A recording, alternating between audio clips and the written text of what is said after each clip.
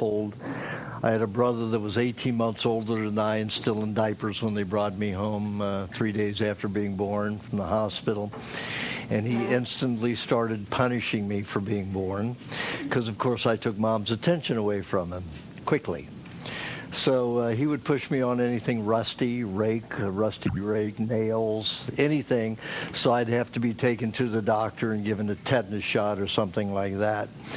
And every time I got worse. So by the time I was 18 months old, when he pushed me on a rusty, those old push lawnmowers, rusty lawnmower, I was a year and a half, 18 months old, and pushed me on my face, so it cut my chin open.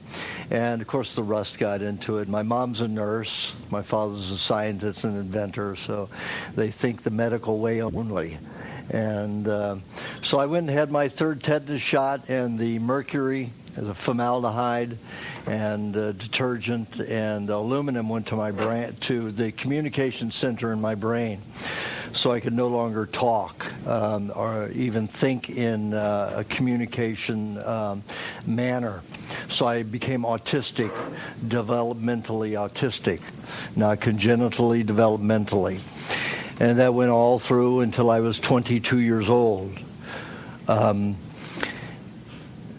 brother continued to hurt me until he went off to Vietnam when I was 15 and a half years old. And then the torture stopped, except for my father. My father was pretty violent. Put me in the hospital a few times. Once he put a 9-iron through my skull and into my brain. And they just said I fell down the steps. You know, how that kind of a wedge could happen from falling down the steps, I don't know. But, that's the way they handled it, and that's what I had to survive. By the time I hit 12 years old, I had been spending 3 to 5 months a year bedridden with colds and flus. I was never allowed to go play with the other kids. I stayed home and cooked with Mom and learned how to sew and do all that kind of stuff.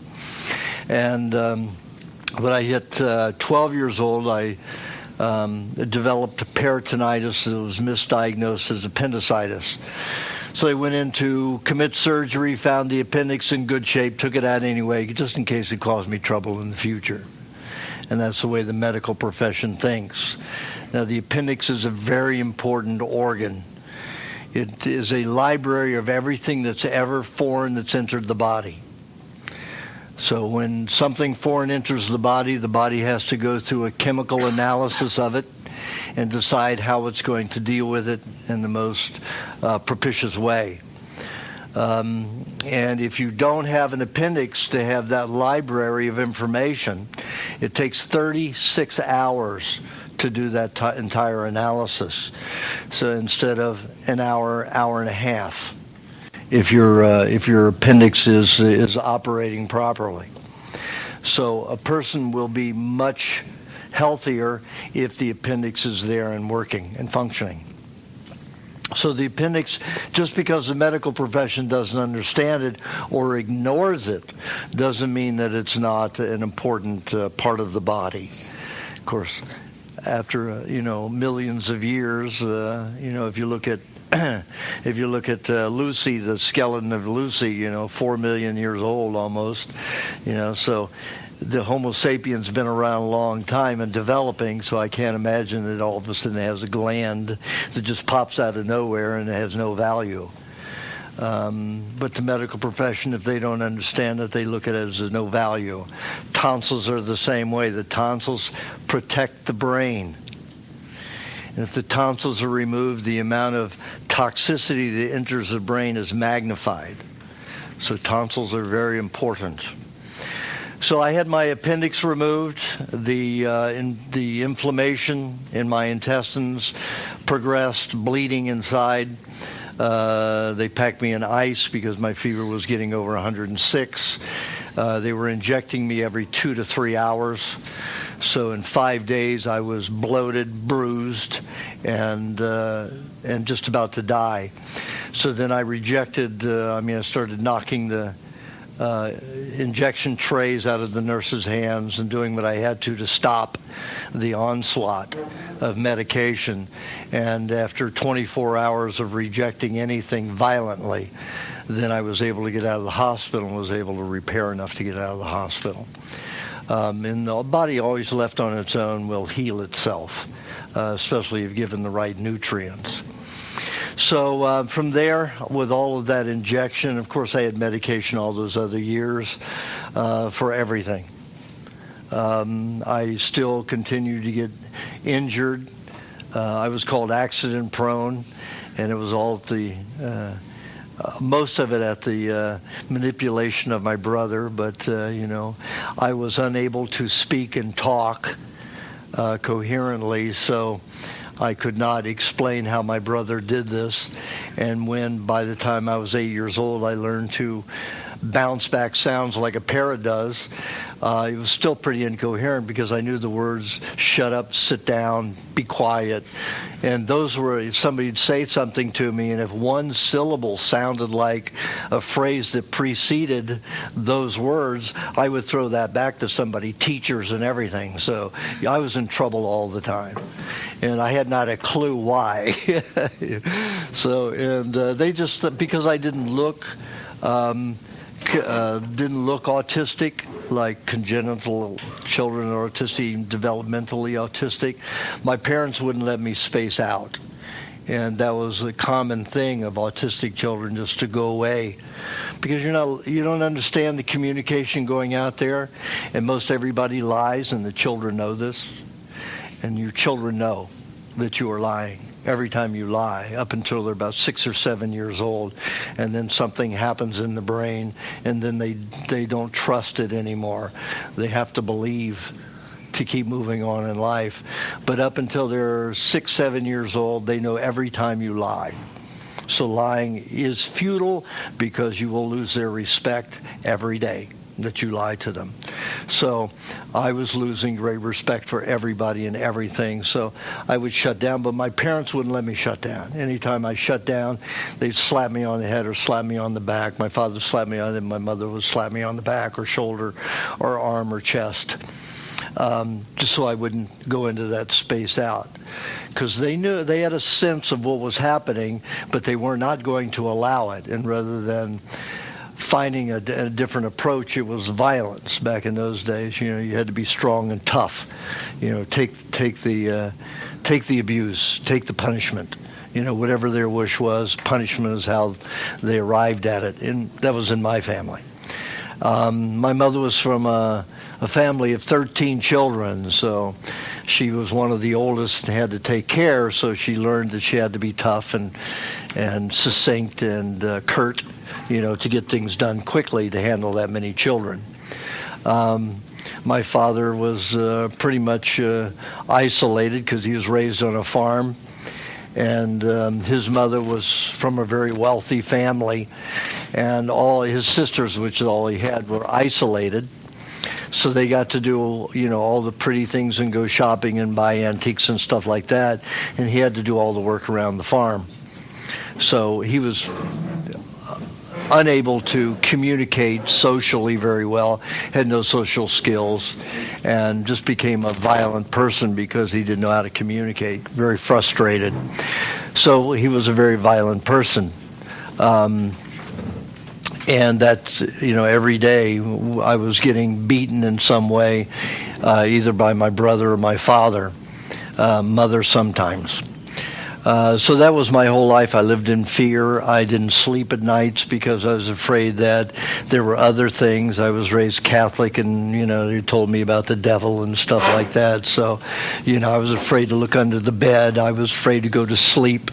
So I rarely slept, maybe a few hours a day and a night, and was pretty much exhausted all the time. I had chronic fatigue and fibromyalgia starting at about 7 years old. If I tried to walk or do anything, I was lucky if I could walk a block at a time without winding and having to stop to rest. And then when I was 15 and a half, I developed juvenile diabetes. It runs in my family. I have 8 cousins who were diabetic by the time they were about 12 years old. Some of them as young as 8 years old. Some of them born that way. and lots of aunts and uncles who were diabetic. So that was not unusual, but it came upon me. It started advancing after that 12-year-old experience of being in the hospital with all those injections. It just started getting worse and worse, because after that I became terribly addicted to sweets. And of course my mother wouldn't allow that. She knew something, that's the only thing she knew, too much candy was bad for me, or for anybody, any child. It makes them violent and angry. She could at least identify that. So I'd have to go out and steal a box of chocolate-covered cherries, on a regular basis, or Butterfingers or something, like Reese Cups I loved. So I would down those, and I could down a box of chocolate-covered cherries in about 40 minutes. So I got very obese and became diabetic, and all those injections just made my body starve for nutrients at 12 years old. So it came to a head at 15 and a half. So I developed diabetes, started taking insulin, and also developed angina pectoris. Now, angina pectoris is something that old people get from congestive heart failure or blocked arteries. I had none of that. They put me through all kinds of tests, none of that, but I would have incredible chest cramps at the heart, and I'd even pass out. I had over 300 heart attacks from 15 and a half to 22, and they said it was all in my head. It was in my heart. It's just that all those chemicals that are in vaccines, and it followed. I had the polio vaccine at 15 and a half, and that the angina started about 3 days later. And in vaccines, you have mercury, formaldehyde, aluminum, and detergents. Now, you have to take a good look at this, and consciously in awareness, and never accept that you have to have a vaccine to prevent you from anything, because none of them are proven to work, and it is impossible to prove that vaccines work. All of the diseases that people had were all gone by the time the vaccine was produced. Polio is an example. There was only 1% of what had been the highest rate of polio that happened in people. So it was 1 out of about 600,000 people developed polio after 1958. In fact, by the mid-1957. So the polio had already run its course when the vaccine came out in 58. But it was a big money maker, They made about $3 billion that year on the polio vaccine, and that's good dough. And you have to take a look at the amount of mercury. Now, we know that mercury is the most severe neurological poison on Earth for any animal. If you go to Alberta University's website, well, what you can do is on a search engine, put Alberta University neurons mercury, or thimerosal, or both, and then you come up with their digital movie which shows neurons growing. They put a 2% solution of mercury, only a 2% solution of mercury in there, and you just watch the neurons just dissolve and disappear. So that's how dangerous mercury is. Now, if in my laboratory work, they say, well, first of all, the pharmaceutical industry says that they need mercury in there as an antiseptic and a preservative, and same with the formaldehyde. Well, in my laboratory work, 3,000 molecules of mercury and about 400 molecules of formaldehyde will accomplish what they are saying that they put those things in to do, which is preserve and prevent bacteria from growing in it. They put, up until 4 years ago, 76 quadrillion molecules of mercury. 76 quadrillion molecules of mercury, not 3,000. In the new mercury-free ones, 56 quadrillion molecules of mercury. There's no mercury-free. They're lying to you. And the FDA has approved it. And you wonder why children are weak and have problems. I remember when I was a child on my grandparents' farm, bales of hay used to be 90 pounds. And I watched the farm workers throw them up with each arm, 90 pounds, up into the loft. They didn't have forklifts back in those days. They heaved stuff up there. Now, the bales are anywhere from 30 to 50 pounds, and they're forklifted because nobody even can throw bales that are 30 and 40 pounds up into a high loft that's 12 to 15 feet high. You have to take a look at the weakening of the human race, of the population. Why is it happening, and is it intentional? And you must say that there's something very sinister about putting 76 quadrillion molecules of mercury in a vaccine when only 3,000 are necessary. Somebody is intent on harming you. And if it's the pharmaceutical industry, how do they win?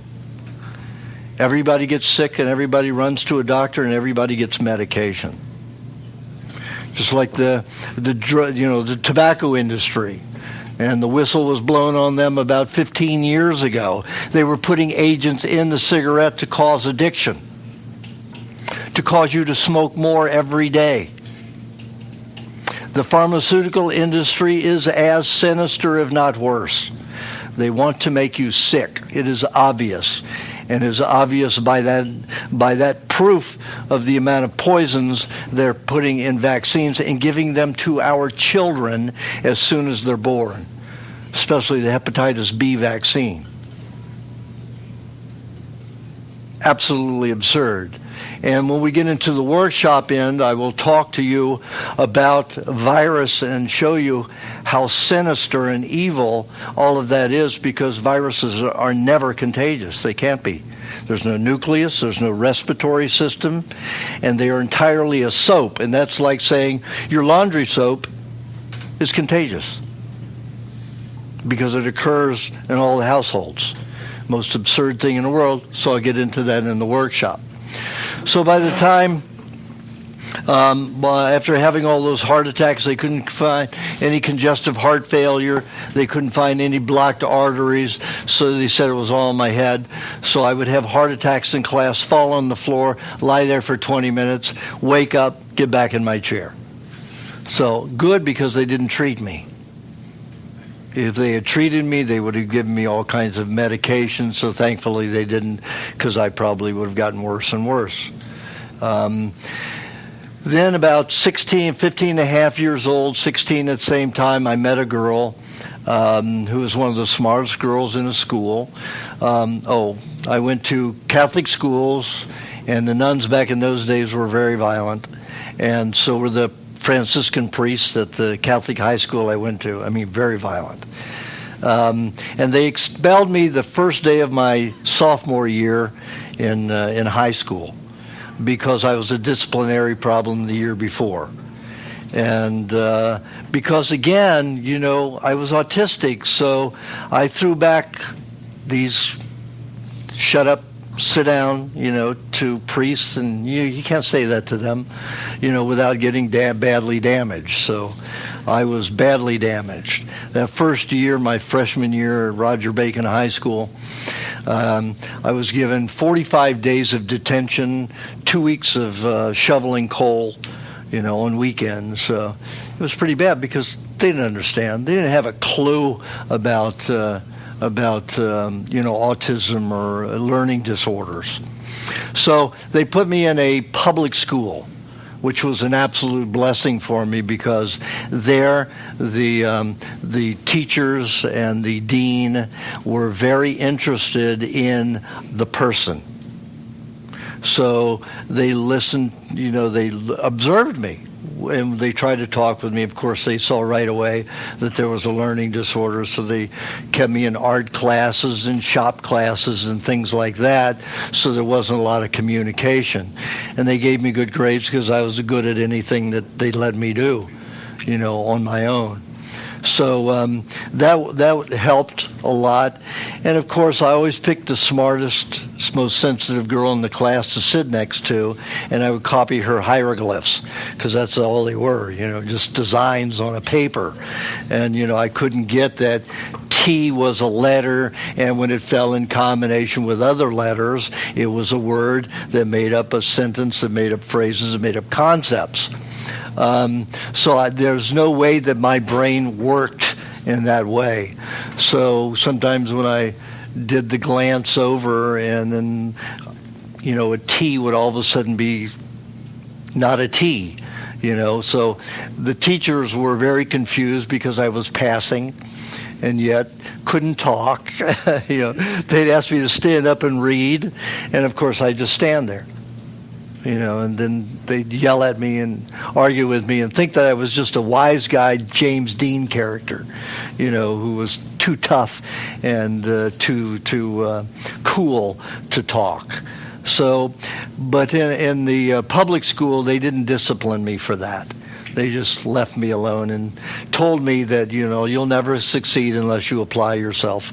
And that was that, I didn't know what that meant, but I could see that they were just letting me be. So that was a good thing.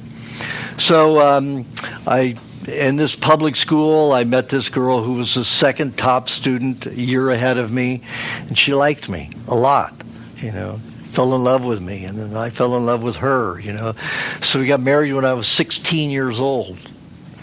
And, I had a child the first week of my senior year in high school. And then that was a bad thing because right immediately they were injecting the baby. He reacted terribly. He had colic, cried almost 24 hours a day. There were only a couple of hours in a day where he didn't cry, and that was between 12 o'clock and 3 o'clock. And that's when I got home from high school to have to take care of him until my wife got home from work, and then I went to work flipping hamburgers and making French fries and donuts and stuff like that at a fast food place in a Arlen's department store.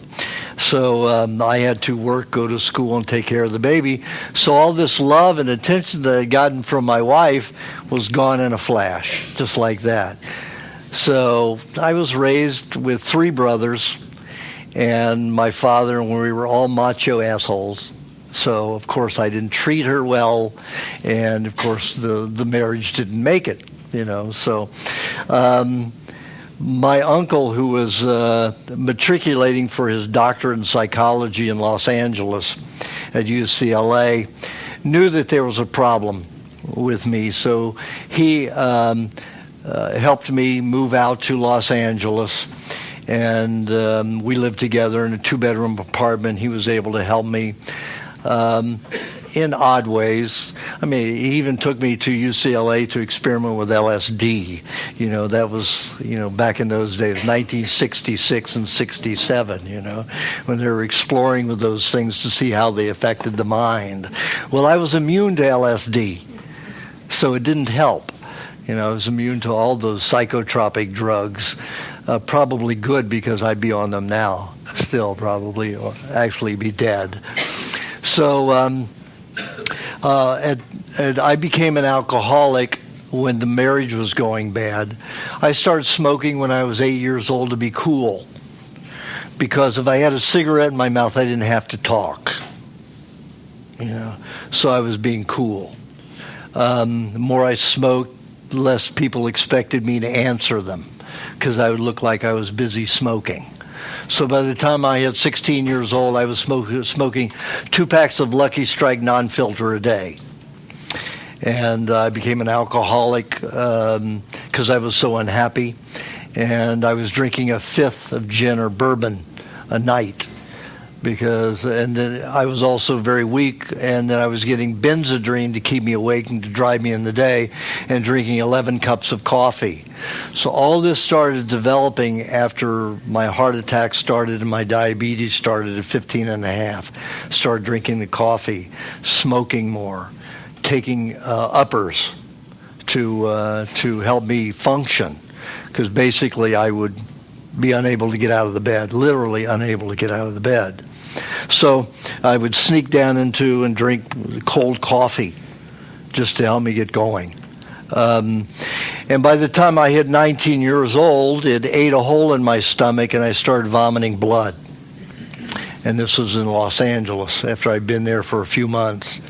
And, well, I guess I'd been there a year when that started. The vomiting started, almost a year. And, of course, I went to the doctors, and my uncle took me, and they said it was an ulcer, and I had to drink all this Maalox, and that's just chalk, so it absorbs the acid, so it doesn't eat away at the ulcer. Of course, you don't digest anything anymore, because it's absorbing all the acids and all the intestinal juices as it passes through the intestines. So you basically stop digesting. So I was getting skinnier and skinnier, even though I ate lots of powdered donuts and RC colas, and that was my diet. And cereals, I could go through 2 boxes of cereal a day, with all the pasteurized skim milk. So it was pretty bad, and I started having more and more pain. And then a tumor developed right next to the ulcer. So they said, we have to go in and remove that. So, of course, I didn't know what they were talking about. You just do what the doctors say. So I did what the doctors said. They performed a vagotomy pyloroplasty on me, which means they severed all the vagus nerves to my stomach so I'd never again secrete hydrochloric acid. So they put me in the group of octogenarians, 80-year-olds, who don't secrete hydrochloric acid again, and they say are in danger of parasitical and bacterial invasion that would kill them. So they can no longer eat anything raw. Not fruit, not banana, not an apple, nothing. So that's basically what they did to me at 20 years old. And then that incision turned tumorous. And it got up to be about 3/4 of an inch high at the highest point and up to 2 inches wide, mostly 1.25 inches wide. So they said they had to irradiate that. So I went through 10 weeks of intense irradiation therapy. Within a few months after that, from that radiation therapy, it had cauterized my spine. So my back solidified just like firing clay. It's how it's malleable. Once it's fired, it is stone or pottery or porcelain, depending upon the cone that you fire it. So they had done that to my spine, so this was my movement. Very painful. Take me 3 to 5 minutes to sit, and it was always very painful. I could start getting down into position to sit, and then if the pain shot up to my back, I'd have to stand up again, let that ease, and then try to sit again. And it gave me blood and bone cancer, the radiation therapy. So then they said, we have to give you chemotherapy to deal with that. You only have a 1% chance of living with multiple myeloma, cancer of the blood and bone, but we'll give you an extended life. What, 2 days? 1 day? The logic, and it's a 1% chance, out of their freaking minds. I still don't know anybody who's had the cancers that I've had and have lived over 3 months. I'm the only person alive who's had multiple myeloma, cancer of blood and bone, stomach cancer, and lymphoma, and has survived. Only person. What am I doing differently to make a difference? That's what you're going to learn today. So I went through the chemotherapy for 3 months. Also, the radiation dissolved all the bone around my teeth so that my teeth dangled in my gums. So when I bit down on my teeth, I would bleed a half a cup of blood at a time. So I was getting transfusions several times a week to replace the blood. And I had drink everything through big straws. So my powdered donuts and my cereal would go in with the milk and the RC Cola, blend it up, and then I would drink it that way. And lots of sugar. Lots of sugar. So that was my diet. That and cigarettes. And coffee. Lots of coffee. Or else I couldn't move. But at this point, I was crippled. After the chemotherapy, 3 months of it, I had no hair. What came out was very scraggly, and it was all gray. I was 21 years old. And left me completely crippled from the pectorals down. So I was crawling around on the floor like a worm. So I refused any more chemotherapy, just like, after the 5 days in the hospital with the peritonitis. No more injections, that was it. Nobody's going to touch me again. So they wanted to put me in a hospice. This was one of the first hospices created, to help people die with some kind of dignity. So I refused to go to the hospice because I didn't want to deal with people thinking that I was a hostile person or a person who was ignoring them, a know-it-all or anything like that. And because I still was autistic, people, I would say things that were inappropriate.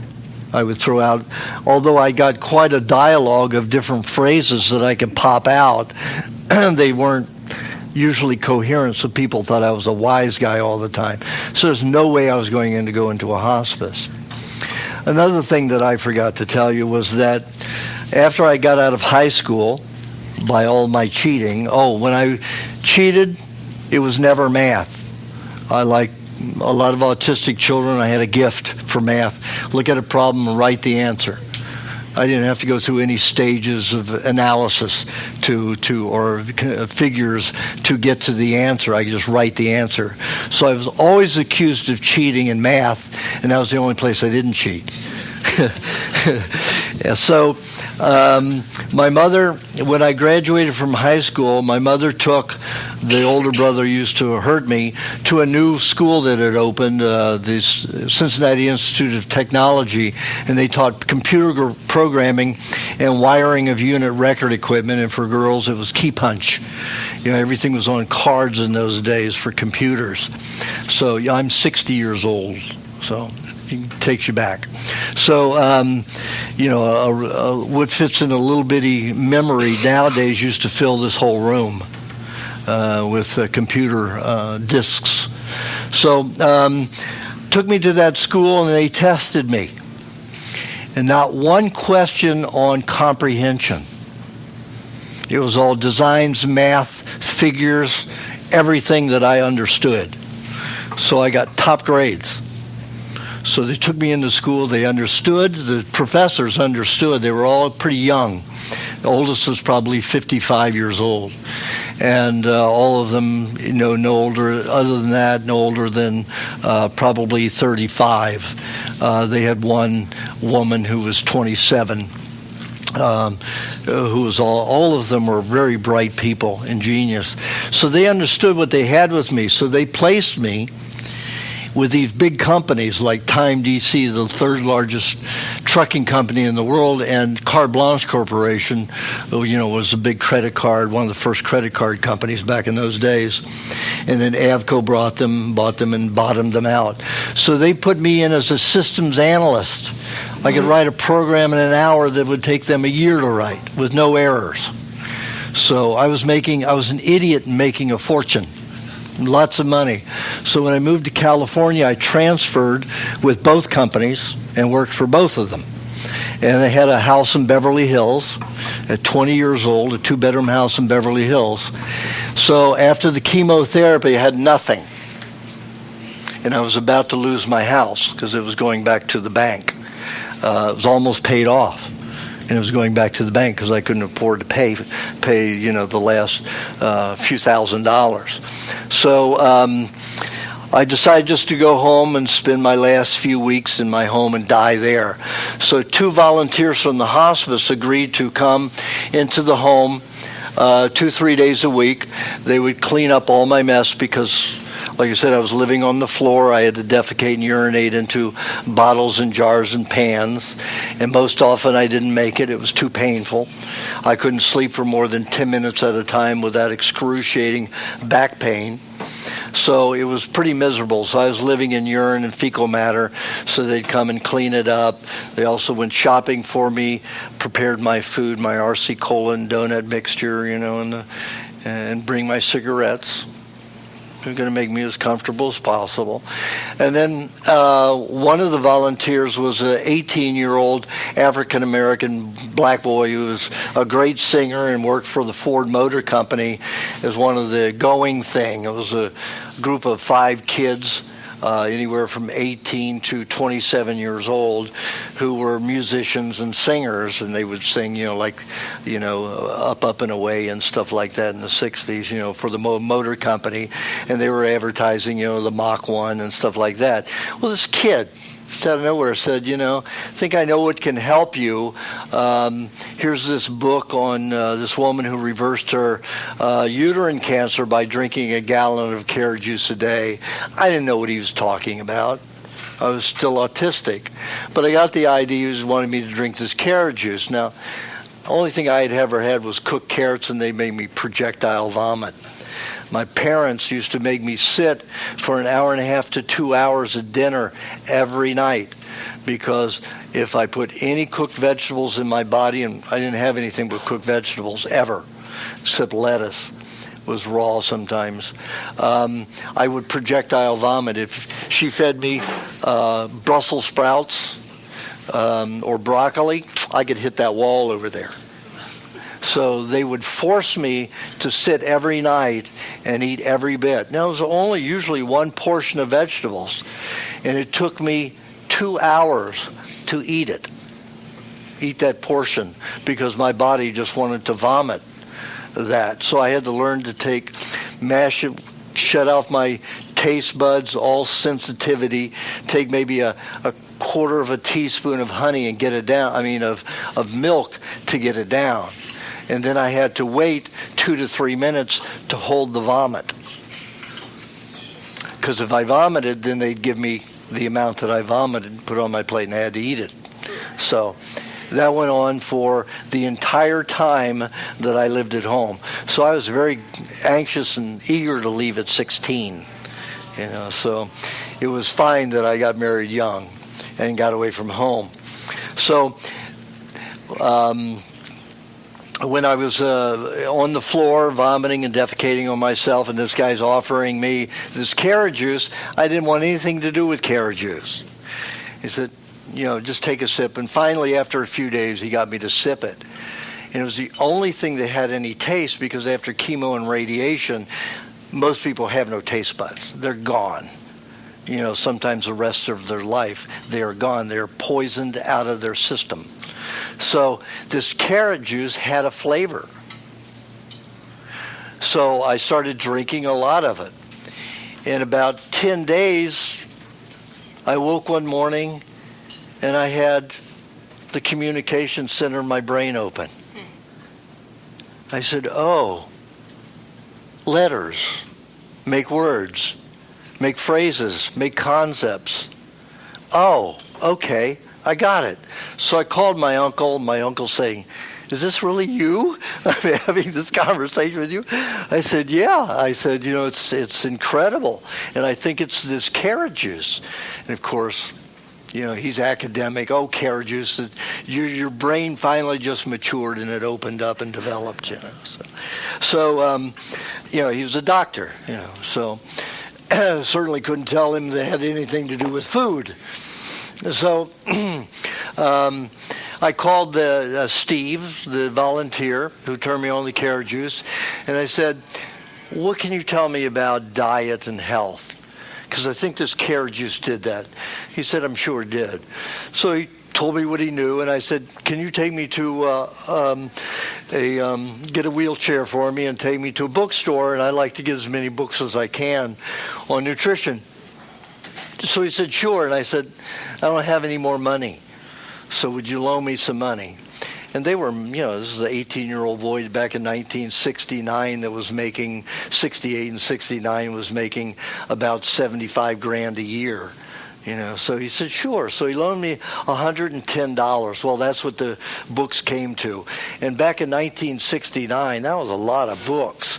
You could buy a softback for 25 cents, 49 cents. Hardback was $1.50 to, $1.95. So I got a lot of books. A couple of them were on mind over matter. But everything I read contradicted everything else. These people said, oh, that was bad. Oh, no, this was good, and that's bad. So nobody agreed. Everybody had their own ideas, and nobody had any wisdom. It seemed that I didn't know where to find the wisdom. I didn't know where it lied. So it was experimenting to see what worked and what didn't work. So, but I had to go on principles that maybe a little belief in this and that and the other. So experimenting with that, I wasn't doing that great. I started drinking lots of raw dairy, and my bones around my teeth grew back within a year. The pain in my back reduced by 50%, so I was only in half the pain for 24 hours rather than full pain for 24 hours. I had to live in the bathtub. It was the only place that I could be in water and suspended by the water that would free me of pain. That's the only place I could sleep more than 10 minutes.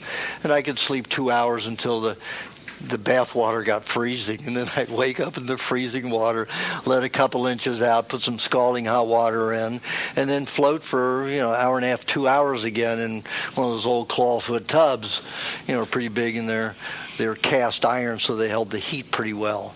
So I could sleep an entire hour and a half to 2 hours, and that's the only place I could sleep more than 10 minutes. So by drinking all this dairy, I wasn't eating raw meat, because after the vagotomy pyloroplasty, when they removed my ability to produce hydrochloric acid, if I ate meat, I had pustulations from my head to my knees. Big old pustulation. Anybody see the movie Liar with James, whatever his name, Carey? And that one of the law assistants got one of the big old pussy thing on the end of his nose. Jim Carrey was going like he wants to pop it and get rid of it. Well, I had those all over from my knees to my head. So it was pretty gross. So I stopped eating meat after the second time of that happening, and it happened within 24 hours of eating the meat.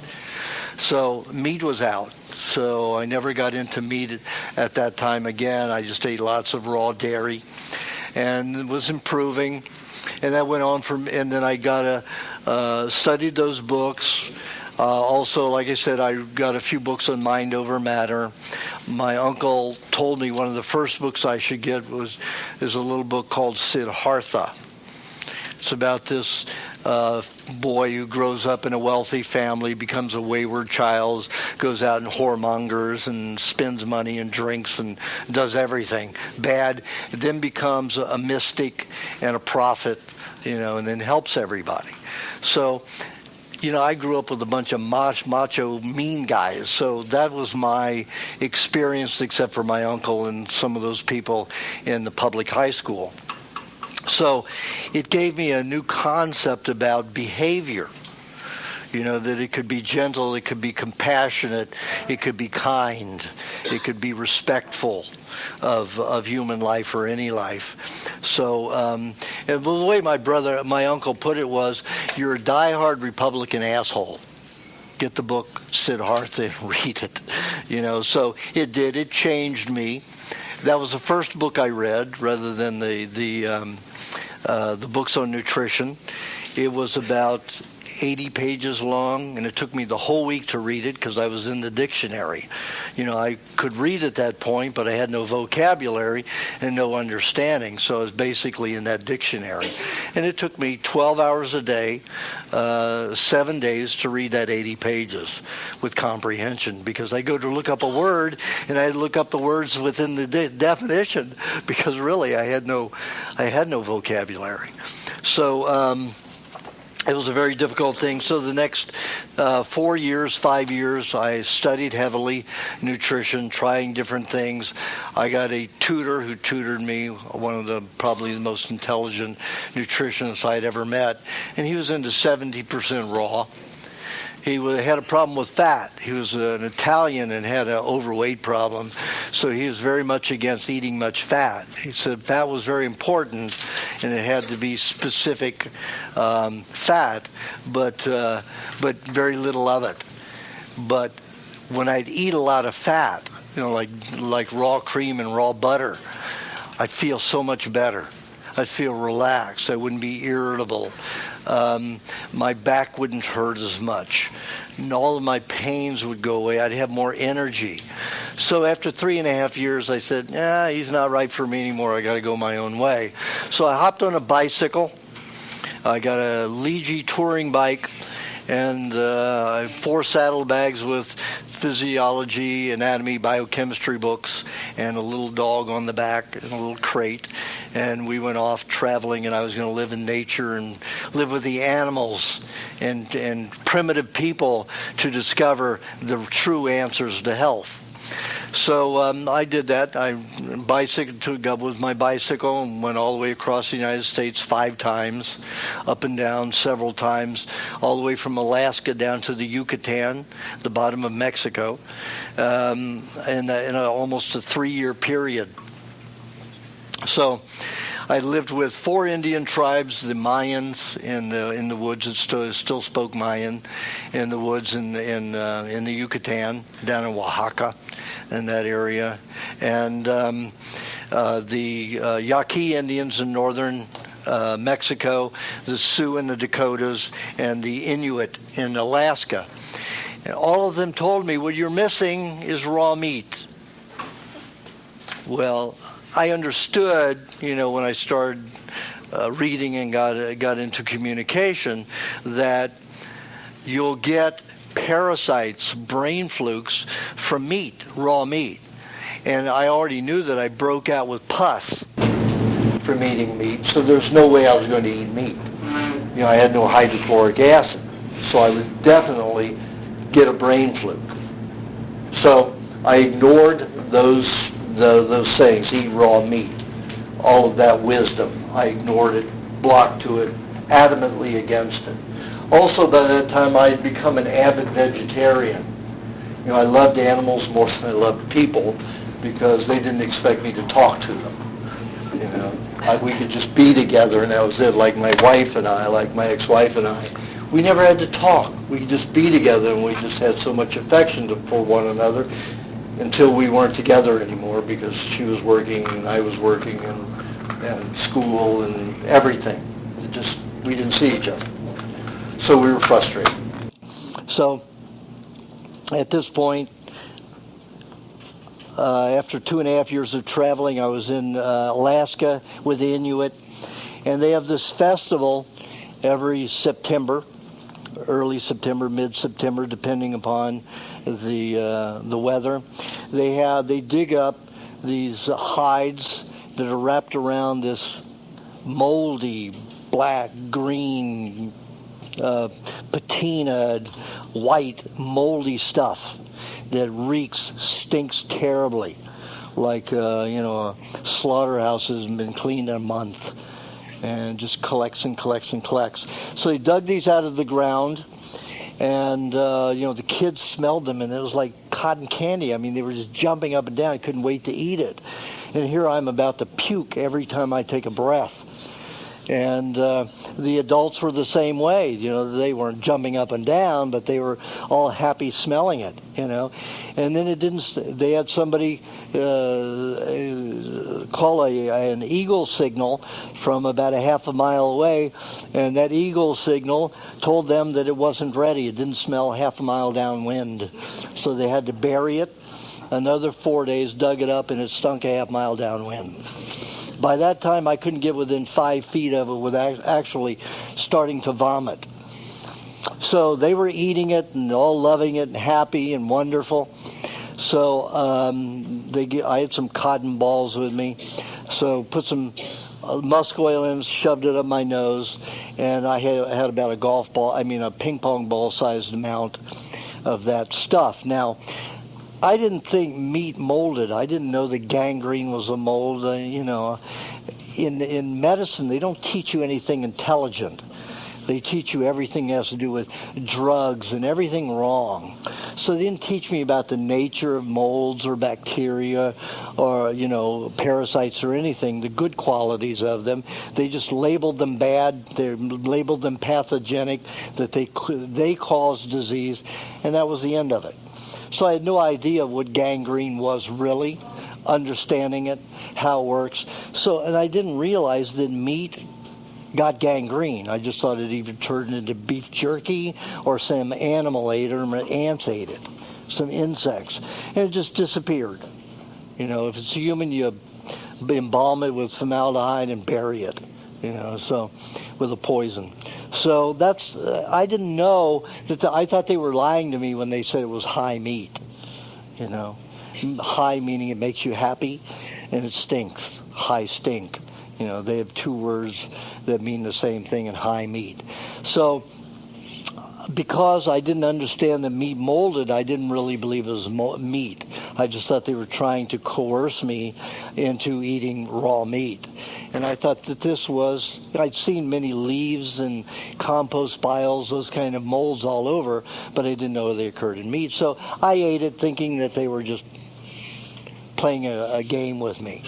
And after I had that ping pong ball sized amount, I felt a lot better. Just a ping pong ball sized amount.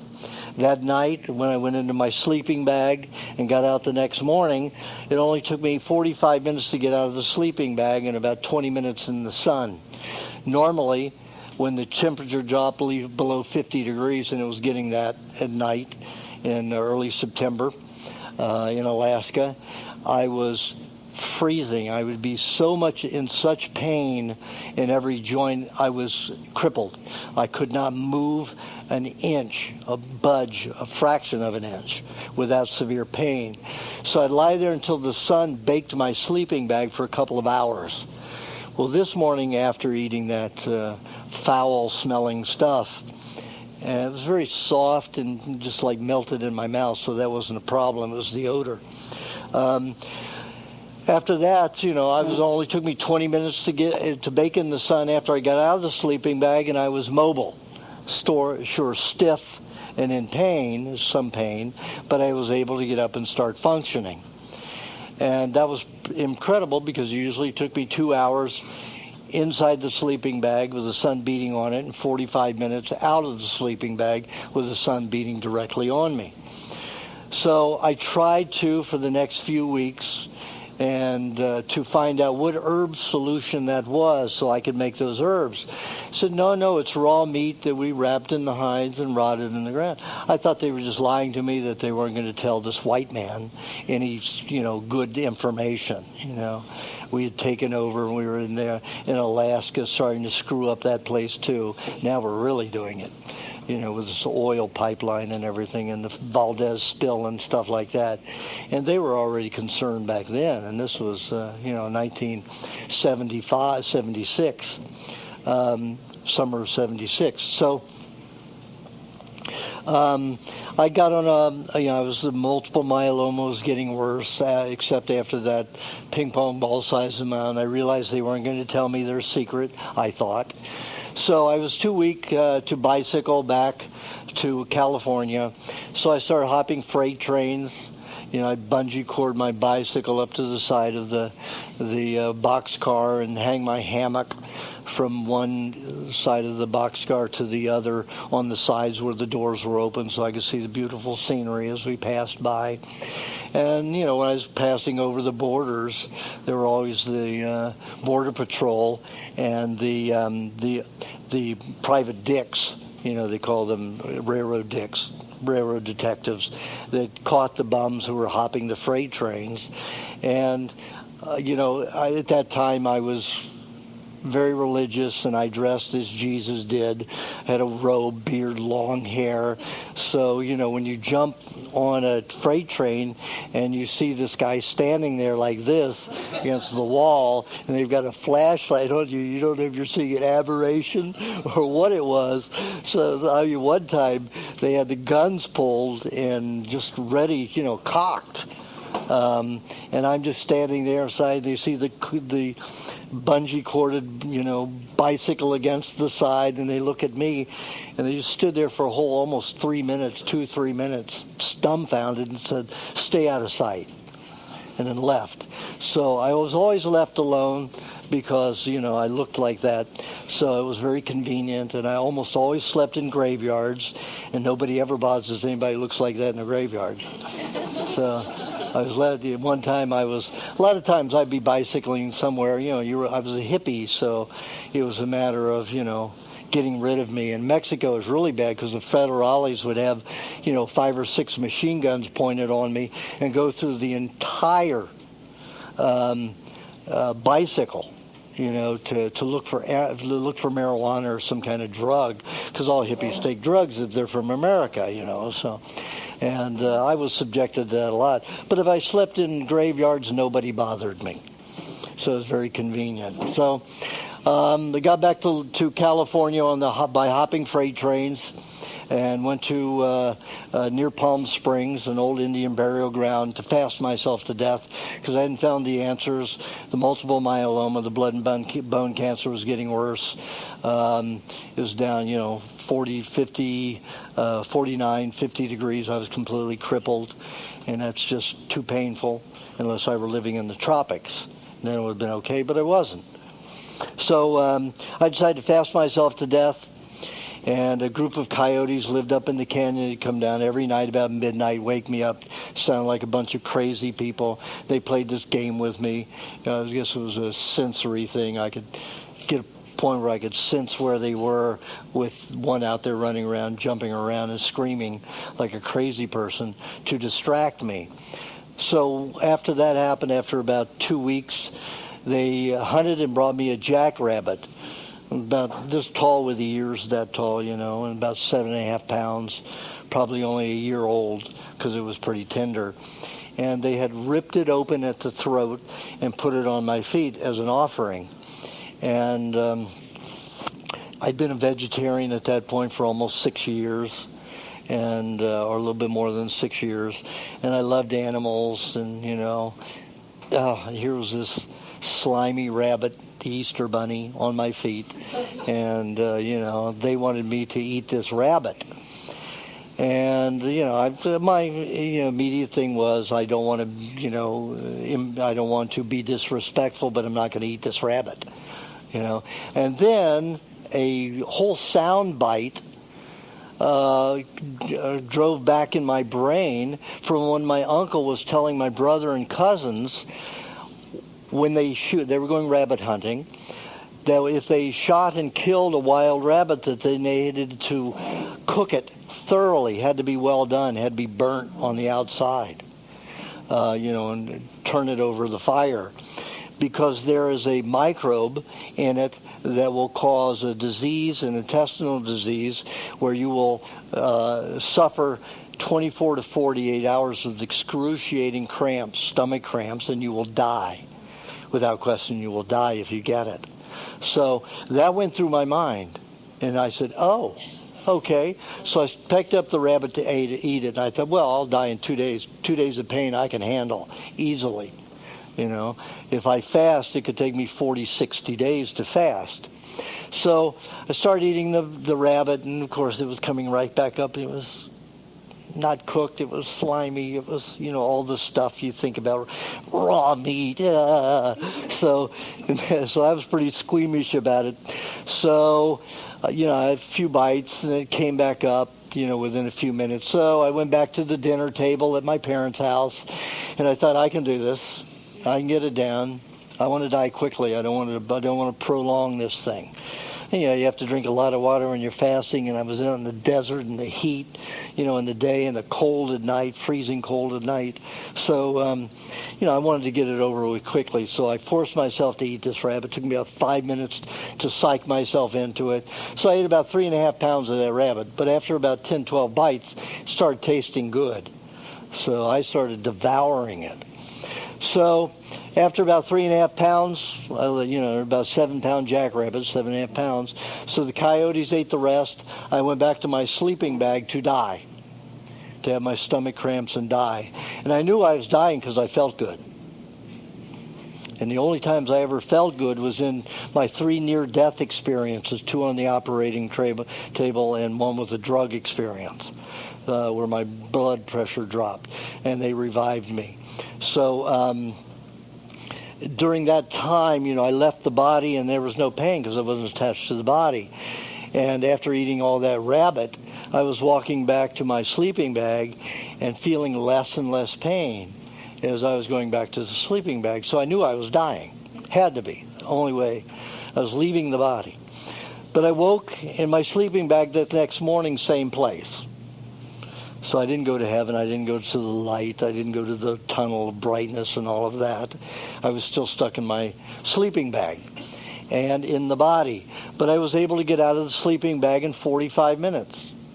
I was able to get out of, after baking in the sun for only 10 minutes, I was able to function. So I waited 2 days, no cramps, still feeling better, more strength. 3rd day went, not a cramp, no diarrhea, no nothing. And I still felt better than I ever had in my life as far as energy goes.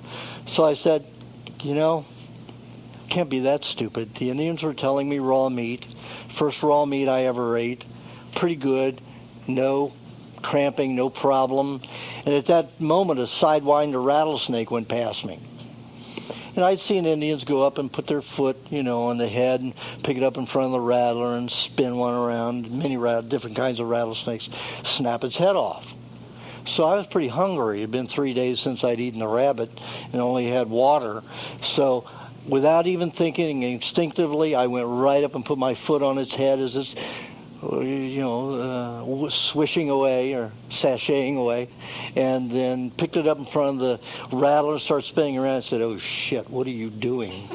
So I'm afraid this thing's going to come around when I snap and come back and bite my nose or something. So I'm spinning it, I got bone cancer, I'm getting sore. It's only a few minutes and I'm spinning this thing around trying to decide if I'm really going to die this way or, it's going to die with its head off. So I kept switching arms, and after a good 4 or 5 minutes, and I was in a lot of pain, I snapped the head off. It came right off, peeled it back, started eating, and it does not taste like chicken. Raw, it tastes like fish, with all the bones, just like in fish.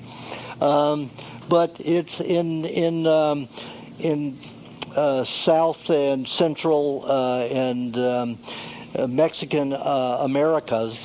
The snake is the most medicinal food that you can eat.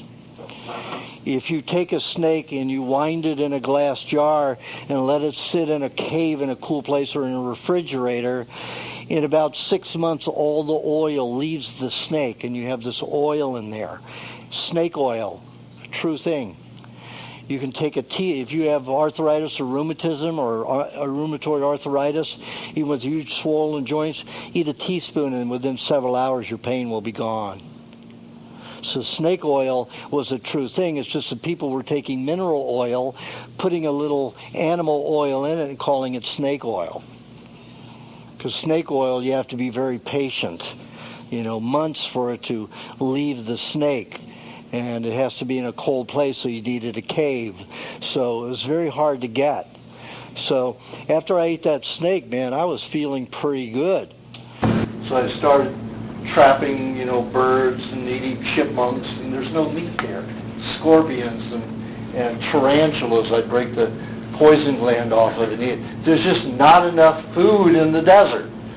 So I bicycled to the farms around and made deals to shovel manure, milk cows, milk goats, in exchange for meat and dairy, raw dairy.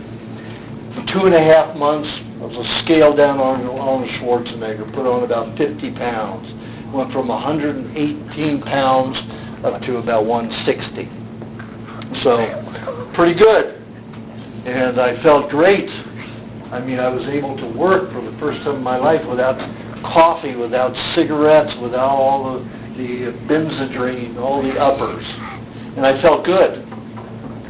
And almost all the pain was gone. My lower back's still a little bit of pain. And when I was bicycling, I'd have to stop bicycling every hour to get in yoga positions to stretch out my back because I'd be in excruciating pain. Well, after eating all this raw food, I had very little pain. Very little pain. So I went back to Los Angeles to spread the word. Everybody says, raw meat? Are you crazy? You're going to get a brain flu. You'll be an idiot and die. And I said, well, I've already been there and done that. So this is the only thing that makes me feel good, so I'm going to continue eating this raw meat. So I ate it for 3 years, 2 or 3 days a week, about 3 days a week on average. And that's all, 1 day, 3 days a week. So 3 raw meat meals a day. I'd probably have a pound and a half at a time. And that was it. And then, I kept getting stronger. I started working out. As a child, I couldn't even play with the other kids. I had to bake cookies and cupcakes and cakes and sew and stuff like that. Not even sew by hand on a machine because my arms were too weak to do much sewing. So, here I was having all this energy, and I started running. The first day I decided to run, I just went a block, and I was all winded. But within a month, I was up to a mile. Within 3 months, I was up to 5 miles. Within a year, I was up to 13 miles a day. I was doing 250 push-ups a day with my feet this high off the ground. And then I'd do 50 handstand push-ups. Still didn't have good balance. I had to, fall into the wall to do those handstand push-ups. So I was doing 50 a day. So I was all pumped up and beefy for the first time in my life, a real threat. So, any guy who wanted to hurt me. So I felt really good.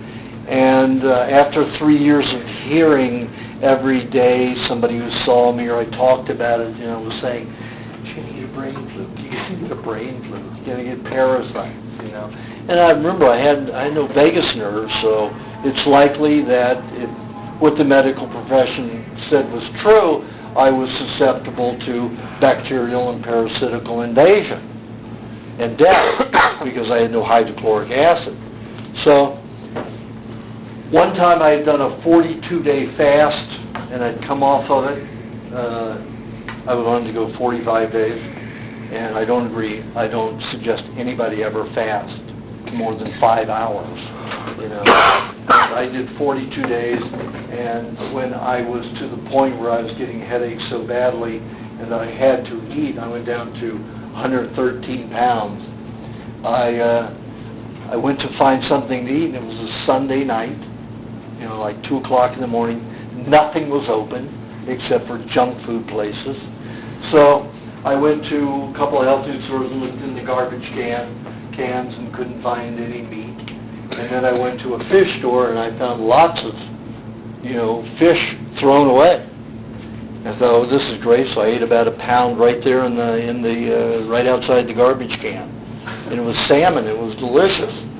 So I took another, big slice of it home. I get home and pinworms running through it, just undulating.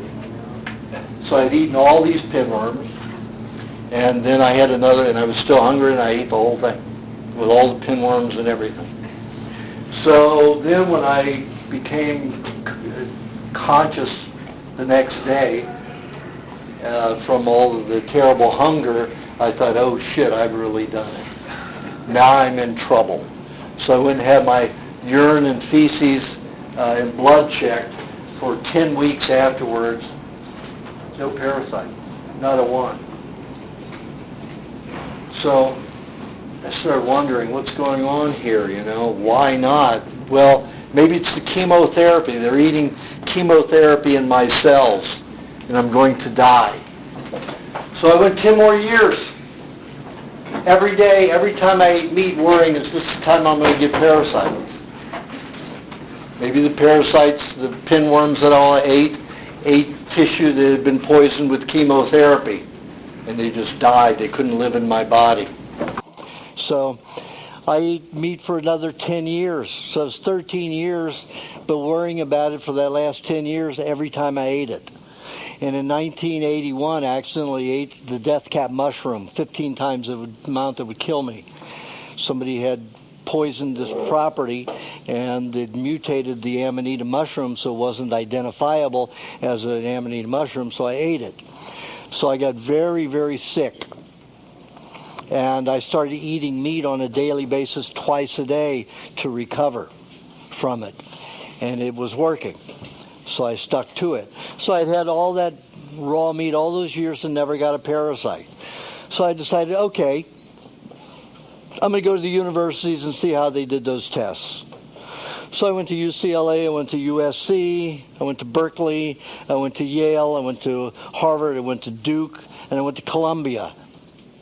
Nobody had ever done a test feeding animals raw meat to see if they got parasites. It was all an invention of the mind of the medical profession. Somebody hypothesized it in some paper, and then people ran off and wrote more about it, and all of a sudden it became written in stone. There was a fact. You're going to get parasites if you eat raw meat. Absolute bull. Not true. I've been eating raw meat since 1976 with parasites. High bacterial meat, all kinds. And let me tell you, I only got one parasite, and that was 2 years ago, and I induced it by eating a high cereal diet, high cereal-like compound. When you give donations to these kids in Africa, do you know where your donation goes? Your donation goes to a company that makes deals with Purina, General Foods, for the worst foods there is. Boiled in oil, high carbohydrate cereals, and powdered milk. And guess what creates the most disease in laboratory animals, according to Pottinger and Howell? Those processed foods are the worst, create the most severe chronic diseases. So we give them to these kids in Africa to help them and make them better. And what we do is poison them to death. And they get huge tapeworms. Now, tapeworms don't feed on the tissue. They feed on high carbohydrates in the intestines. So I experimented by fermenting milk to a point where when I popped the top, the alcohol actually burned my sinuses and my eyes turned red for 4 hours. That's how bad it was. And I put a maca powder in it, which activates like cereals. But they're all raw because I wanted to remove it from my system. And I forced a tapeworm. Now, I had suffered constipation even as a raw fooder. But as a child, I only went every 2 to 5 days. Can you imagine going once every 2 to 5 days? And the fecal matter came out like granite, literally like granite. It would be as scratchy as rock. And it would just rip me to pieces. So by the time I was 19 years old, my rectum was an inch thick all the way around. Fibroids from being ripped all those years. So when I got on a raw food diet, I went every day, many times a day sometimes. However, the first one out was just like granite. After I forced myself to get that tapeworm, I haven't had constipation once. And it stayed around for about 6 weeks and was gone. And that was it. So I learned that all these things were good. Let's observe it. So I did experiments and testing. Now, I am living testimony that I'm 60 years old. I should have been dead at 21. The only person who had survived with that many cancers. Plus I had diabetes, psoriasis, angina pectoris, and bursitis. All incurable, and I don't have any symptoms of any of them. No insulin, Nothing. I have no spells, no comas, no dizzy spells from standing up too fast with the sugar problem. I don't have any symptoms at all. 4 years ago, I was asked by University of Washington Medical School in St. Louis to do a rundown. They wanted to check me. They were checking raw fooders that had been at least 5 years as raw fooders, and they wanted to check my arteries because I was eating tremendous amounts of fat and animal fats. I mean, I could eat half a pound of butter a day, 1 to 3 pounds of meat a day, and raw cream, and I just keep eating all day long, and that's an average diet of a day. So they wanted to check my arteries and my heart, and so I agreed to go through their tests. There's only one thing I agreed to that would affect me poorly, and that was I agreed to a glucose tolerance test to check my pancreas. They didn't find any congestion. They spent 20 minutes trying to find around my heart and in my heart all this congestion that they expect from somebody who ate so much butter and cream and animal fat. They couldn't find any in my heart. And the glucose tolerance test showed that I had the healthiest pancreas they'd ever seen. I created all 5 insulins and brought the sugar level down all the way from, it was something like 360 after eating the glucose. And that was the first time I had had sugar since 1974. So I was just like, I had a ton of coffee, wired for that time. I was really shaking. I couldn't even write. So they, so I had to sit there and have a blood drawn every half an hour to have it checked. And it took it all the way down to 54. And I was making all 5 insulins even at the last test. So they couldn't believe that I had been juvenile diabetic. They said it wasn't possible. The medical profession doesn't know anything about health. They just know diseases and drugs and surgeries and chemotherapies. That's all they know. So that's all you will learn from them. And you're going to learn about disease and drugs, or you want to learn about health? Don't go to a doctor. Go to somebody else. If you want diagnosis, go to a doctor. And if the test isn't invasive and doesn't cause you problems, then fine. Go to the doctor if you want to know what's wrong, or maybe what's wrong, because most of the time they won't be able to tell you. They're always going to look for some kind of congestion or malfunction in the body. They don't look to the point that their vaccines and their medications store in different parts of the body, just like with my heart after the polio vaccine. They couldn't find any congestion. They didn't find any congenital problem in my heart. So they told me it was all in my head. They didn't look for any mercury, formaldehyde, aluminum, or detergent that lodged in my heart from the vaccine. So they are not looking for anything that will cause them blame, period. And let me tell you, penicillin and vaccines cause 95% all of the indigestive problems I find in children and adults. Penicillin belongs in a bird community, not in the human population, and it grows unabated in most bodies and causes problems.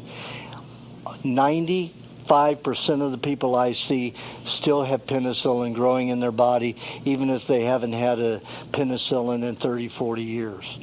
Still grows in the brain and digestive tract, and often in the lymphatic system. So, you want to get healthy? Stay away from doctors. Stay in tune with your body and to eat what's right. So, I'm a living testimony of that. To give you an idea of what you can do at 60 years old, 2 months ago, 10 weeks ago as of yesterday, I was in Thailand, and when I was a teenager, I owned some motorcycles. When I had all that money, I had 3 motorcycles. So I had ridden a motorcycle, ridden motorbikes, mini motorbikes and motor scooters, but not a big old Harley. So I rented a Harley. 3 hours later, I'm going on a business district, and there's these 5 tourists, just like me, jump out onto the street, No intersection, no crosswalk, and no driveway. This is an intersection. Jumped right into the street 20 feet in front of me. I was only going 18 to 20 miles an hour, but I've got to bury the bike and me into the pavement, or I have to take a chance on killing two of them and spending my life in jail in Thailand. So I hit the pavement, and it didn't have one of those crossbars at the front. So when I hit the pavement, the blacktop, my butt was pulled this way and damaged my sciatica. And the bike, very heavy, couple hundred pounds, 250, 300 pounds, took my leg the other way. So it just popped my leg apart. Didn't tear the skin, but it took the tendons and pulled this one, ripped this one down, ripped this one up.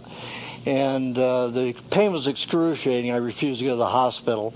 An hour after I was able to move and get into an open truck bed. And that's what they have in Thailand, in this particular little town. It's a flatbed pickup truck with frames on it and seats in it. So that's the taxi. So I got in that, went back to the hotel, cleaned it with. I lost all the skin and muscle and bone, part of the bone here from the scraping. So this is completely gone. All of this was gone. Here, scraped all the way down, took off some of the bone. Same with my ankle. I put lime juice on it 2 times in 2 days. And right after I put the lime juice on it, I put coconut cream, honey, and on the spaces where there was no muscle, not just skin gone, I put very thin slices of meat. The other areas, I wet the gauze with coconut cream till it was very wet, put butter on top of that so it wouldn't stick. And you can only see a few patches of scarring, and a little scar here, sealed in 2 weeks. I had 2 Thai ladies that I hired to take care of me 24/7 because the pain was excruciating. Pain was so bad and the leg looked so bad I thought it was out of place, so I went to the hospital to have them put it back in place because I couldn't find a chiropractor anywhere in Thailand. So went to the hospital. They refused to do anything unless I had x-rays. So I agreed to 2 x-rays, one this way and one this way, and found that the tibia, the big bone here, big as my fist, split in 2 down this way, down the leg, and it was open in the back about 1/4 of an inch. The tibia goes like this. It broke the pyramid off of the top, split it in 2 in fragments of cartilage all through the knee. And they said there was no way I'd ever walk again without surgery. And I saw those x-rays. I have them, and I will publish them next book. And I'm going to have x-rays done in about 6 or 7 months when this is completely healed. And I refused surgery. I didn't let them put a cast on me. They wouldn't anyway without the surgery, because when I was 9, my brother kicked a ladder out from under me, and I hit the pavement in the garage, shattered my heel cap, and pulled all the ligaments in my foot. So I wore a cast for about 12 weeks. Itched, hot, couldn't take a shower or a bath. The thing stunk all the time, so I was not going to go through that again. So no cast. So that means that I would pigeonhole myself in my hotel room for 6.5 weeks. And when it moved, I had to have the girls move it very gently, getting into the bathtub. Of course, anytime you have severe pain like that and you can't get rid of it, you get into a bathtub. And it will alleviate the pain as long as you have, I had put 2 cups of coconut cream in my bathtub, so I was lying there in oil floating, and the pain would go away in minutes just in the water. And in the bed, I would be suffering, fall asleep, wake up in an hour and a half, excruciating pain, have to get with the crutches into the wheelchair to the bathroom, with the crutches back to the bathtub. The girls would have to pick up my leg, put it into the bathtub, and then just rub it a lot. They would just rubbed it day and night, just gently, making it feel better. So I was walking with crutches in 4.5 weeks. 6.5 weeks, no crutches. 10 weeks as of yesterday, and I'm walking with almost no limp. And I still can't straighten the leg all the way. But that's how well you can heal if you're on a good diet. I'll just show you the difference in the knee size, because the body, I didn't put a cast on, so the body made its own cast. The body made its own cast, and the cast isn't gone yet. And it hardened. It hardened from here all the way down to the foot. And I broke the big toe and took quite a bit of skin off the leg. All this skin was gone. The muscle wasn't gone, but it was all gone. So there's very little redness and scarring there, just like in my hand. So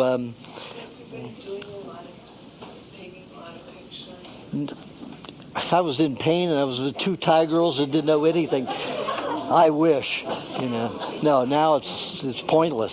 So the body, what the body had done, see this muscle here? It's pretty good in my thigh. Well, within 4 days after the accident, all the muscle disappeared. So I just had skin laying on top of this bone here, and it had taken all of that nutrients in the muscle and made this cast from here all the way down to the foot, to the toes. I mean, a hard. If you touch this now, you'll see there's a cast still around the knee. It's hard, and I can't stretch it out completely. But it was like that from up here about 5 inches, 6 inches above the knee, all the way down to the toes. It made its own cast. The body is amazing. And then as soon as I was able to, I went into a swimming pool. At 4 weeks, I started going into the swimming pool at the hotel and exercising the leg. And then I started getting earaches and sore throats and all kinds of headaches. And I realized, frick, it's the chlorine. So I stopped going into that, and the ocean was right across the street and down a flight of stairs, stone stairs, to the ocean. So I started, crutching it to the ocean, and spent 4 hours a day, 2 in the morning, 2 in the evening, exercising my leg, over a mile in the ocean, just exercising it.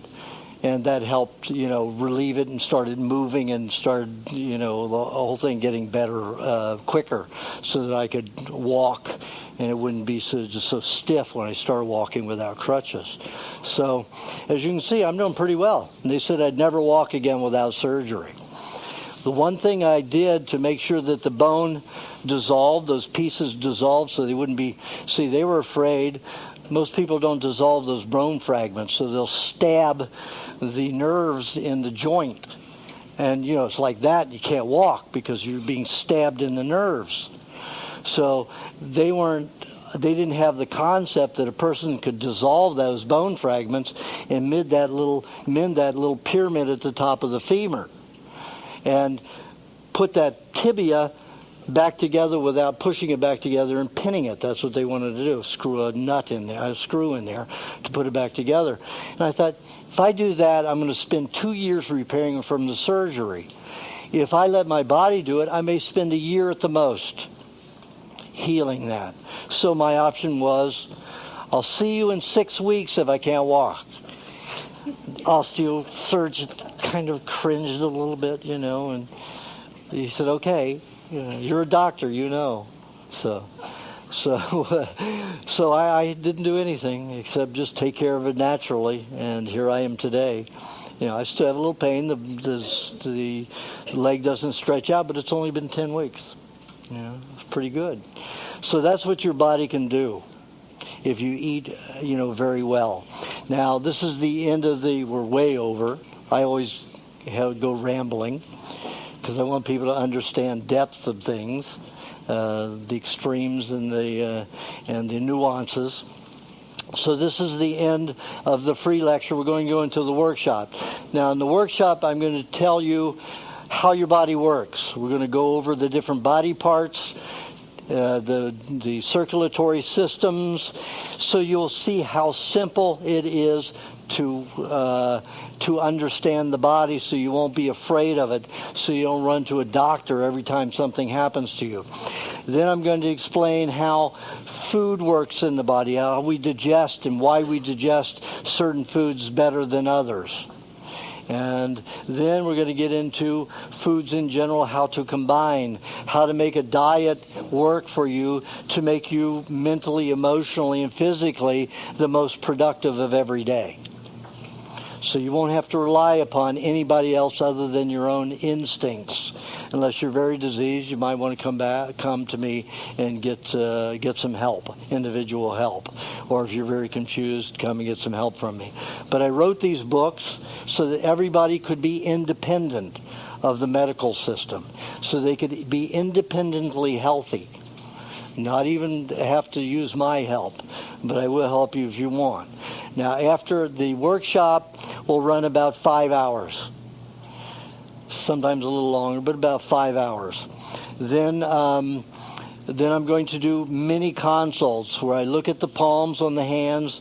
The Chinese do it. I do it a little differently than the Chinese. I found it worked a little differently. And I will see how your glands are working, how your blood is working, how your lymph system is working. I can give you some ideas about what to do for your health. If you want a more extensive reading where I give you an exact diet, the amounts, everything, times of day and everything, then you come to me on one of the next following days up until Wednesday evening. I'll be here. And I think we only have 4 appointments left, something like that. And I shoot the irises with a digital camera, blow it up on the screen, and I'll show you how the body is damaged and what toxins are in it, and how to alleviate that by giving you a diet. So we can just zero in on your problems specifically and why you have them, which the medical profession can never and will never do because it's against their benefits. So there you have it. Thank you for coming. Those who are going to stay and do the workshop and haven't signed up to do it, see Sherry, and it's $80, right? $80. And if you want the mini consult, it's $30. And if you want the full consult, the mini consult lasts about 6 to 10 minutes. The full consult lasts about an hour and 15 minutes.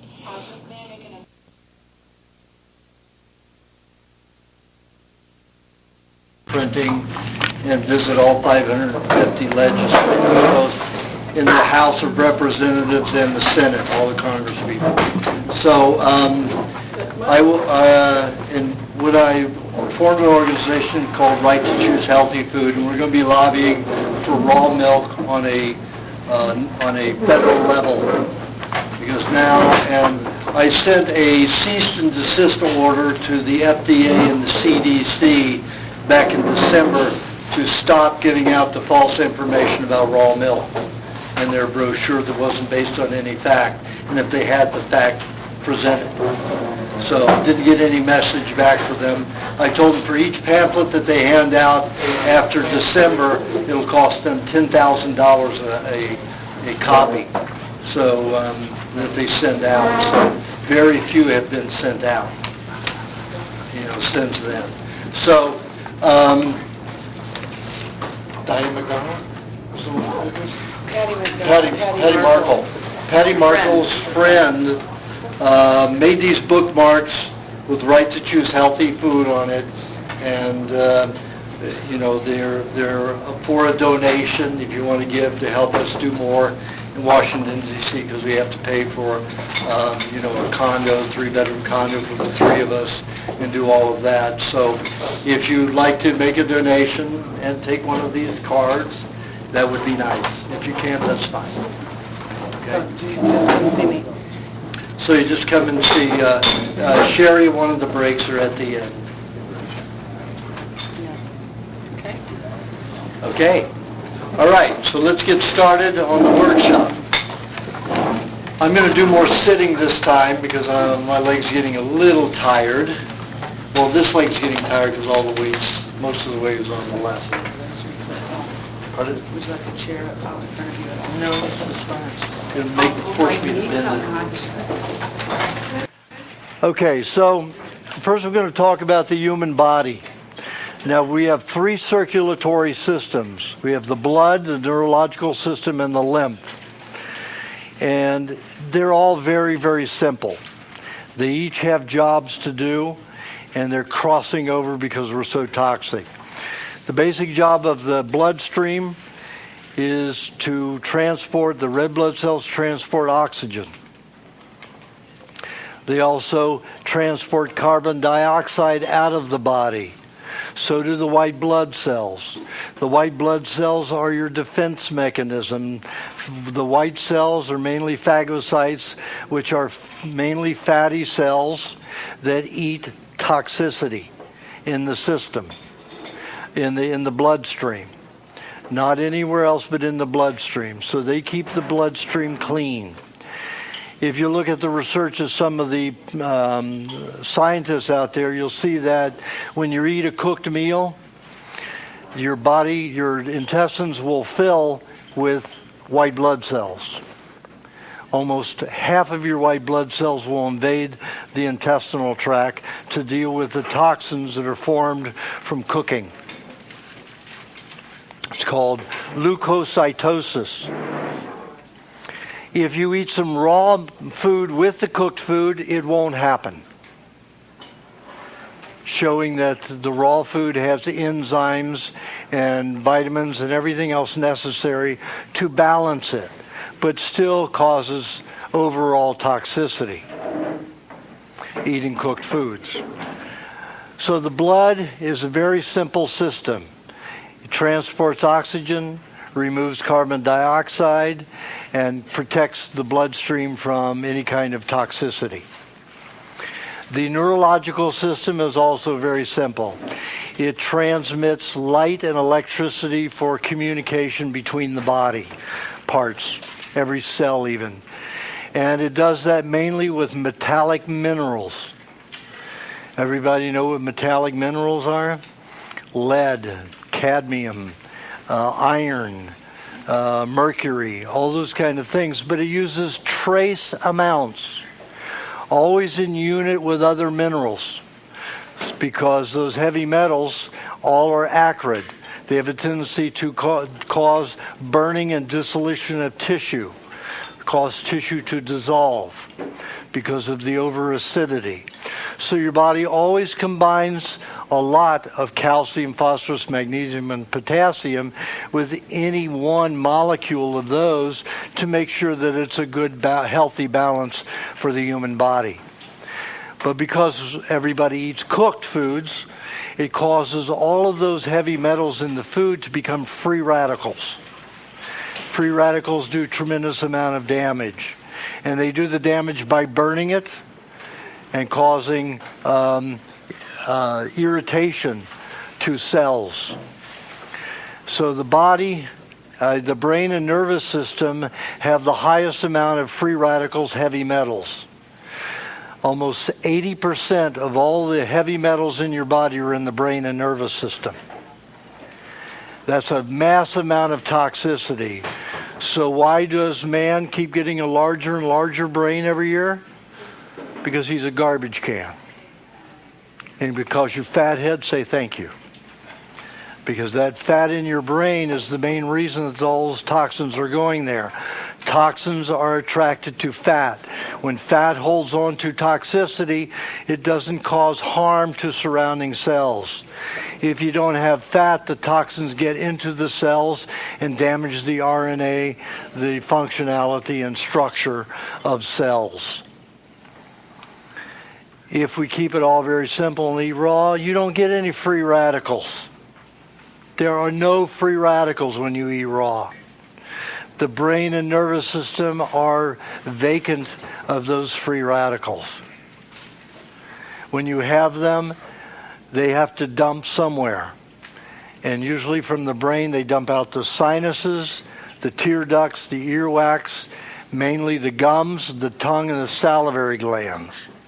So when one of those heavy metals, like mercury from vaccines, let's say from certain herbs that are high in mercury, and you cook them, or vegetables that are high in mercury, like poorly developed asparagus, those metals will leave the brain and then pass through the gums.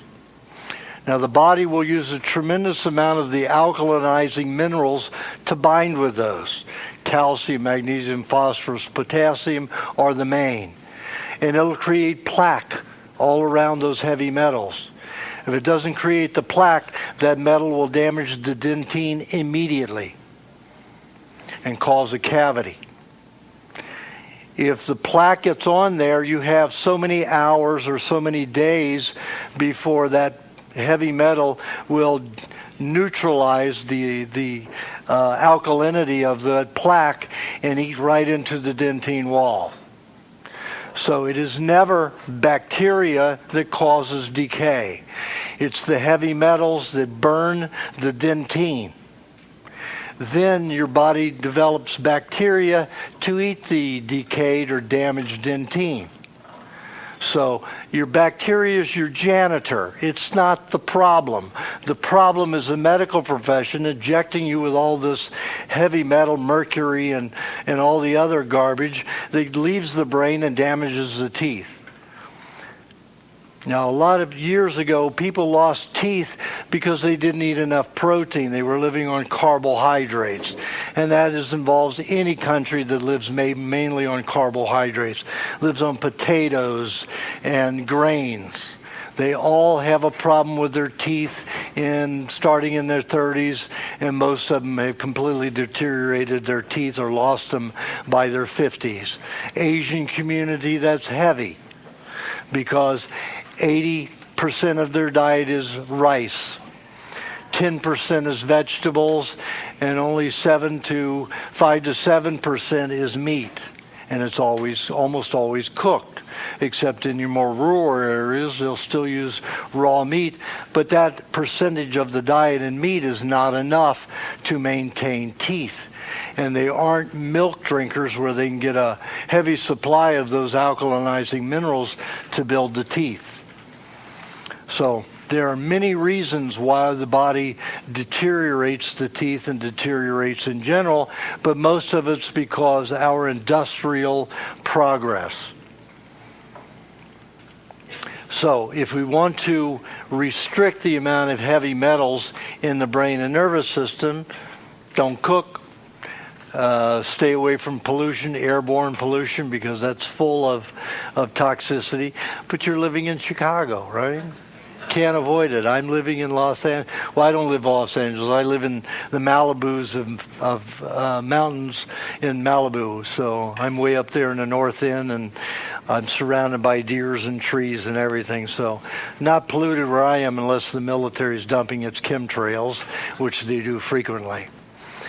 And that's another major source of pollution in the last 7 years, is the military dumping its waste on us overhead. See all that streaking in the sky? Purposely dumping military waste, industrial waste on you because they have nowhere else to put it.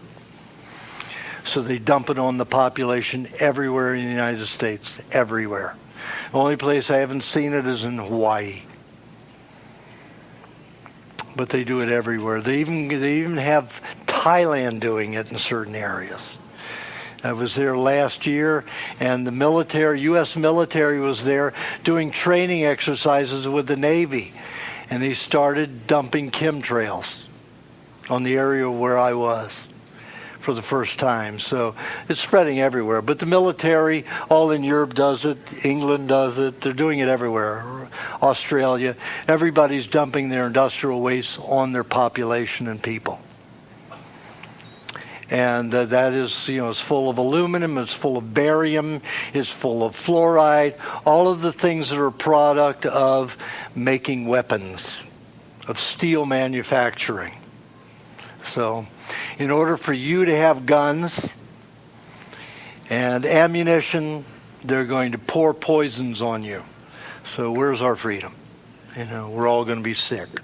So the only way you can help prevent that is by eating raw foods, lots of fats to bind with that. We're going to get into that later. Now the lymphatic system is the other circulatory system. The lymphatic system is probably, because of our toxic society, the most important system we have. It feeds every cell in the body. except for the red and white blood cells once they enter the bloodstream. While they're in the bone marrow, that's where red and white blood cells breed, is in the bone marrow. And the way cells breed is they divide. There's one, and all of a sudden there's two, and then there's multiple. Just keep dividing like that, and that's how red and white blood cells reproduce. So they do not get fed once they're in the bloodstream from the lymphatic system, but every other cell in the body is fed from the lymphatic system. Also, all of the waste products are removed via the lymphatic system. Now, our bodies are so toxic with poor diets, poor food, chemicals, pollution in general, that the lymphatic system is so congested, a lot of parts of our body are no longer being fed by the lymphatic system, being fed by the bloodstream. You've got compounds that don't belong in the blood being transported in the blood and through the blood. Compromises a lot of energy. The body cannot transport as much oxygen, cannot relieve as much carbon dioxide from the body. It weakens us. Like I said earlier, when I was a child, these farmers worked hard, 14, 16 hours a day, stopped for one meal in the afternoon, and very rarely drank water. And they were throwing big bales of hay and working very hard. You see farmers these days, and they can barely get through 3 or 4 hours of work, and they can't do it without tractors and forklifts. We have a very different quality of health these days because of all the medical profession's poisons and industrial pollution that is magnified incredibly in the last 100 years. So the lymph system is so clogged that it cannot too much on the internet. It's so clogged that it can't do its job. It can't feed the cells properly. It involves itself in mainly removing toxins and waste. And it gets jammed. Everything gets jammed and disease sets in. But all of these systems have very simple jobs, and and if you were healthy, they wouldn't be crossing over, and you'd have a lot of vitality and energy and strength and clarity of mind. Now we're walking zombies. I know, speak for yourself. I used to be a walking zombie. Now I'm just a crippled zombie. So let's move on to, let's say, the digestive tract. I'll get into the glands because usually covering the glands is part of the digestive tract. So we look in the mouth. A lot of your vegetarians will say, oh, we're supposed to be eating, vegetation. But you look at any of the herbivores, what kind of teeth do they have? 100% molars. What do we have? 1/4, 1/5 molars. We have mainly cutting and tearing teeth. We don't have all of the sharp teeth that a canine and feline do, but mainly we have cutting teeth and tearing teeth. We have 4 canines. If a doctor hasn't filed them down like they filed mine down, they don't want you to look like an animal. So your dentist will file them while you're a child. Some they don't, but most often canines, your canine teeth are filed from very young, and they'll slip it in. Slip it in and do the work while you're not thinking about it. Anyway, you have tearing teeth, cutting teeth mainly, and only a little bit of crunching teeth so you can swallow chunks of meat. Now, the hunter tribes that eat raw, they will take raw meat, big chunks of it, crush it maybe 2-3 times only, and swallow it. They don't chew meat. They'll chew fruit or they'll chew vegetation if they eat it. But when it comes to meat, they don't chew it. Now, why? We have the ptyalin enzyme in the mouth. It's an alkalinizing mineral. It's an alkalizing enzyme. It helps break down sugar. The horse is the only one to have it besides humans. It will neutralize some of the hydrochloric acid. So it makes it more difficult for you to digest meat if you chew your meat raw. So don't chew your meat, just enough to swallow it. It's not a good idea to chew your meat thoroughly. Just swallow it. Another reason for that is you've got all this hydrochloric acid in the stomach. Unlike a dog and a cat, they have 15 times the hydrochloric acid in the stomach we do. But food passes through their system in 10 hours.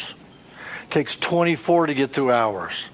But if you measure the amount of hydrochloric acid that our bodies produce all throughout the digestive tract, meaning the small intestine, not the large intestine, but the small intestine, we produce almost as much as a canine and feline.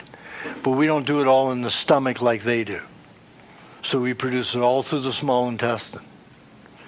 So remember that when I talk about why not to eat vegetation. So as we go down into the intestines, we have other acidic bacteria to help eat and break down the molecules. Their excrement is our food. They're verotoxins, and the medical profession labeled them verotoxin because it wants you to think that the bacteria that is living in you that excretes whatever it excretes is a toxin. It's a nutrient and food. How can that be proven? Well, look at the work of the University of Toronto. For 38 years, they've been using the verotoxin from E. coli to completely dissolve human brain tumors in 2 to 4 days, and plus the vessels going to it. So the verotoxins are a definite agent of health for you, not a toxin. So they shouldn't be called verotoxins. But that's the way the medical profession wants you to think. So that's the way you will think every time you see the word verotoxin. Forget it. Name it something else in your mind, or say, that's, a misnomer, which is exactly what it is. So these bacteria, you have about 2,300 varieties of salmonella in your small intestines. You have several varieties, 100 varieties of E. coli in your large intestine.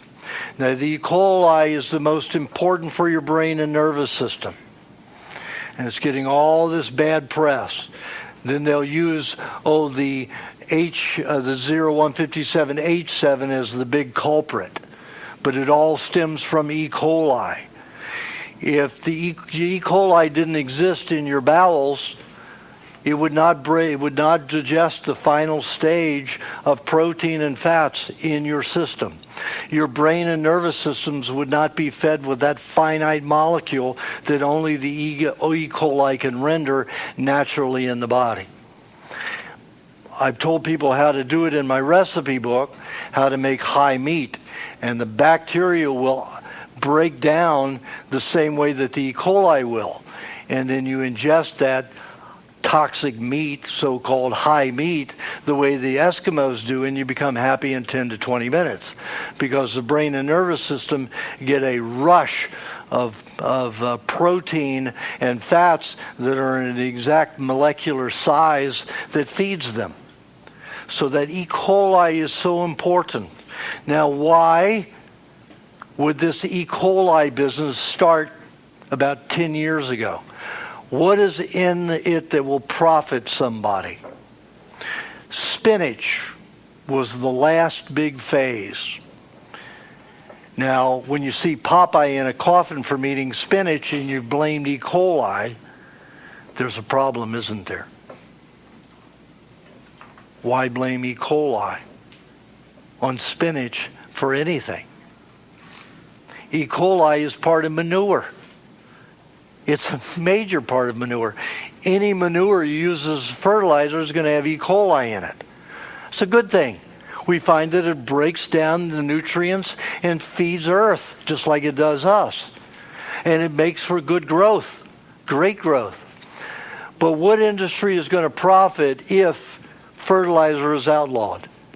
If organic manure is outlawed? If any kind of manure is outlawed? The chemical industry, Dow, Monsanto, Gulf and Western. They're going to say, oh, we have safe fertilizers, and they're all chemical, no E. coli. And that's where it's headed. We're not going to be able to find anything organic or grown on manure, and you're not even going to be allowed to use it in your yard because you'll be a threat to the disease of the human race. This is how absurd it's getting. And children are indoctrinated by all this stuff on TV, and if you tell them differently, they don't know any better. They'll think that you're crazy. Your own children will think you're crazy because of what television has taught them. And that's a very, very bad thing, because then the children are just the puppet, and the human race is a puppet of whatever is discharged on TV and the media. And we know who controls and owns them. The same people who make the drugs and own the food companies and everything else in the military. It's all one big conglomeration of a few rich families in the world that own everything, the banks and everything. And they mean to make everybody slaves. It's very obvious.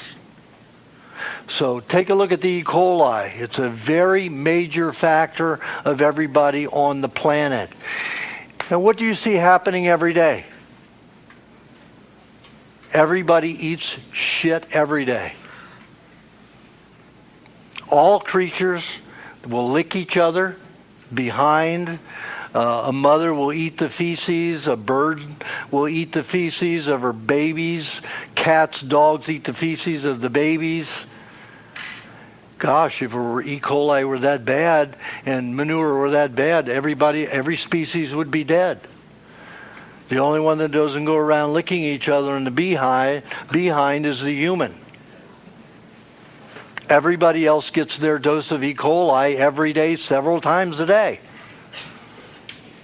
So if it's so harmful and so dangerous, why isn't everything extinct?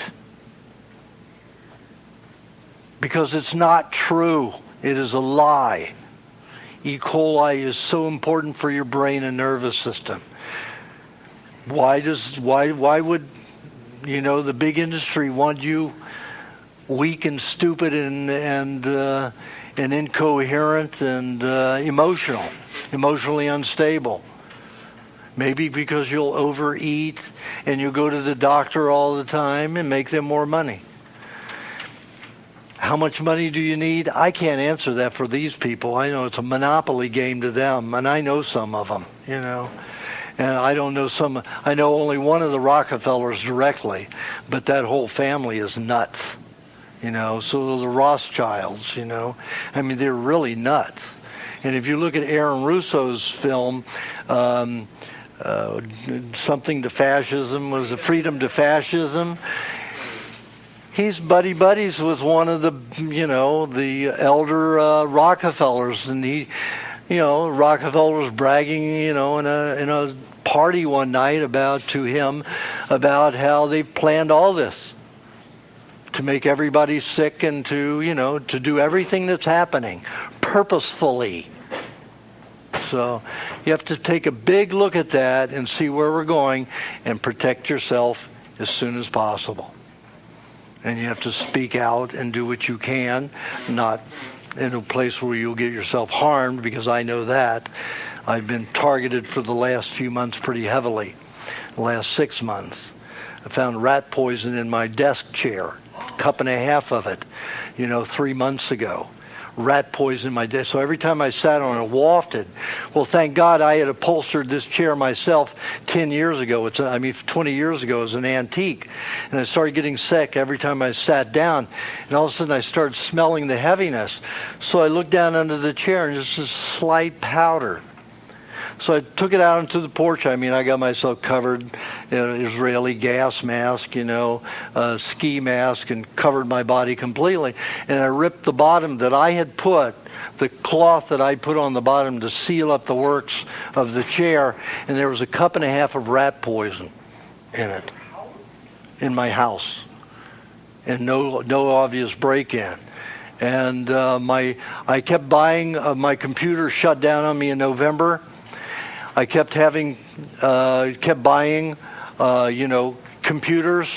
Like I'd buy one every 4 weeks or 2 weeks because I'd get a new computer, sometimes anywhere from $3,600 to $4,700 computers from the top of the line.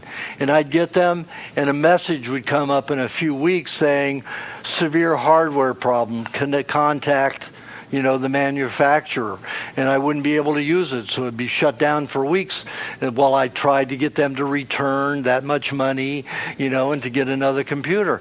And this went on and on and on. Well, I was in Bangkok. I had ordered another one just before I left, a ProStar, and almost a $5,000 machine. And just a few days before I went to Bangkok, when I got to Bangkok, it stopped working. Just the same thing. Hardware problem. Who has a hardware problem on every time 4 computers in a few months, unless it's sabotage. So while I was in Bangkok, I got that one sent back. One of the 2 girls who was taking care of me took it back. I sent one of the girls in a taxi all the way to Bangkok, which is 2.5 hours away from where I was staying in the hotel, to buy a computer from a specific mall that has over 1,000 small shops for selling computers. So nobody knew. My name went on nothing, and I got a computer that works great. No problem. And it was half the price, was something that I buy here, so somebody's screwing with my life, because when I'm on the internet, I get lots of activities done politically, in the health industry. They want me shut down, so it's a big problem. So make noise, but not too big a noise. So, you're not a target. I am definitely a target, and I've been a target for about the last year. In fact, that accident that I had in Thailand where that car hit us, I was with this group of people that were showing me land to build my clinic. And they would not leave this restaurant. And I kept saying, I'm ready to go. I'm ready to go. So, they fed me the raw meat and everything. Had steak tartare served to me. And, they were doing the karaoke thing and all of this stuff. And I said, I'm not into partying. I don't drink. Let me go back to the hotel. Hours. They got me to get up there and sing, in karaoke with them, and I played with them, but I kept saying I have to go. And then at 1 o'clock in the morning, said, listen, I'm going to take a taxi back. I'll see you tomorrow. So they said, no. So they went and made a few calls. We get in the car going back, and I'm in the third back seat of a new Suzuki. The driver's here, and his brother's there, and there's a monk and another man here. And then the real estate agent and I are in the very back, the third seat, the passenger, second passenger area. And we're going 15, 20 miles an hour, in a 40, 45 mile an hour zone. And we go into an intersection, we're going this slow, and I look over and I see a car, and all of a sudden it dawns on me that it's moving. And I look over and there are no lights on. And here's this SUV that's twice the size of ours, slams us onto the side. We flip over 3 and 4 times. Now everybody had belts on but me. I just had the one harness over. Everybody else had side harnesses. So nobody got hurt but me and the real estate agent. She had her head split open. I had my head split open, broke the collarbone and the clavicle and 2 ribs. Because they hit us from this side. Of course, I was sitting over here, so of course the harness didn't hold me in place. So I flew over this way and went through the window there and back into the car. And then when I awakened, I don't know how many minutes later, the car's upside down. I'm lying on top of the car. The belt had come undone. And I'm on top of the ceiling of the car upside down. And everybody's getting out of the car. Everybody's out of the car. And the last one to get out is this real estate agent, and they drag her out. And all of a sudden, everything goes on flames, and there's a guy with a fire, he's trying to break open the door. It seems that he is. Nobody's getting it open, and I realize that he's doing a show, that he's really not going to get me out. And he's taking this fire axe, and he's breaking glasses, shatters all in my eyes and face. And I realized that he meant to hurt me.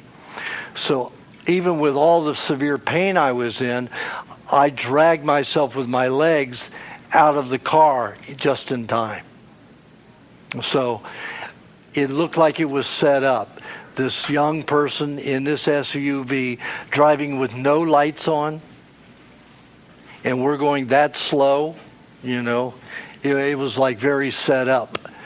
And the next time I saw these people, I said, see, you can't kill me that easily. And they went red in the face. And then I stopped dealing with them.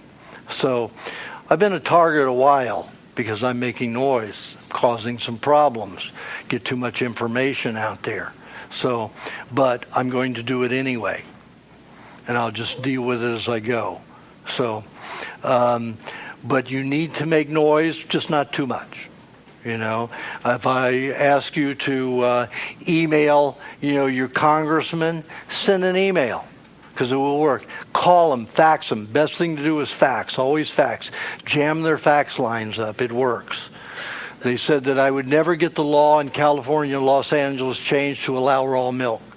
There was a biological attorney that worked since 1968 to get that law changed and was unable to do it because he made it too complicated. He was a biological attorney. His report on dairy was 500 pages. Who the hell's going to read it? Not going to happen. So I wrote 132 pages with 20 pages of exhibits proving everything that I said in the report. And on the day before the vote in Los Angeles County, it was 4 against the raw milk, 1 for. I wrote an executive legal document because I had studied law, and I threatened them. I said, here's all the proof, all the evidence. You have none. Every time you've blamed raw milk for an incident of outbreak and disease, it's been based on survey. You call the people and say, do you have raw milk or raw meat in your house? Does anybody eat raw milk or raw meat? That is the criteria that causes the disease. Automatic. So there's no science behind it. So I proved that. Before I proved that exact thing, the head of the health department, Los Angeles County Health Department, which is the strongest health department in the world, even more than London's health department, they sent out a letter accusing these different incidences of milk poisoning, including the death of this one little girl. This one little girl drowned in a lake. Drowned in a lake. Not in a swimming pool, she drowned in a lake. So they found all this salmonella in her stomach. So the health department called the family and said, do you have any raw milk? Does anybody eat raw meat in the family, or undercooked or rare meat? Even that'll be blamed if you say yes. That's the criteria. That's it. So they marked it. So they blamed this little girl's death on raw milk. When Dr. Douglas and I investigated it, we found out the little girl didn't like milk. She was the only one in the family who didn't drink milk. Everybody drank raw milk but her. Yet her death was claimed on raw milk.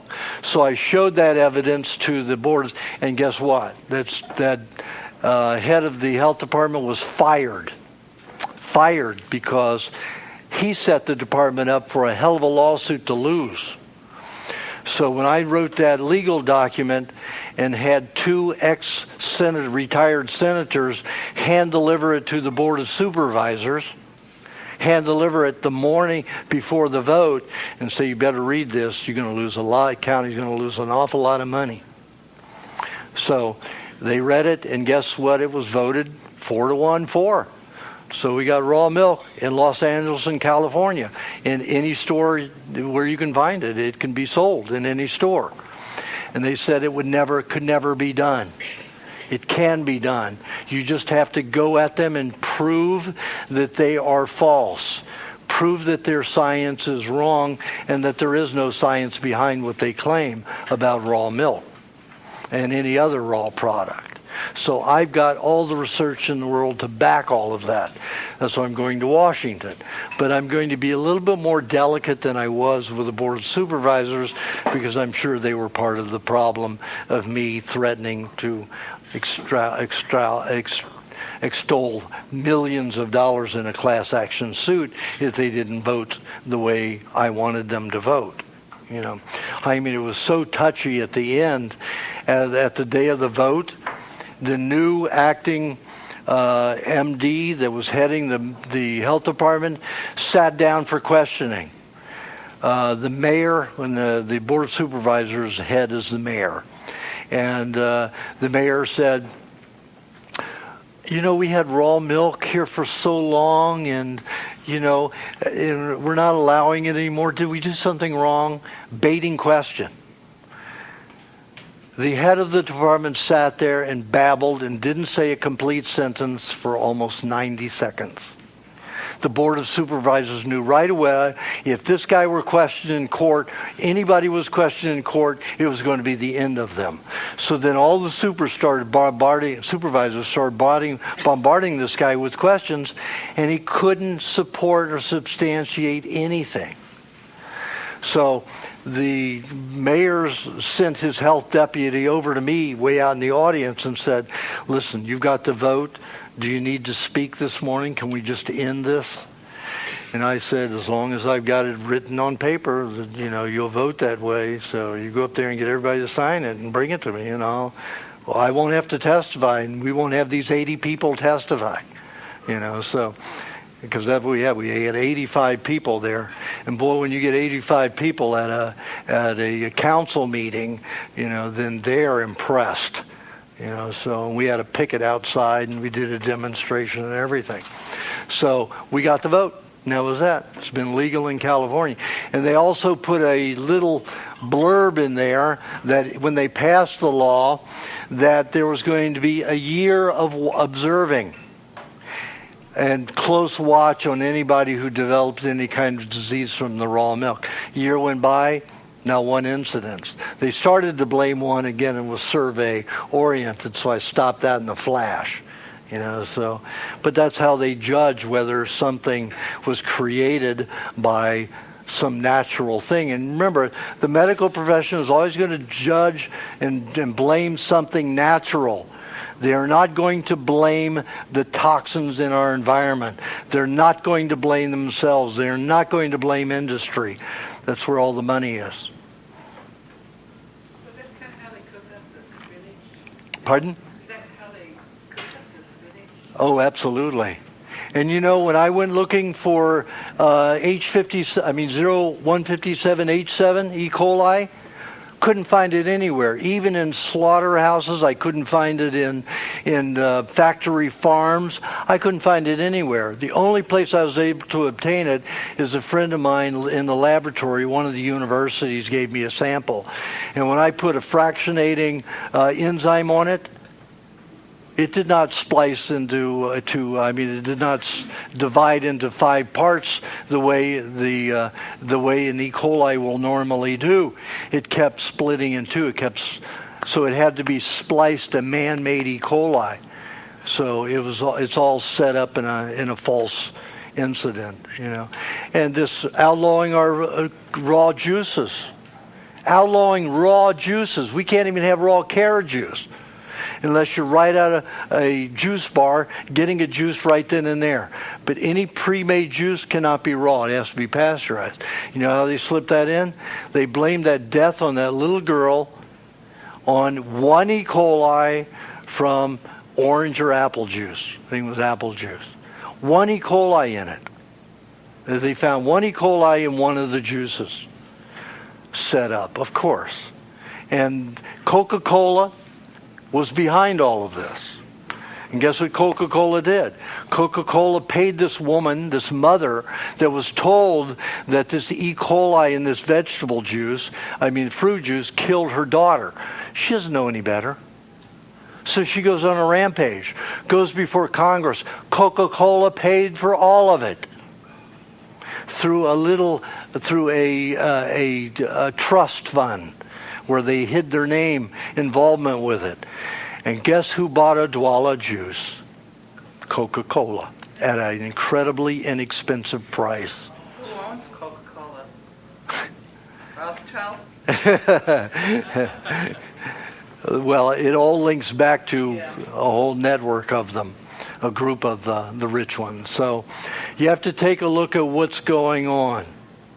It's all just a monopoly game to them, but it's our lives and our livelihood. Okay, so let's get back to the body. You've been warned about what's going on, and the only way you're going to be able to take care of yourself is to support small farmers. Because the only thing that's going to be available in your stores is garbage, processed, cloned, and genetically modified foods that are full of chemicals. That is all you're going to be able to get in the supermarkets, including Whole Foods. Whole Foods is part of that network. They're buying up all the chains. And when I found out 10 years ago about Whole Foods, and they just bought out Wild Oats.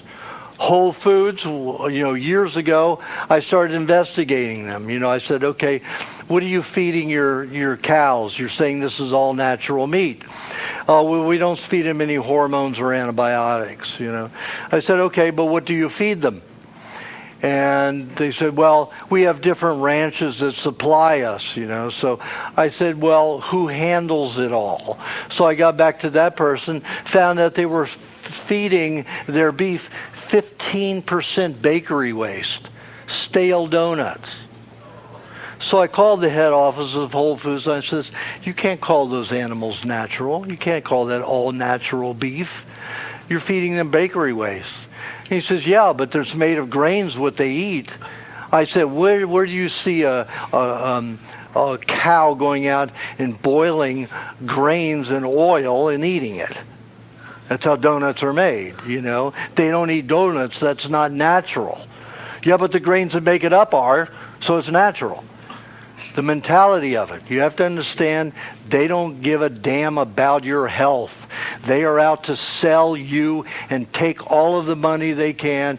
And people who think they're buying organic and better foods are maybe a little bit better. But it's still from the same thinking of, let's get the most we can out of the least. And with lots of lies. And as Whole Foods, if you go in and look at them, they go organic, go organic, go organic. You look at how much produce they carry that's organic. 2%? In the whole store, 2%? Go into Wild Oats and your other local small health food stores that aren't just peddling vitamins and supplements. They'll have 50% or more organic foods. Something is wrong there with the whole food mentality and executive branch. So you have to take a look at that.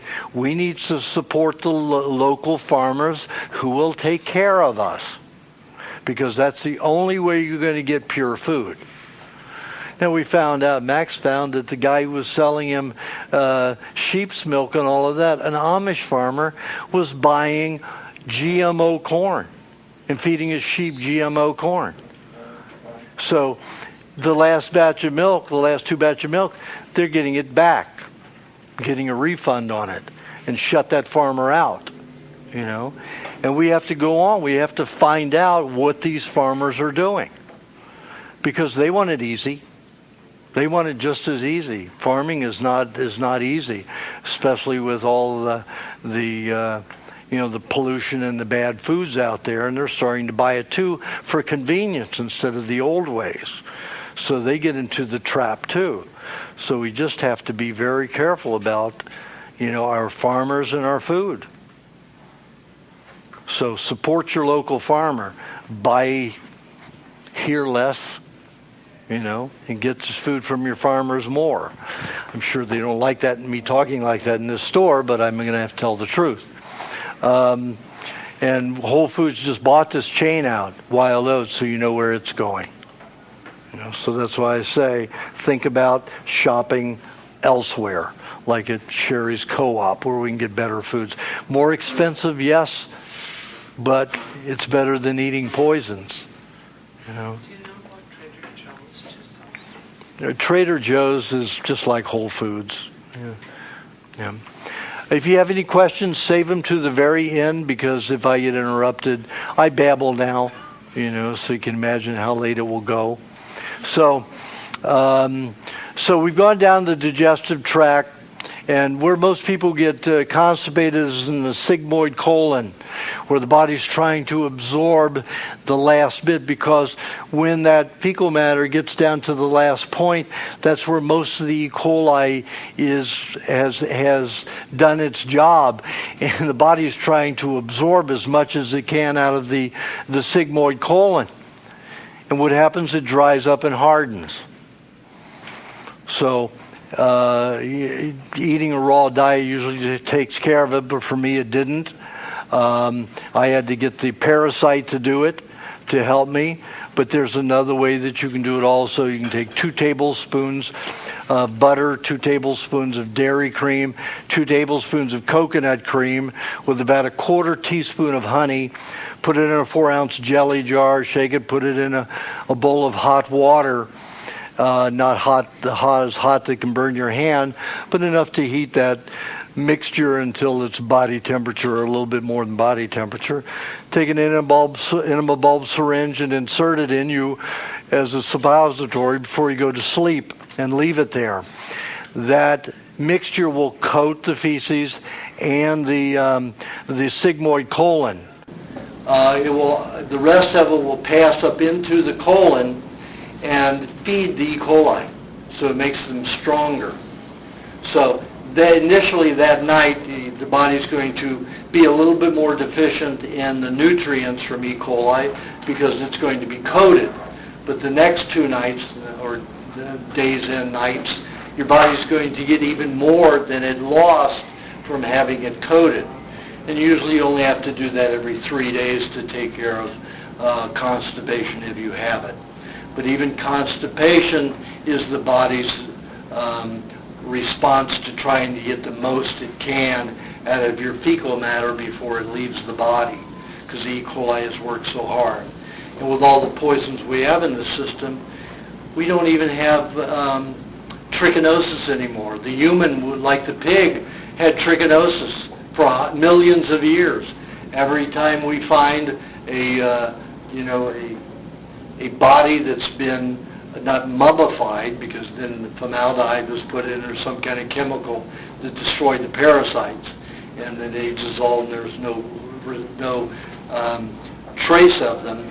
But in all the humans that have been found, in pits, or dead of natural deaths on the ground, or just under the ground without some ceremony, have had trichinosis in their small intestines. So trichinosis, what is one of the main things that everybody's been told not to get? Trichinosis! Cook your pig. Eat pork, and unless it's very well done, or else you get trichinosis. So take a look at Joel Weinstock, who was a gastroenterologist at the University of Iowa. About 15 years ago, he noticed that he came from a farming community in Iowa, and he became a doctor and chose the intestinal tract as his specialty, and found that the pigs at the university, when he began to teach, were very sick. And the pigs that were wallowing in the slop on the farms were good and healthy. So he examined their intestinal tracts and did many different tests with them, and found that they lacked trichinosis. That was the only difference he could find in their chemistry. So he got trichinosis from the pigs on the farm and gave it to the pigs at the school, and they all got well. They all got healthy. So he decided to see, since humans were normally, and all of your tribes people have trichinosis. All of your primitive people have trichinosis. So he decided he wanted to give it to some humans who had inflammatory bowel syndrome. And anybody knows inflammatory bowel syndrome, when it's chronic, you get cramps and diarrhea or vomit just from drinking water. It can be that bad. So he took 6 of his worst clients, got permission from the FDA, and the FDA said, yes, but you have to follow these laws. The patients have to have been treated medically for at least 10 years, and the medical help failed. Then you can use alternatives. There is a law that a doctor has to give you medication, surgeries, and all that for 10 years before they can allow you or they have to treat you along with alternatives. But if they want to use alternatives, they have to wait 10 years till you haven't had no success with the medical profession, or you can use them only together. You have to use the medical profession system and the alternative together. So you are at law to suffer under the medical profession's supervision, their drugs, their medications, their surgeries, before you're allowed to do something alternatively. Doctors lose their license if they do. Lose their license if they give you an alternative without using the regular chemical methods. So Weinstock agreed. He found one patient that suffered for a little over 10 years, and he had 5 others that had suffered up to 32 years, 36 years, suffered with this disease. So he took the intestines from a pig, he filtered out the eggs, put it in Gatorade, and gave it to his patients, these 6 patients. In 1 week, 5 of them had no symptoms. They were asymptomatic. No symptoms. Suffered all those years, and then they get trichinosis, and no problem. All the problems resolved. The one had no reaction, no side effects, but no good response from it. Didn't change his system. But the other 5 did, and they were back knocking at his door 5 months later for more because they didn't change their diet. So trichinosis is good for you. E. coli is important for you.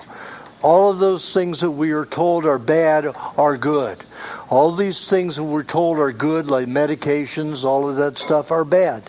Just listen to the TV commercials. I don't watch TV, but when I'm in Thailand, everybody's got a TV. I mean, these people in huts, grass huts, wearing skirts and everything, and out playing with balls that they made out of twine, and running around with chickens, and they make 50 cents a day. How are they affording a TV that costs $200 to $300 to buy, and then electricity that costs them at least 50 cents a day to run it? Who's paying for that? General Electric. Why? Because General Electric has assets in everything, including pharmaceuticals. So what do they run? There are 10 commercials a half an hour in Thailand. And half of them are pharmaceuticals. The other half are garbage foods like McDonald's and, Kentucky Fried and stuff like that. These are in grass huts. They have nothing, no cars, no nothing. Maybe a bicycle in the town. And they've got TVs and electricity to run the TV. And that's all they have the electricity for, except the store has a refrigerator and a freezer in the town. And that's it. Who pays for it? Why? You have to take a look at how sinister all of this is. And they're selling these people on taking medications. You have, 6 commercials an hour to talk about drugs, and drugs, take drugs. You have a headache, take a drug. And in this country, you see one, and it says side effects may be, you've got a little female cramping. But if you take this drug, your cramps will go away, maybe, and you're also going to risk a headache, diarrhea, vomiting, kidney infections. And when you listen to these commercials, you say, who in their right mind is going to get this stuff? I mean, if you have any mind at all, you're not going to go run to get the drug. You're going to say, these guys are out of their frickin' minds. I'm going to take a chance on getting all these maladies when I'm just dealing with some intestinal cramp from menstrual cramps? You take a look at that and you say, how stupid do they think we are? Well, when children are educated on that level with TV at a very young age, they become that stupid. They become that stupid, and it's frightening. It's frightening. So, all of those good things are, all the bad things are good, and all the good things are bad that you're told from TV and the media. So forget all of it. I know it's a big leap, it's a big step, and it rips at your heart and your mind and your conscience and everything else in your whole being. But it is fact. And you may be, upset and angry. Why'd you tell me that crap? I don't want to know that crap. I'm here to learn about health. This is part of it, because in 5 years you're not going to have any opportunity to change it unless you stop it now. Because it's happening now. Heavily. FDA just went in and put some rules out, new rules out. All herbs, even vegetable juice, is going to be considered medication. So you can only get vegetable juice for a disease if it comes from the medical profession and they prescribe it. Just past these so-called, what do they call them? Pardon? Codex? No. Codex is trying to make it a law. But they were calling it suggested principles for better health. Suggested principles for better health. And they wanted to turn every every naturopathic device into a medical instrument. So then you'd have to be licensed by a medical doctor to be able to use it. And that includes a Stairmaster, if it's suggested by a health professional to get you well, if it's a crystal, if you believe in crystals, anything like that can be ruled medical equipment. And if you use it and prescribe it, you're practicing medicine without a license. Now, it can very easily go that way. Why would they be setting it up that way? Why don't they just leave it the way it is? Because they're greedy and they're playing a game with us. So, okay, then we're going to get into the different organs and glands in the body. Now, let's take a look at the glands. We have the pituitary and the pineal gland in the brain. Now, the pituitary regulates, so we are told, regulates growth mainly, and the regulation of the functionality of the other glands. True, it does that. The pineal gland, nobody knows what it is. A lot of people say it's the seat of consciousness. It's the bridge between the other world and this one. Who knows? To do examination with brains, you have to be, you have to really be into high money, big money, because brains are hard to get. And, human brains are even harder. So it's rather impossible for me to do that kind of research. Then we go down, the next gland are the tonsils, and I've talked about those, protecting the brain. We go down to the thyroid and parathyroid. Now, the thyroid regulates the heartbeat and the muscle function. Heartbeat and muscle function. Those go all day long. So you have about 6 to 7 thyroxins that are developed by the thyroid gland that help the lung and the heart and the liver work 24 hours a day, 7 days a week. Parathyroids there, these two little glands, tiny little glands on either side of the thyroid, are there in case the thyroid has a problem, shuts down for some reason. These two little bitty ones on each side can produce as much as the whole thyroid can in the same amount of time. And they are the backup. They're like the adrenals. They can kick in a lot in a short period. But most of the time they're supposed to be rarely used. But even in children today, I see that they're very well developed, and they're working as much, if not more, than the thyroid glands because of our toxicity and problems. Then we go down to the thymus. And the thymus helps protect the lungs too, and the esophagus and the digestive tract, and helps the lower area in the intestinal region. Then we go down further to the adrenals, and the adrenals sit on top of the kidneys a little above the waist, or at the waist for some people, depending upon how somebody's physiologically built.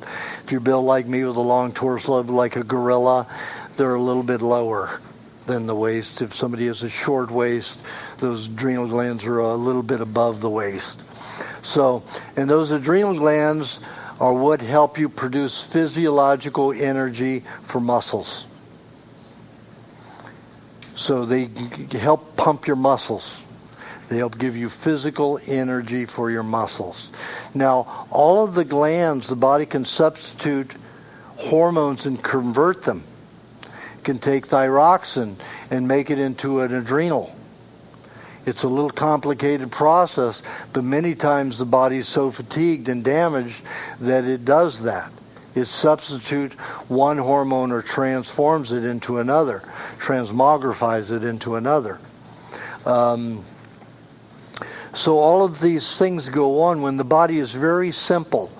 If we just take it at face value, take care of it with raw foods, and stay healthy, each little system does its own thing, and excellently. When they start crossing over, you have all these things that they're not used to doing, and the chemicals they lack that can ultimately finish the process that is normally done by another system, like the blood transporting nutrients for the lymphatic system. The lymphatic system is built to handle any kind of waste, even while it's distributing the nutrients. The bloodstream is not. Those white cells are protecting the bloodstream and the intestinal tract. And if it has to protect all the other cells around that it feeds, it's all too much, it's all too complicated, and a lot of toxicity remains in the body. A lot of waste products do not get removed. Okay, let's take a look at the organs. So we know that the lungs absorb oxygen and release carbon dioxide as the cells in the body utilize them. If it utilizes them well. If it doesn't, you're going to have poor lungs and poor functionality, chronic fatigue, inability to take full breaths, feel like you're getting enough oxygen. It also protects, the area around that, the heart. The heart is mainly muscle with a huge fat storage on top in case there's any danger. And the heart pumps the blood through to keep things moving in the blood. And we have the liver. And what does the liver do? The liver is mainly protein. Contains quite a bit of fat, but only about 22 to 25% maximum, depending upon how you eat. But your average slender person, the liver is only about 12 to 15% fat. And people who are overweight, it can get up to 27, 30% fat. That's a better thing to have. But what does the liver do? The liver makes bile. 60 varieties that help you design 60 varieties of cholesterol. A third of them are to give you energy, and fat gives you 2.5 times more energy per calorie than carbohydrate or protein. 2.5 times more energy. Pretty efficient. Nutrient, fat. It also makes a third of them into cholesterols that make fats to lubricate and protect the body. Then it makes another third to cleanse the body.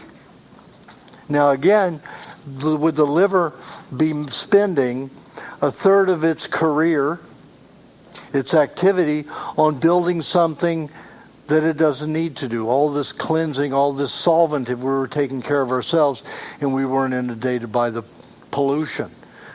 think if the liver had another third the amount of energy just to handle making fats for lubrication, protection, and as fuel. Be even simpler, you'd have a lot more energy. The liver would be a lot more alive. Now we have the gallbladder to which it's attached. Now the gallbladder makes nothing. It's just a slug, right? Oh, you got a gallbladder problem? Let's remove it. You don't need it. Well, a couple hundred years ago, a couple thousand years ago, every Homo sapien, every primate needed a gallbladder. Why? Because the gallbladder stores bile. So you killed an animal, maybe you ate 10 pounds of fat in 24 hours. The liver can make enough to digest about a pound of fat a day. A pound of fat a day. So let's say you eat 10 pounds in a 24-hour period during the hunt and kill. How are you going to digest all that fat? What's going to prevent you from suffering diarrhea for a week from eating 10 pounds of fat in 24 hours? The storage of bile in that gallbladder. So you've got the reserve to handle it. Sure, we're eating every hour or a few hours nowadays, so the gallbladder isn't so important. Unless you're like me, you eat an awful lot of fat, maybe a pound and a half, 2 pounds a day, of fat, counting what's in the meat and what's in my cream and butter and everything else I eat. So I eat a lot of fat. So I need a gallbladder. So I have one. Thank God I have that. I don't have the hydrochloric acid for the stomach, and I don't have the appendix, and I don't have the tonsils, but at least I have a useless gallbladder, So the gallbladder is important in that way. Then we have the pancreas. Now the pancreas, the medical profession wants you to understand that it does very little. It handles sugar. It makes insulin to convert carbohydrates into glycogen for utilization as nerve fuel and any other kind of fuel that the body may need, the blood, whatever it needs to power itself. The pancreas is a very, very complex organ or gland because it does secrete insulin, so it's a gland and an organ. And what it does, every time you eat a food, the pancreas takes the body delivers the enzymes and a certain amount of the vitamins and all the nutrients in the fluid in that food. Once it enters the duodenum, delivers it to the pancreas, and the pancreas realigns it for the human body so that it puts out the plan for the conversion of that food for the best use in the human body. The pancreas has to measure what is needed all over the system. Very complex job to do. Has to analyze it. Then if you eat cooked foods where you're lacking all those vitamins and enzymes and non-cauterized nutrients, the pancreas has to make a hormone that goes to every cell in the body and said, like a couple of thugs, and saying, I need some pennies of your vitamins, enzymes, minerals, proteins, fats, carbohydrates, anything you got that's pure, I need. Takes it to the digestive tract and then helps you digest your cooked food to utilize it the best it can. Now the medical community and the FDA and USDA says, oh, you can eat cooked food because the body will just produce the enzymes. Money grows on trees too. Do you believe that? No. The body's leaching it from every cell, spending your bank account. So what happens? What happens when people get old? I'm not getting old. I'm getting younger. Why? Because I'm not doing what they suggest. I'm not listening to that crap. But other people get older and more feeble because they're spending all their nutrients as they get older. They're utilizing their bank account. And they get weaker and weaker. The cells die. Usually when people die, their body is down to 20% body life in old age. Can you imagine 22% not healthy, supporting the weight and the energy that needs to be produced and the chores that need to be done for 100% of the weight of the body? Hell, I'd want to get out too. Oh, let's leave this body. This one, it's over. We've had enough of this. Too hard, too difficult. So the body usually drops away. And we don't have to do that. You know, if you eat raw foods, you're getting all those enzymes. And guess who doesn't have to work hard? The pancreas. It doesn't have to do all that. What happens if you eat a cooked meal and go to sleep? You don't sleep well. You wake up with sometimes headaches, indigestion, terrible thirst. If you go to bed eating this diet, a heavy meal, you wake up the next day and you didn't even know that you had a problem because you didn't. The body didn't have to leach anything. The pancreas didn't have to work hard. The liver didn't have to work hard. No, none of your body had to work hard to digest that food. And I tell people to wake up during the night and eat something. Why? Because if you go 5 hours without eating, the protein level in the blood bottoms out. Completely bottoms out. So what happens? The red blood cells become cannibalistic. They start eating each other. That causes over-acidity and toxicity. Extremely acidic. It's ketosis in its worst form. All these ketones, all these toxic byproducts of protein are left in the blood, irritating the system in the bloodstream and the nervous system. So people wake up the next day and they can't move. They can't get out of the body. So they go for caffeine or theobromine, chocolate, sodas, coffee, cigarettes, anything to pick them up and stimulate them. Let me give you an example. For 2 years, I had been going to this place in Northern California and giving lectures. This was the third year there. Well, the third time in 2-year period. Because it was this time, then a year, and then a year, so that's only 2 years. So I'm going to give my third workshop at this place. And the people who had invited me into their home to stay and where I give the workshop, very nice. They were all vegetarians. We're talking 18 to 22 years, vegetarians. Raised their children that way, and their children are all unruly. Very unruly.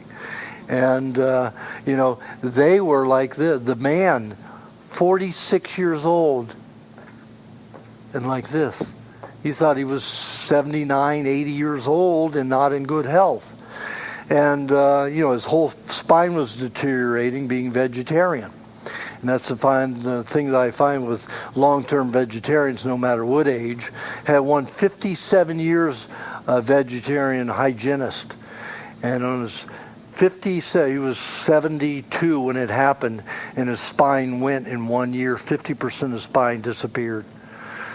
He used to heckle me, when I would speak at these health food conventions about raw meat. He used to heckle me.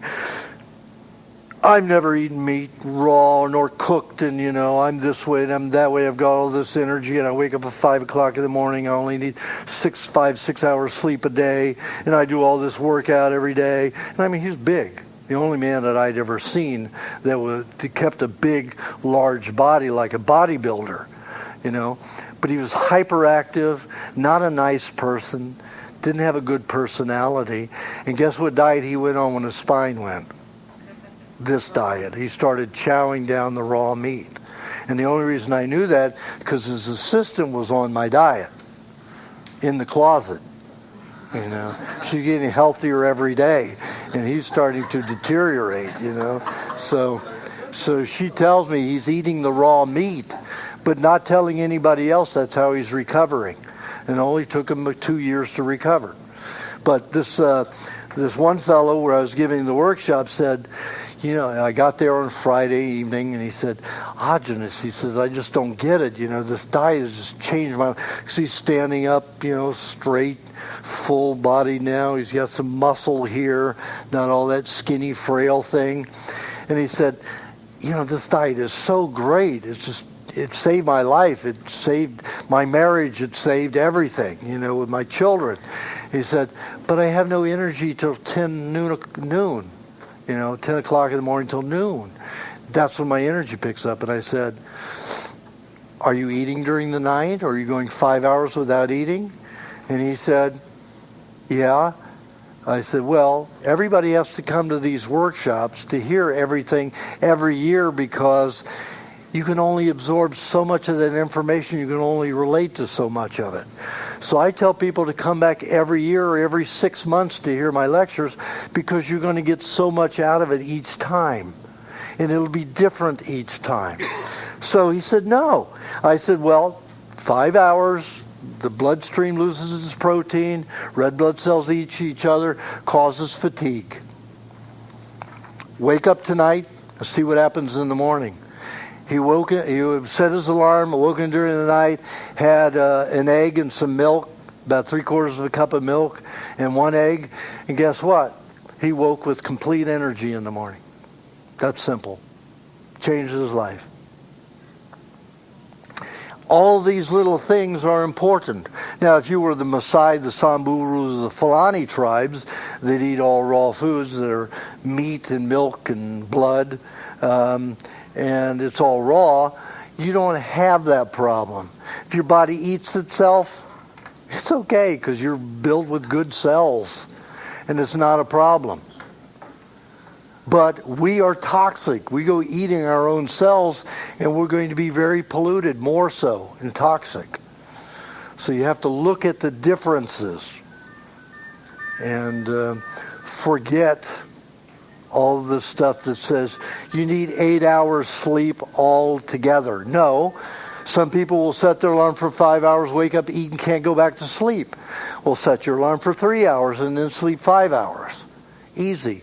Who feels well rested after 3 hours and doesn't want to go back to sleep? Only me. Because I've been doing it, I've been on this diet for so long. I wake up after 3 hours and I'm ready to go. And I usually only sleep 3.5, 4 hours a day. That's in a 24-hour period. I may sleep only an hour and a half at a time.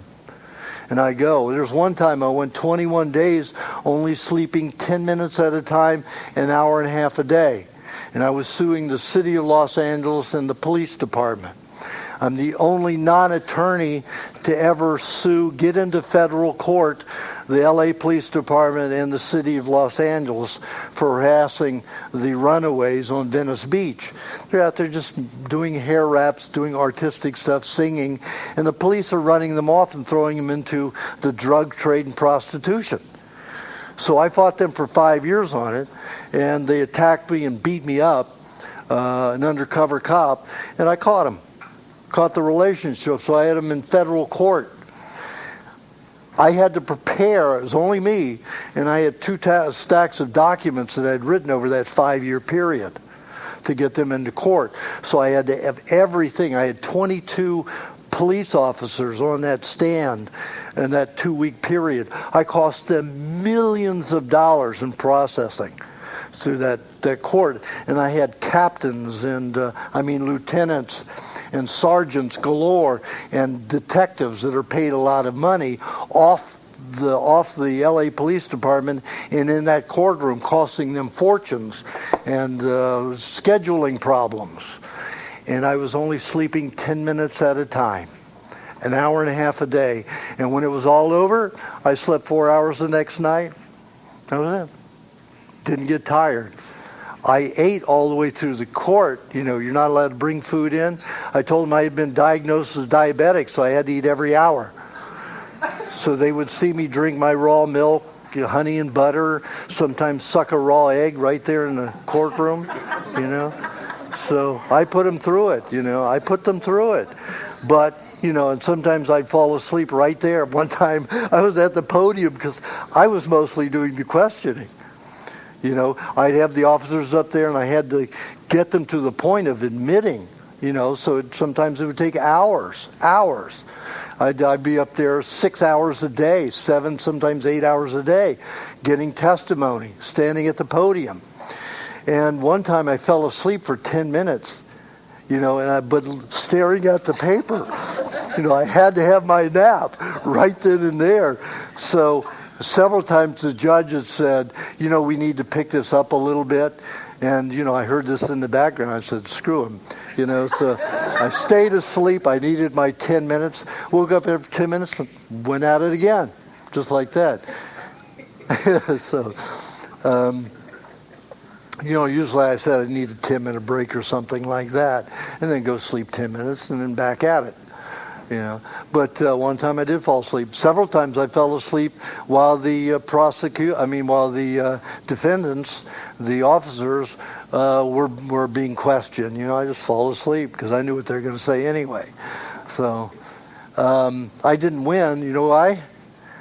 After the jury went to deliberate, they took a woman who had been on the police department for 10 years and put her on the jury without ever going through the court system. And the jurors came, 3 of the jurors came to me after and said, she kept us from, you know, giving you the award and everything. She said that because certain evidence was missing, there was no smoking gun. And all there was a smoking gun. It was terrible. I had all the information, but she had made them unsure enough. But I cost them millions of dollars for those 2.5 weeks, you know, in federal court. Because it cost, in order for this county and state to run, and the U.S. government to run a federal, it cost them $100,000 a day just for one run, one trial, $100,000 a day. That's like the motion picture industry, you know, $100,000 a day to make a movie, you know. So it was worth it. It was worth it, you know, and it worked. But I only needed an hour and a half sleep a day, 10 minutes at a time. So you have to wake up. People need to wake and eat before 5 hours passes. If you're in your waking state, you better eat every 5 hours. I suggest you eat every 2 to 3 hours.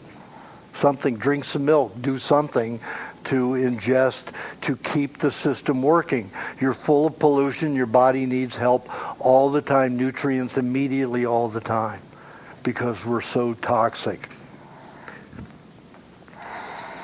So we have the kidneys. Well, wait a minute. I forgot the spleen. The spleen is right next to the pancreas. So the pancreas job is very, very complex and intricate. The spleen. What does the spleen do? The spleen doesn't produce anything. It holds red blood cells. Well, where's your red and white blood cells made? Remember I said it's made in the bone marrow. They divide in the bone marrow, and then they get into the bloodstream. And then the spleen will draw some of it out. Why does it draw it out? Why would it draw red blood cells out of the bloodstream? To thin the blood if you're too hot. It cools the body. It also works in conjunction with the kidneys, which pulls H2O out of the bloodstream. Allows H2O to stay in the bloodstream. The kidneys will start pulling H2O out of the bloodstream to keep it thinner, so you can cool the body. More water, cooler. But it leaches out of the system. If you have a question, write it down, and I'll answer it at the question and answer stage. Okay? I usually will answer everything that's everybody's written down, but there are 1 or 2 questions that I usually don't answer, and then I need to answer those by you asking at the Q&A if I haven't answered it earlier. So, also, let's say the blood is you're very cold. Then the spleen will dump a lot of red blood cells into the bloodstream and thicken it to keep you warm. And the kidneys will pull the H2O out to thicken the blood even more to make you warmer. What happens when you get cold? You find yourself peeing a lot. You urinate a lot because your body wants to get rid of the water so your blood can thicken and stay warm. Now, if you do all that and you still aren't warm, you've got a fat utilization problem in your body. You're not making fuel. And the body makes fuel on this principle. 80% fat, 15% protein in the form of pyruvate, which is a protein sugar, and 5% carbohydrate or vitamin C. In real vitamin C form from a food, and not ascorbic acid. And that is a proportion of the highest quality of fuel that your body can produce for energy. 80% fat, 15% pyruvate, protein, which is protein, and 5% carbohydrate. And the carbohydrate, or vitamin C, is used in the citric acid cycle. It combines with the protein, sugar, and allows the fat to be utilized as energy. And it isn't at all like burning like a car. We'll say, burn some energy. Do we eat something and burn it? No, we eat something and break it apart and use the energy of that food. And we spread it out throughout the body to give it more energy. And if you're doing raw foods, of course, you're giving the body a lot of energy, a lot of electrical charges, a lot of proton, a lot of neutron charges everywhere in the system to build it. If you're not, and you're eating cooked foods, guess what the body has to produce a lot of for you to have a lot of energy? Hormones like adrenaline. And that's a false energy. That's not a pure burning, that's not a pure utilizing energy. So the spleen is very important. Let's say you were a caveman and swinging from the tree and you fell and cut your arm open and lost a cup and a half of blood. You would be deficient by a cup and a half of blood, and you would be anemic for 45, 60 days at the most, if you were healthy. The spleen has a reserve of about 2 pints, depending upon the size of the spleen. So what happens? The body throws the cup and a half right back in the bloodstream, no anemia. And a person can survive in a dangerous situation. Animal's going to have a harder time eating them. You know, you can go back to swinging in the trees as soon as he gets the blood stopped from flowing, bleeding stopped. You know, so the body is built incredibly well to do everything you need it to do, even to be primitive monkeys from trees. You know, now a lot of people say, well, look at the other primates. You know, most of the primates eat a lot of fruit. Yeah, but did you ever live with a monkey? They are emotional, hyperactive, and absolutely nuts. They masturbate all day long. They squeak, they jitter, they fidget. And I mean, they're so hyperactive and nervous because of all that sugar. Now you look at your gorillas. They don't do that.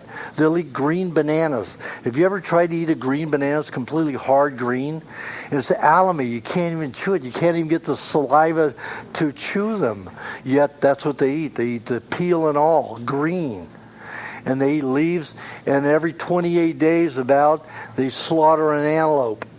And each of them will eat 14 to 28 pounds in about a 72-hour period. So they have their gallbladders with all the, you know, the bile to digest the fat. They also eat onions when they eat meat to stimulate digestion. I know the Chinese think that the onion is a poisonous thing, but as in small amounts as a digestive aid, when you need the help, it's a beneficial thing. If you cook them, it's also an acrid substance. But onions in their raw form, especially the red onion, in small amounts to stimulate digestion are very favorable. So if you want to be like a monkey, eat lots of fruit. You'll be hyperactive, wired. You're not going to have great relationships because you're going to have ADD, and you're not going to be able to listen well. You're not going to be able to react well. You're just going to be a monkey. you know. And I remember a neighbor who had a monkey. And, you know, and it was just nuts all over the place all the time. And they had 2 cats. And the cats, you know, cats are usually lazy and easygoing. But these cats lay around like this, you know. And if one day they got home, or I went over there, and I peeked in the window because I liked the craziness of the monkey. It had energy, and I had no energy. I was sick, so I envied that monkey, that kind of energy. I masturbated 5 times a day because that's the only thing I had the energy to do. That's the only thing that I ever produced, hormone that I ever produced for any kind of activity.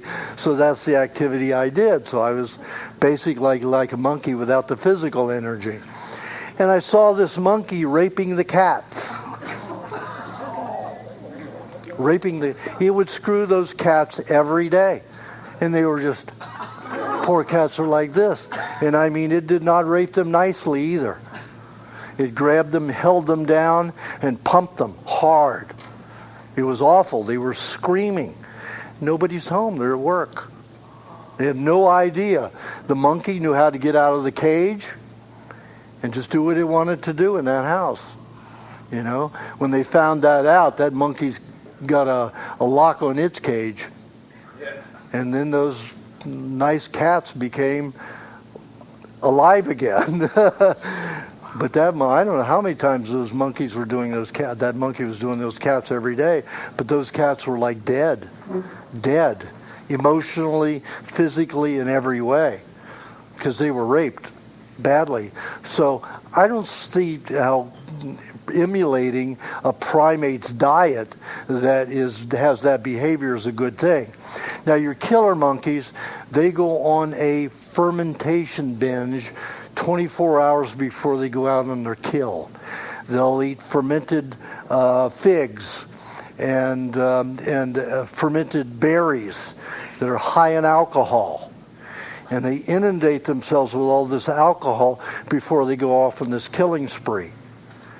Who wants to do that? You know? I know some military people would like to do that, but most people don't want to, you know, behave like that or be like that.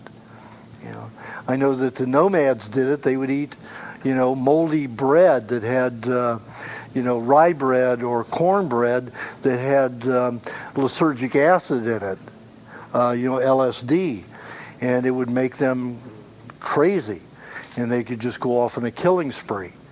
So they were known for that. They would breed this black mold on the bread, and they would eat it before they went out on a kill, a march, you know, a raid, a pillage. So man has been using its food to manipulate its own body and environment for a long time. But what does the USDA, the FDA, and the government tell you in the medical profession? Food has no bearing on your behavior or anything. Only drugs do. Yeah, well, drugs have a pretty bad influence because all the guys who were involved in all those school massacres, they were all on a psychotropic drug for depression, schizophrenia. Every one of them had been off their medication for, 7 to 10 days before they did it. And in the medical reports, the pharmaceutical reports, guess what they leave out? That when you withdraw animals, rats, mice, frogs, anything from, they use the frogs because they're so sensitive. They just put it on their skin. Any of those, did you ever see a frog get in a fight? Frogs don't fight. But when they withdraw from these psychotropic drugs, they start killing each other. The rats, the mice would all kill each other. So you have to wonder, they know this, and they are putting these children on this kind of medication. And then what happens when they come off of it? They have slaughters like we did in Columbine and the other in the tech school. And every one of them. And now I got this information from MDs. They sent it to me. They were saying on this and this and this medication, this causes this. Here's the research on this. So I went and looked at it, and it was true. Every one of them had stopped taking their medication, was on withdrawal, and they were not warned about violence. None of them were warned that if you withdraw from this medication, you will likely get violent, homicidal, and suicidal. These chemicals is what they want you to live on. They want you to be a confused, a fearful society that does everything they wish you to do. Okay, so we talked about the digestive tract and all the organs, the kidneys, the glands. We talked about everything. You have the muscles. I have to go into that. Muscles power you, give you the ability to move about. Your bones keep everything together and structural. The connective tissue keeps all of those different layers together. Connective tissue combines with the bloodstreams or all the fluid systems, keep them connected to the muscles, to the skin, to the bones. The cartilage is what buffers the impact of joint movement. So it's kind of hard, rubberish kind of idea. Cartilage, the way it's built, is if it's not hardened and brittle and not swollen with toxicity. You have the tendons that connect the muscles to the bones. You have ligaments that hold bone together. You have ligaments like in the knee and your ankles that hold the bone together. And the tendons usually just hold the muscles to the bone. So the body is very simple. It would work very simply if we take care of it and not poison it. So we're going to take a break now, about a 15-minute break, so people can relieve themselves, because I can ramble for 5 hours without stopping. So. And I know everybody's pretty alert, but I saw a few people ready to doze out, some of the younger ones. So let's take a break. And then we'll pick up on food when we return. Well, the most important food right now in our toxic environment is fat. I mentioned a few things about it already. The body protects itself with it, gives us the greatest amount of energy, and helps clean the system, the body. Now, if the body weren't highly toxic, like I said, the body would have to use a third of its nutrients, fat nutrients, to dissolve and get rid of poisons. It'd be used for our energy and used for making us look beautiful, lubricating our skin, moisturizing us, Instead, it gets all dried out. We get all dried out because it's used to deal with toxicity. Especially if you're a smoker. It'll dry out the insides a lot, because those tars are cooked at anywhere from 750 degrees to 1250 degrees. Those tars are thick. It takes a lot of fat to bind with that and arrest it and keep it from causing a tremendous amount of dryness in the system. And there are very few smokers that I've seen where tar does not store in the body. And I've seen grandchildren with tars, and the parents never smoked, but the grandparents smoked. So the parents were around the grandparents who had smoked. They got it in their bodies, and they passed it on to their children. So it's a very complex handed down toxicity, and it's not genetic handing down, it's poisons being handed down that causes the damage. Sure, it's not likely you're going to have a blonde person pop out of two people with dark hair, right? Well, I did. I was toe white. My dad's got black hair, my mom has dark brown hair, dark as this, my father's pitch black hair. I came out a toe white kid. Toe white. Was I the milkman's kid? No, I look a lot like my father, so no, that wasn't. But genetics is, as a concept, that has no bearing upon on reality. It has some influence, but it doesn't have the properties that the medical profession, the scientific community wants you to believe, because then you'll blame your baldness or whatever problem you have not on what's going in your body and what's in your body, so you'll blame your parents' genes. And you can't do anything with genes, right? They don't want you tampering with your diet. So, and that's where it all comes from, your diet and toxicity. And smoking is a diet of smoke tars. You know, it's part of the element that goes into your body that your body has to deal with and eat and utilize. And try to utilize this as a fat, and it's very difficult because it's very thick. So these fats, and let me give you an example. You look at your weightlifters. When they're out there pumping iron and they're on display, 9% fat in their tissues. That's all, 7 to 9%. Very little strength.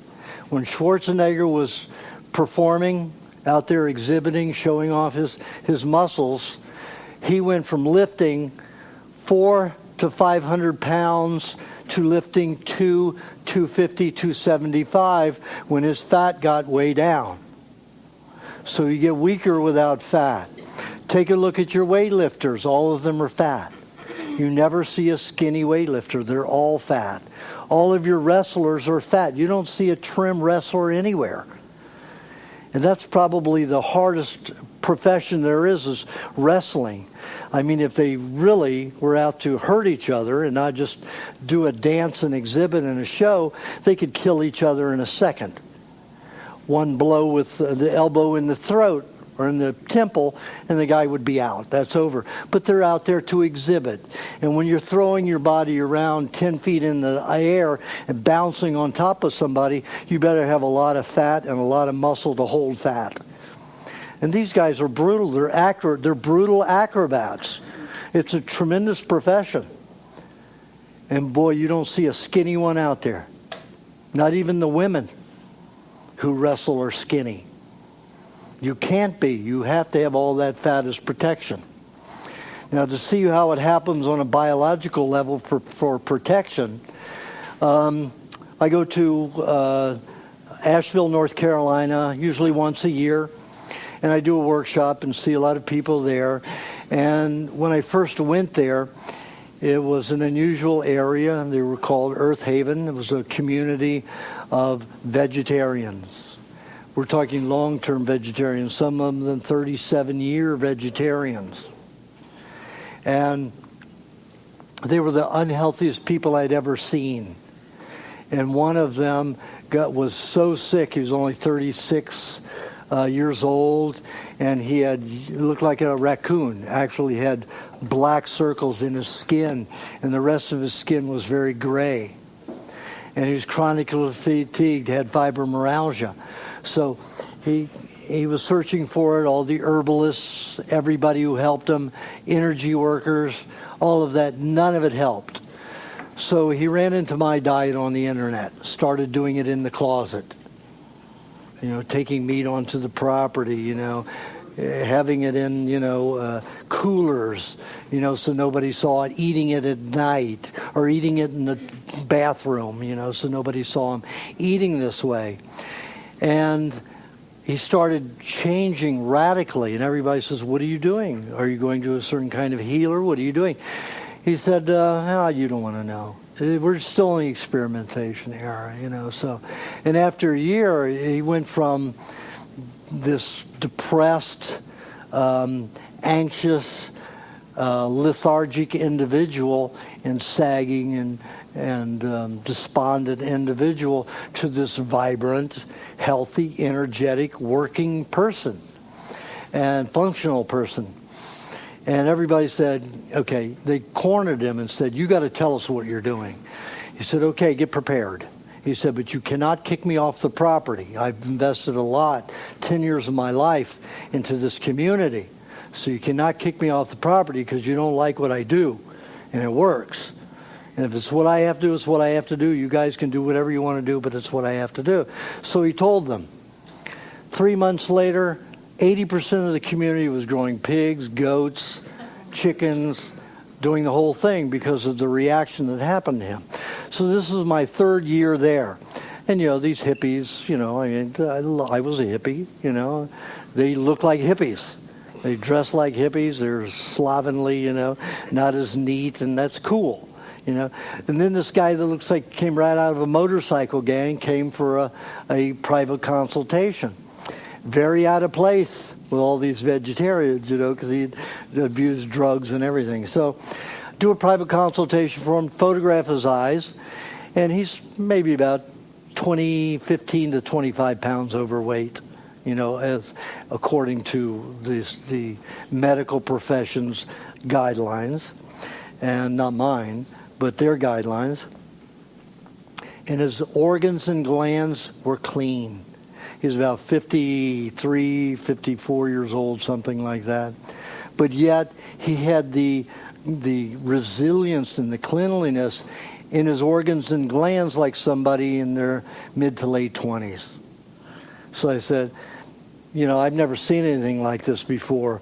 Your body is in great shape, and I can see by your skin that you abused drugs and alcohol for at least 25 years. He said 30. And I said, see there? And I said, your insides are clean. I said, you just don't have enough fat on you to justify that. I said, are you from this planet? He said, yeah. He says, well, 4 months ago, before I went on your diet, I was 300 pounds. So even the bad fats protect the body. Even the bad fats. Harder to get rid of them, and they're a lot larger, so you look huge. But they still protect you.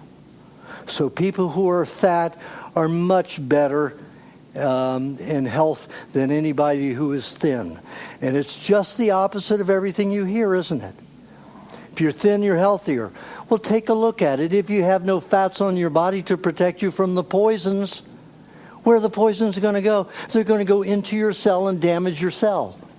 They're going to destroy the RNA. They're going to alter it. They're going to mutate it. If they go into fat, who gives a damn? Fat cell just slovenly and lays there and doesn't do anything but accept fat. Toxins. Easy. No problem. So fat is very, very important.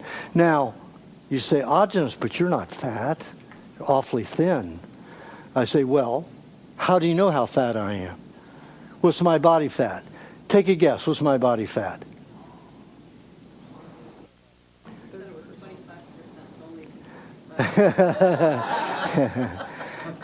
Usually somebody that's my size, muscles like this, what do you think? Most people would say 10, 12% most. I'm 22% body fat. Why do I look like this? Because I've been eating raw fat since 1972. All the fat molecules in my body are small and energy packed. When you cook a fat, it swells 10 to 50 times its normal size. 10 to 50 times its normal size. 50 times its normal size. It's like taking a little grain of popcorn and popping it, and you have this big bloated thing. You take pig fat, pig rind, and you boil it in oil, and what happens? It'll go from this thin little bacon-looking thing to this big swollen fat. Crispy and delicious, though, right? But that's the kind of fat you're putting in your body. This tremendously large thing that can't be utilized in the cells, but can be used extratissually. So you have all this fat in your tissues. It's protective, but it sure makes the body sluggish and slovenly. It doesn't have to be. It'll protect you, but it doesn't make your body functions easy at all.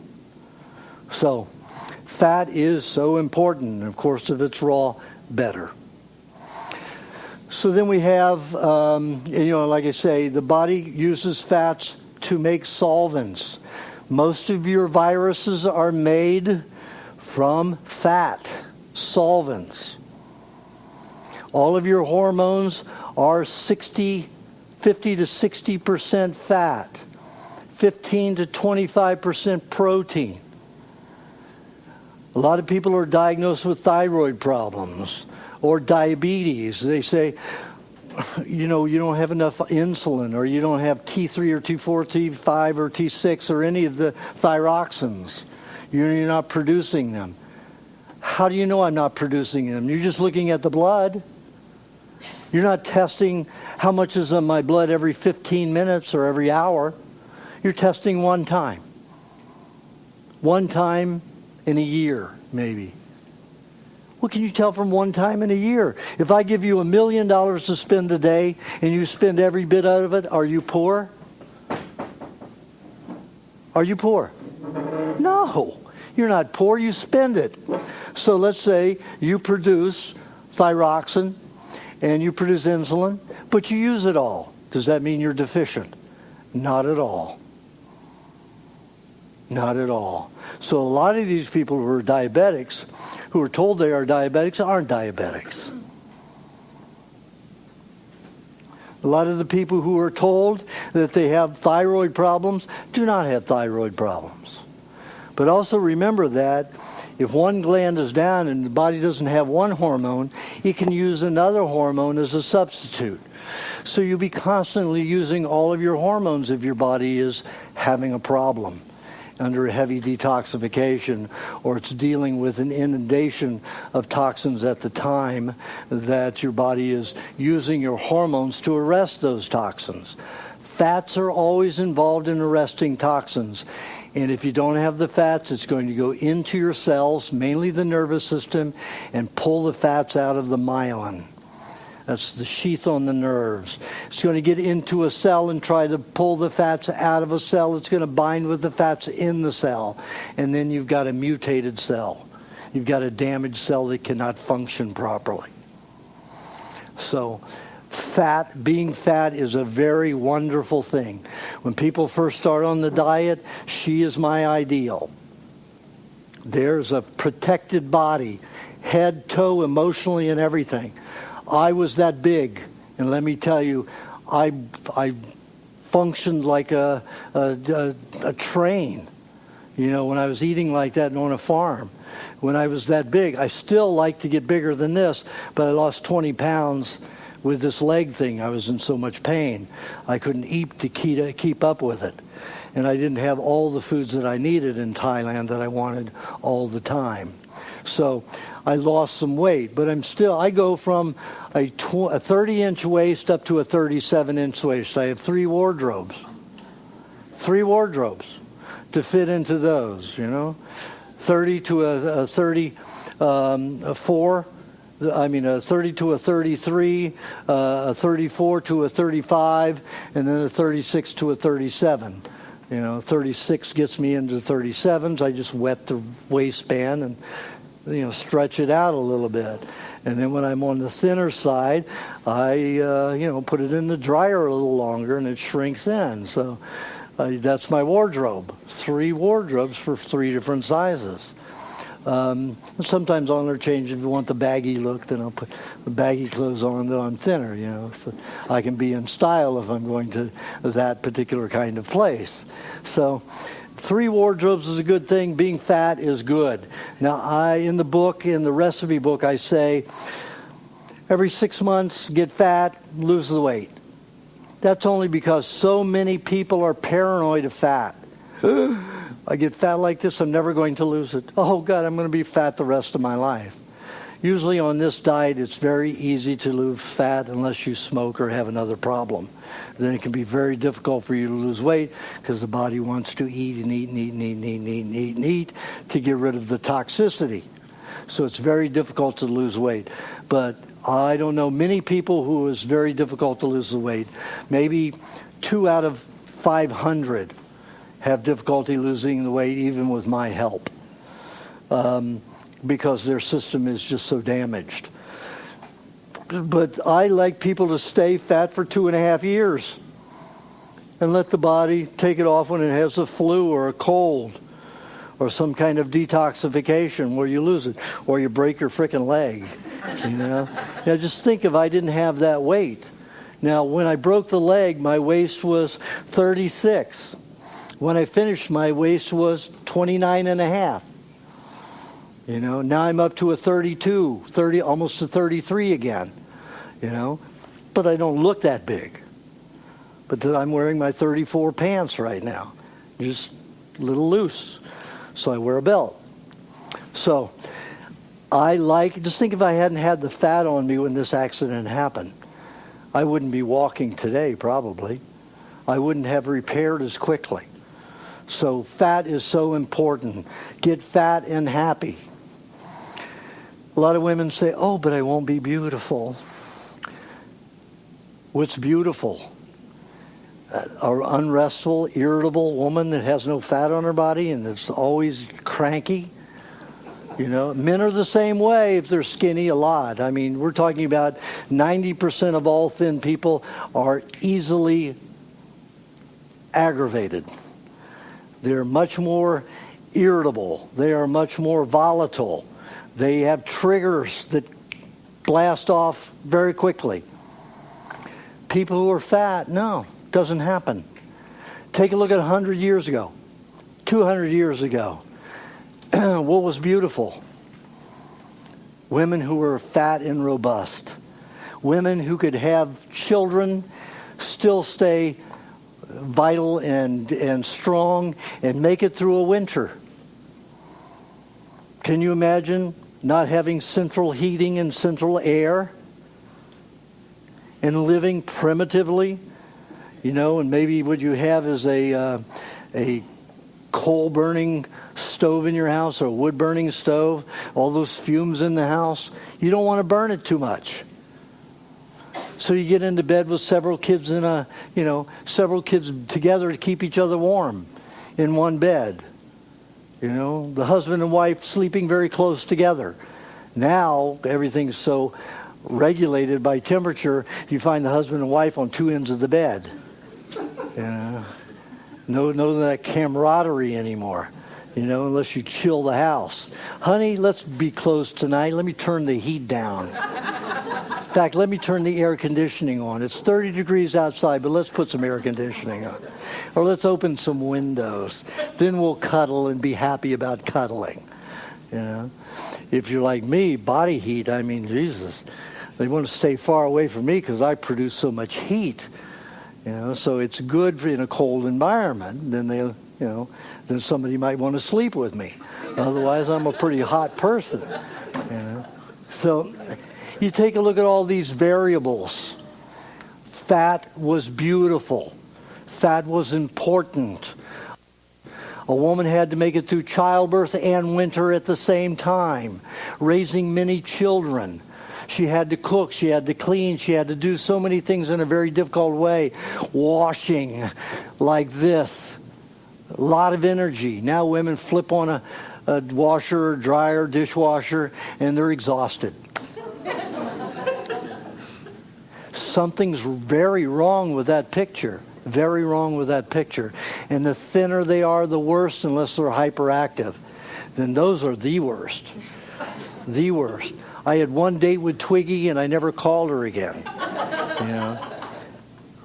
Because I was so sick, I couldn't work easily and I didn't want to work for the corporations anymore. So I worked for a different kind of corporation in the motion picture industry. So first show I got onto was medical center, general hospital.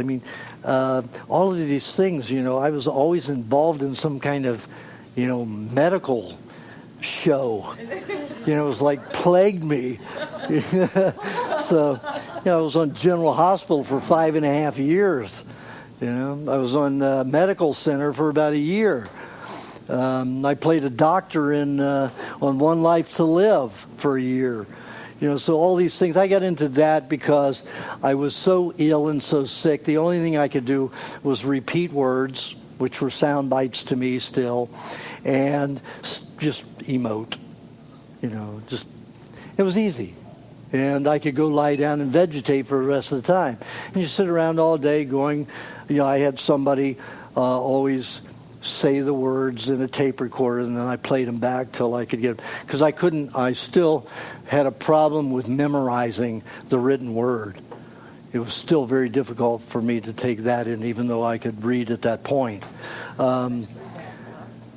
Yeah, I mean, because, everything that didn't make any sense to me. It was all just garble. It didn't have to do with my life. So it was good because, if you have no emotion behind what you're saying, then you're doing the method like, Marlon Brando, what you're feeling has nothing to do with what you're saying, and it really works. So they used me, but never for a leading character because I couldn't memorize 10 to 50 pages a day. Some of those people, 60 pages a day. My God, that was out of the question for me. But it paid me a lot of money. So my publicity agent says, listen, I need a date for Twiggy. He was the head of MGM publicity department. And he said, I need a date for Twiggy tonight. And she's in town with Tommy Tune, and they just did that movie. And I want you to take her to the opening of Butterflies Are Free in the new multi-complex theater. And back then that was the first one, and it was only 3 theaters. Now they have 15, 18, and 20 theaters, in one group. So that was the first one. It was in Westwood. So, she's ultra skinny. So we go into the show, we watch it, and I still was very ill. So the flashes, bothered my eyes. So I said, I'm not going to go out through the paparazzi. Let's go out through the back. We'll have to send somebody out to have the limo meet us on the side. So went over to the side. We went out the back, and there was still construction going on in the halls. So they had all these building materials. And I just thought, no, maybe the way is blocked. And, and then I looked behind me, and I said, why don't you catch the door in case it locks? Well, nobody caught it. So Twiggy starts screaming at the top of her lungs, I'm stuck in here. Nobody's going to find us. We'll die in here. Screaming and going on and on like this. And I mean for 5 minutes. And Justin, her manager, and I started shaking her, literally slapped her to bring her out of it. And, I wasn't going to call Twiggy again. That was the last time I dated a skinny girl. It's hysterical. So you have to think about that. When you're that thin, you have no protection. Any kind of irritation that goes in the body is going to cause you to be likely to be volatile. Now, like I say, that happens not in all men and all women who are skinny. I know 10% who are just as calm as anybody who's fat. But predominantly, it is a problem. A lack of fat is a big problem emotionally, mentally, psychologically, and in relationships. Let me give you an example. I had one woman, 52 years old when she was on the diet. She had a child when she was, 51 when she was on a diet, had a child, got pregnant at 49 years old. She was one of the executives for ABC Films, a producer. And she was very skinny. After the baby, she was chronically fatigued and had fibromyalgia, pain in many places in her body. So she went on the diet, put the baby on the diet. By the way, the child is now 20 years old and just graduated from Yale with top honors. So incredible. We just had another child who reached 5 years old, who was born with his mother on the diet 3 months before he was born. So his mother was on the diet 3 months before he was born. He just entered the 4th grade and he's 5 years old. Another kid that's been on the diet for 6 years. He even went to the Los Angeles Board of Supervisors hearing and spoke before the council and said, he was 8 years old at the time, and he said, I'm asthmatic, and the only relief I have is with raw milk. Don't take my raw milk away. I have that on tape, And this kid just came out last week in the LA Times, number 2 in tennis championships in high school over the entire United States. This was a kid that couldn't lift his finger because he had asthma. Couldn't play sports. Now he's number 2 in tennis. Pretty incredible. what this diet can do. Yeah. So all of the children who are on this diet exceed, unless they were raised vegetarians first. Then it takes a lot more time and it's more difficult. The ones who are even on a bad diet but not a vegetarian diet, those children fared a lot better. I don't have one that was a very vegetarian at a young age that fared well mentally and emotionally. That doesn't mean that just because I haven't met that many born and raised as partial vegetarians or all vegetarians, none of them will fare well, psychologically and emotionally, quickly on the diet. But it's been my experience that emotionally those are more difficult children that were raised vegetarian even when they get on the diet. Their brothers and sisters that are raised on the diet are different kinds of children completely. So the diet works for children in an amazing way. Now, before the child was, or after the child was born, the mother wanted to work. We're talking about the 5-year-old who entered the 4th grade. The mother and father asked me what kind of diet the child should have because she wanted to wean herself off of breastfeeding.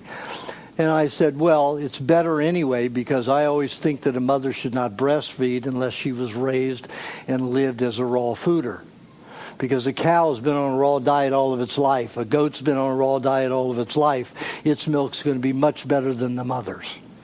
And a lot of mothers have a difficulty with that because they want to feel connected with their babies. So it was very difficult for, convincing a lot of mothers that the cow's milk or the goat's milk was better than her milk. But it just makes common sense, and it always works that way. There are women who had the babies start crying and are whining all the time. So as you go in the cow's milk or the goat's milk, raw, all the allergies go away. And when they eat the mother's milk again, it has that problem. There's one baby I know that only did well on the mother's milk, and it was the opposite. But the mother was eating a good diet and she was producing good enough milk that the baby did better on the mother's milk than the other milks. But mainly it's better if they eat the other animal's milk that's been on a raw diet. So they asked me what I thought their baby should be fed. And I said, all babies just eat milk. The primitive tribes, they just eat milk for 4 to 7 years. They'll suckle for up to 7 years. That's not, after 4 years, it isn't all that they drink, but they maybe suckle just once a day from that time on to 7 years. And they keep a connection on an emotional level, on a physical level too, with that child. And then it makes for a much more cohesive tribe. They're not so independent. They realize where life comes from. Life comes from life. Life comes from the parents, from food, from life in general. So I said, it depends. What kind of a child do you want? Do you want a physically active child? Do you want a brainy child? Do you want both? Now, both of these parents are highly physical. And they're average people. The father and mother have good insight, and they're thoughtful people. But they said, they want for their children what they want for themselves. They want them to be a genius. I said, you want a genius? Feed them 50% liver and 50% milk with a little honey in it. You blend it all together and snip a big hole in the nipple, because it's got to be big for him to get it out of there. So that's what he's been eating. He still eats that as his main food at 5 years old. Liver and milk. Liver and milk. And he doesn't have a lot of muscle because he doesn't eat muscle meat. Although the liver is mainly protein, but it's protein that has been structured to deal with bile and fats. So it has a leaner characteristic. So this kid is lean and brilliant. He will, at 2.5 years old, he would pick up a book and read it to his preschool friends. Anywhere from 2-year-old material. Second grade material at 2.5 years old. I remember the first time we realized that he'd reached his genius. I was giving a workshop, and I was staying at their house, and mother brought home a new toy for her son, who was 5 months away, 4.5 months away from his second birthday. And he had a cousin, 7 years old, that was sitting next to him, and they were playing together.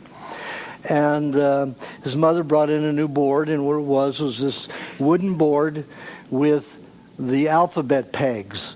So the alphabet peg fit into its proper shape, just like square and round and triangle would fit into their respective shape pegs, holes in the board. So the little girl, the 7-year-old, took it, she was going to do it. After about 7 minutes, she got so frustrated she didn't get one of them. She threw a couple of the letters down and stormed away. Oh, little Forrest, P, Q, S, A, all of them, and said every letter. We had not a clue that he was that bright. So Nicole said, okay, tell us the alphabet. Sing the alphabet song. He probably heard it only once from a videotape or something like that, on Sesame Street or something. And he said it without missing a beat, the whole alphabet. Not even 2 years old. And I said, okay, sing it backwards. Without missing a beat, he sang the whole thing backwards.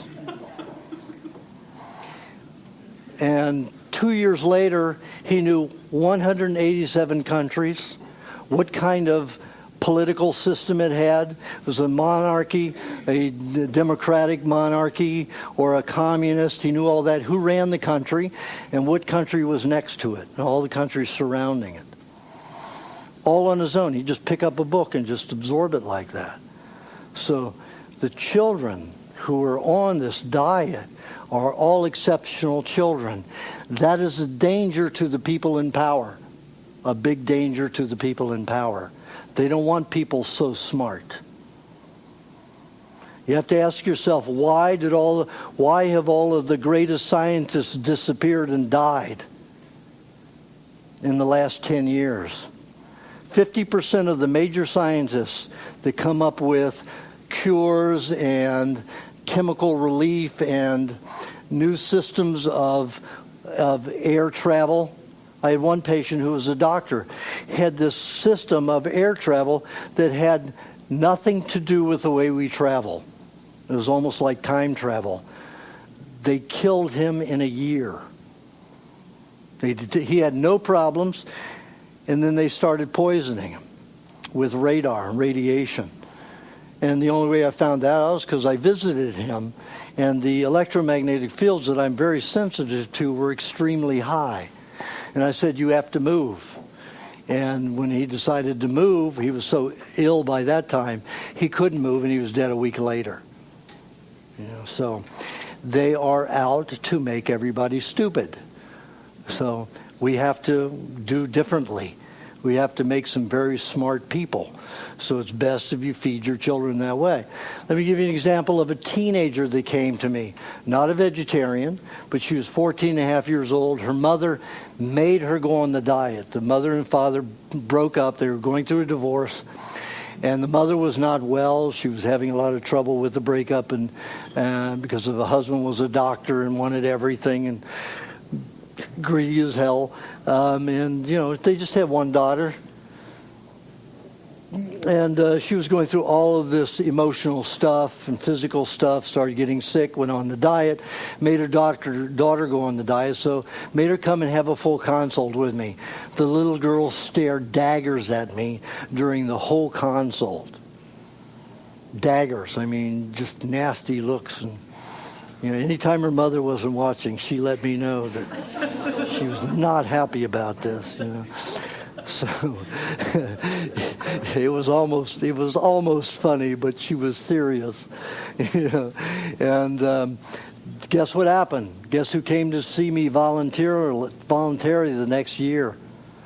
The 15-and-a-half-year-old girl who had been 14 and a half. She was a B student, went from a B student to the second in the class, A+ student. She wanted to be a ballet dancer, and she was a mediocre dancer. She evolved in that 1 year to become the best in the class and got a scholarship at Juilliard for ballet. In 1 year. She was able to do what she wanted to do. Gained a lot of weight and was still able to be a dancer. I have a model from Canada that came to me 11 years ago, and skinny as skinny could be, and as sick as, I mean, she was as skinny as Twiggy, but she was 6 foot tall, and had breasts where Twiggy had no breasts. This girl had huge breasts. That was the only big thing on her. And she'd been on the diet. She's been on about 11 years now, and she's a champion tennis player now at 31 years old. Champion tennis player, 31 years old, just starting out. Just started out a year and a half ago playing. She's in competition. You know, we're talking about a small level in Canada, but you know, semi-professional. That's a big step up. Starting at 30 years old, playing tennis, and she's a big girl. We're not talking about a little girl. This is a big girl, and she's big all over, big and strong. You know, so. It's amazing what you can do on this diet if you do it and apply yourself. Sure, it took her all those years to get well because she was so sick and so skinny for all of her life and so much damage. But 11 years is a small part of your life if you get to live it with a phenomenal amount of energy and happiness for the rest of it. It's a way of getting well instead of worse. So sometimes you have to be patient. Getting well takes a long time.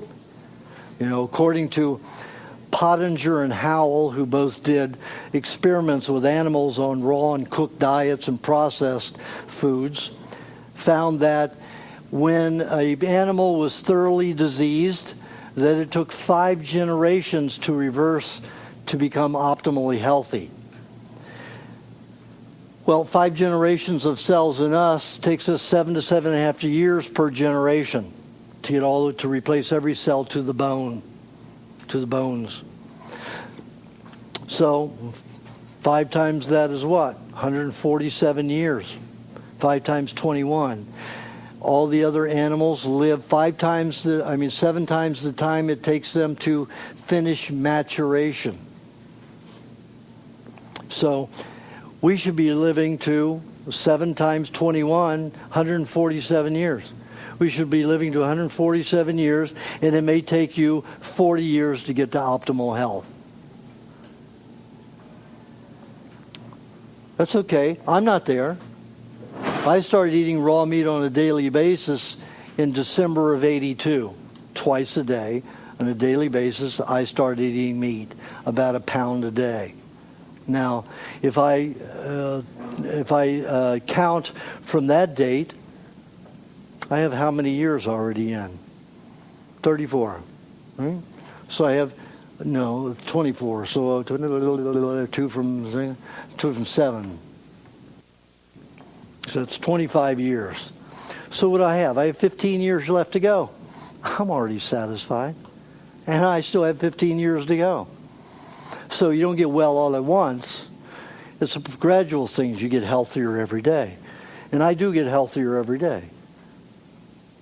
I don't feel worse. Even with this accident, recuperating from it, I still feel now, as of today, as healthy as I did before I broke my leg. And I've just gone through a major, major trauma. But I'm still as vital as healthy. I'm standing up here and doing mostly walking around like I normally do. And I've got a broken leg. It's not finished fusing itself together. And I'm here walking up and talking to you, spending lots of energy, and I'm in no pain.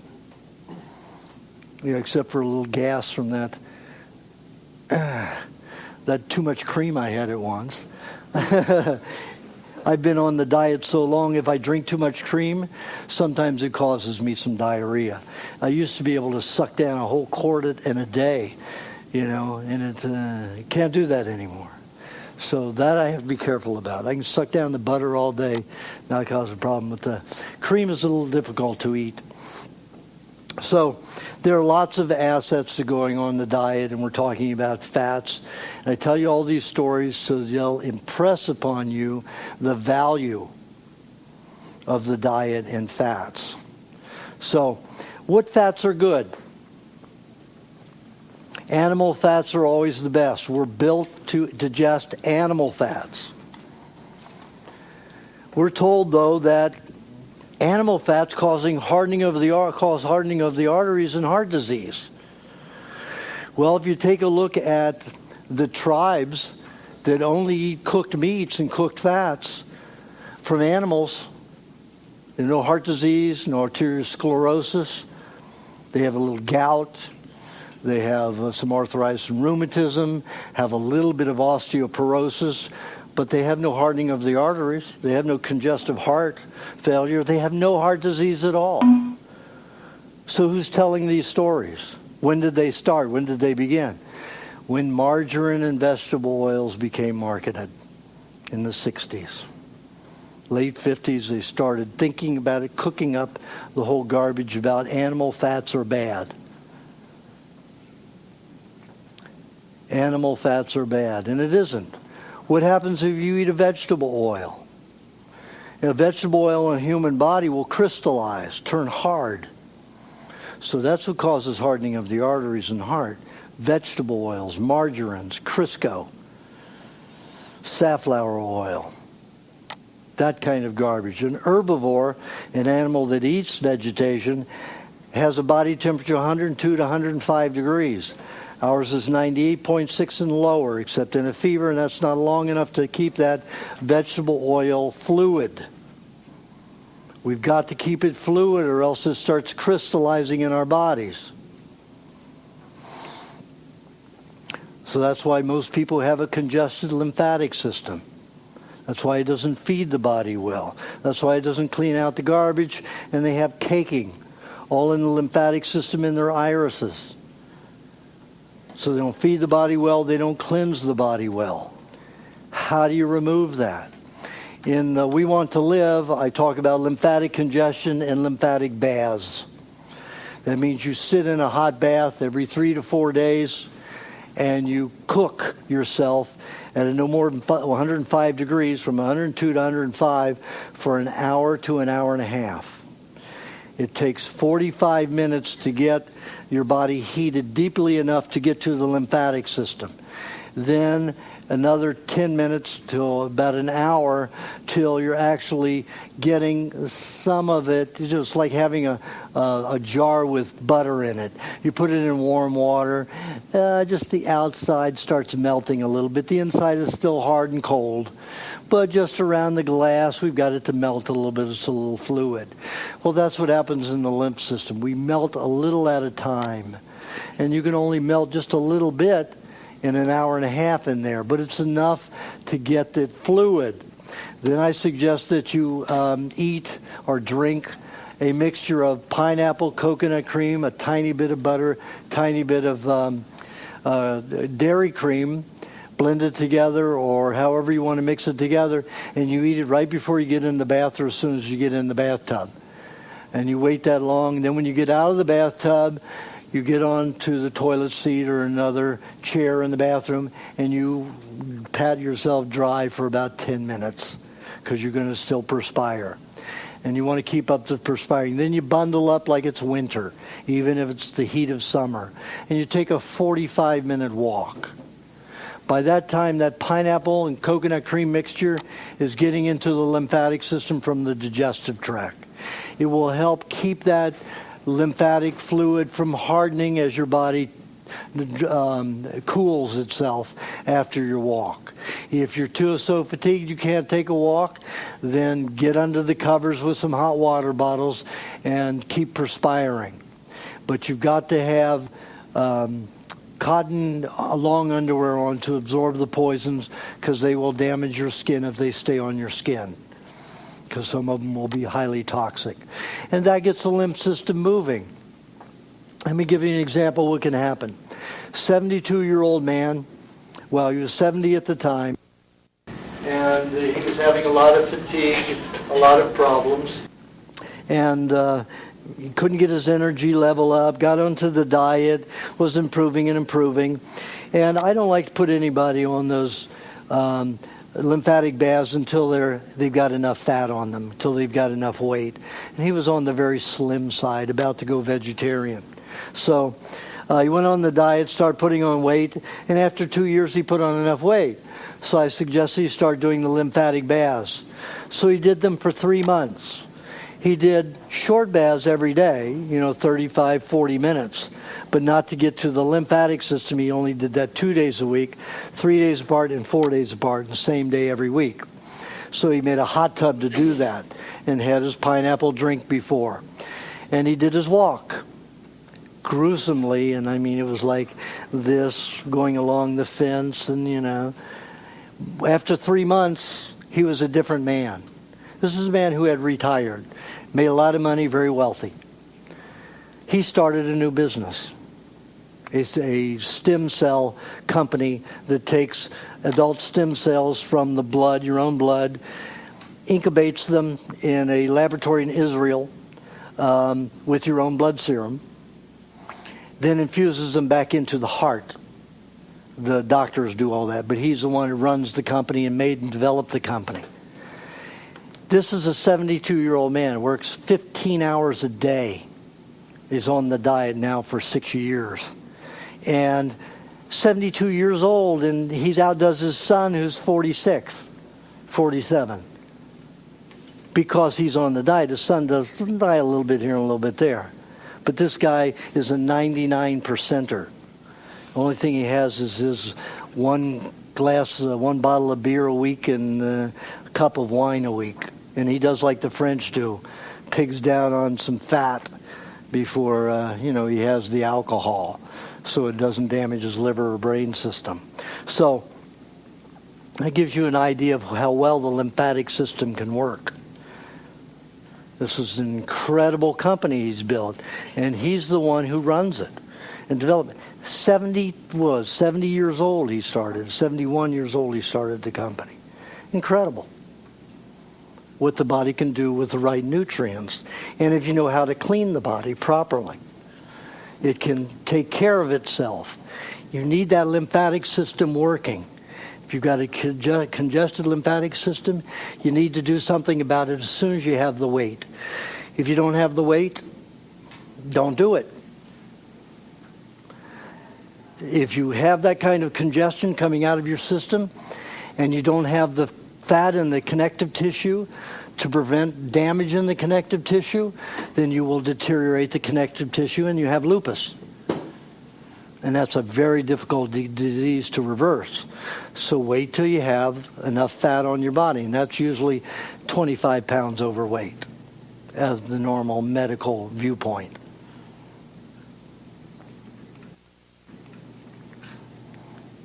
Okay, we talked a lot about fat. Now let's go into protein. Now, a lot of people say, their beans have protein, nuts have protein. A lot of your vegetarians will claim that all of these foods have enough protein for us. But they all lack B12.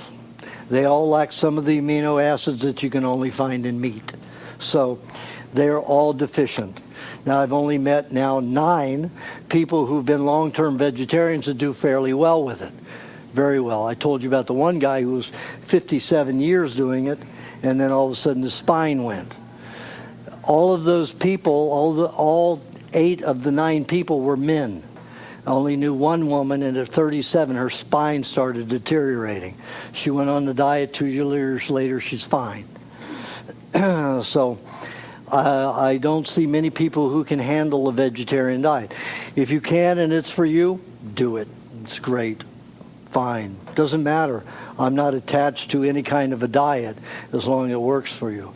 But I'm giving you the information that works for everybody who's done this diet. Everybody. Everybody who does the diet and doesn't become afraid, of bacteria and E. coli and the raw meats, do excellently on the diet. And I can't see anybody in here being any different. So, protein's the only place in my experiments that I found that animals increased growth hormone outside of adolescence and finish of maturity, at state of maturation, was when they ate raw meat. Cats, dogs, and humans, even pigs. When they eat raw meat, even beyond their stages of producing a lot of growth hormones, they continue producing them if they're eating raw meat. Not eating nuts, and I'm talking about omnivores, whether it's chickens, ducks, pigs, cats, dogs. All of them, in my experiments, produced a lot of hormones for reproducing cells, and only with raw meat, all of those species. So raw meat was very important. Nuts, beans, usually cooked, grains, all of that. Now the birds have a gizzard, and they're meant to break down the proteins in grains. They're built for it. But certain ones, like the vulture and the ravens and crows and owls, are meat eaters. And they will not produce growth hormones without raw meat. They won't do it. And neither have I found anybody. I used to eat when I was a vegetarian, I ate 7 pounds of nuts a day and would wake up a quarter of a pound lighter the next day. And I was eating good because I was picking them off the trees and eating them, breaking. I'd spend my whole day eating and never be nourished and get skinnier and skinnier. When you live outdoors, that's strenuous. You've got temperature changes of 80 degrees sometimes. It can be 90 degrees in the day in the desert and turn out to be 20 degrees at night, 10 degrees at night. It can be that extreme. And that kind of extreme exposure to the human body is very stressful. And people talk, I'm in a stressful job. I've got a boss who calls me every hour or every day and expresses that he needs this. Big stress. Live outdoors. You've got the wind, you've got the sun, you've got the cold, you've got the heat pressing on you every moment of every day. That's stress. Your boss calling you once a day to say, listen, I really need you to get this done, is just emotional stuff, not real stress. So outdoors, the nutrients were tremendous that I needed. 7 pounds of nuts, 12 pounds of fruit. But I never gained any weight from it. So raw meat is very, very important if you want to get younger and stronger and produce more cells at a quicker rate. Now, carbohydrates, everybody's told, if you're an athlete, you have to have high carbs, lots of starches. Hello? What happens to people who eat lots of carbs? What happened to McEnroe? What happened to all of them? They burn out and dry out in their 30s. Dry out in their 30s. Billie Jean King. All of those people got dry. Now you look at Billie Jean, she's fat. She went the other way because now she feels healthy, fat. I don't know what diet she's on, but at least she's allowed herself to be fat. Now, McEnroe, he's also allowed himself to put on a tremendous amount of weight. But when he was skinny and under the coachship of Paul Cohen, who was in his day an Olympic contester and champion, back in the 50s. By the way, Paul Cohen's on the diet and been on the diet for about 11 years. And he said, only if I knew this diet back when I was playing or coaching McEnroe, we'd have been the best champions of ever. And this guy's on the diet for 11 years now, so he knows. And he's in his 70s. And he runs a business. He won't retire. He's got 2 businesses going now. So he's got all this energy. And he's old, according to, chronological age. And both of those old men are not old because they're taking care of themselves properly. And they have the energy to keep going in life, thrusting forward with a lot of energy. So the cooked starches according to what they say. You got to have a lot of energy. You know, if you want to be in a marathon, if you want to be a high-performance athlete, lots of carbs. But carbs cause what? A retention of advanced glycation end products. University of Columbia in New York City found that the human body stores advanced glycation end products at a rate of 70 to 90%. That means every time you eat a high carbohydrate and your body makes it into glycogen, which is probably 80% of all the carbs that you eat, turn into glycogen. The advanced glycation end products store 70 to 90%. In a healthy body, 70%. In an unhealthy body, like with a compromised kidney or diabetes, they store 90% of every advanced glycation end product that is ever produced in your body stores. That's a waste product that makes everything very sticky in the system. So, if that's true, then what are we doing eating high carbohydrates? It's not meant for the human body. What does it do? It causes thickness in the neurological fluids, in the lymphatic fluids in the blood. When you see that happening in the nervous system, what happens? You got a synapse that misfires. It's meant to go for that particular brain center, and it shoots off to the side. You got to get stuck on the way out. In the bloodstream, you see it sticking to each other, so nothing's flowing very well. So you don't think as well. It gets spacey. So if you want to have a clear mind and clear blood and function with as much fluidity and clarity as possible, you stay away from carbs. Now, but how can the body make glycogen without carbohydrates? That's where they get you. They say, your body can't produce it. But it does. It makes pyruvate, which is a protein sugar from proteins. And that is so efficient that when the body uses glucagon to combine to make it glycogen, the pyruvate to make it glycogen, there is only 7 to 12% byproduct, or 7 to 8% byproduct. Yeah, 7 to 8% advanced glycation byproduct. We can handle 12% in a day easily. So we don't store any advanced glycation end product. Not one molecule of advanced glycation end product. So we stay younger and fluid. We don't dry out and harden inside. So carbohydrates are not something that we really need.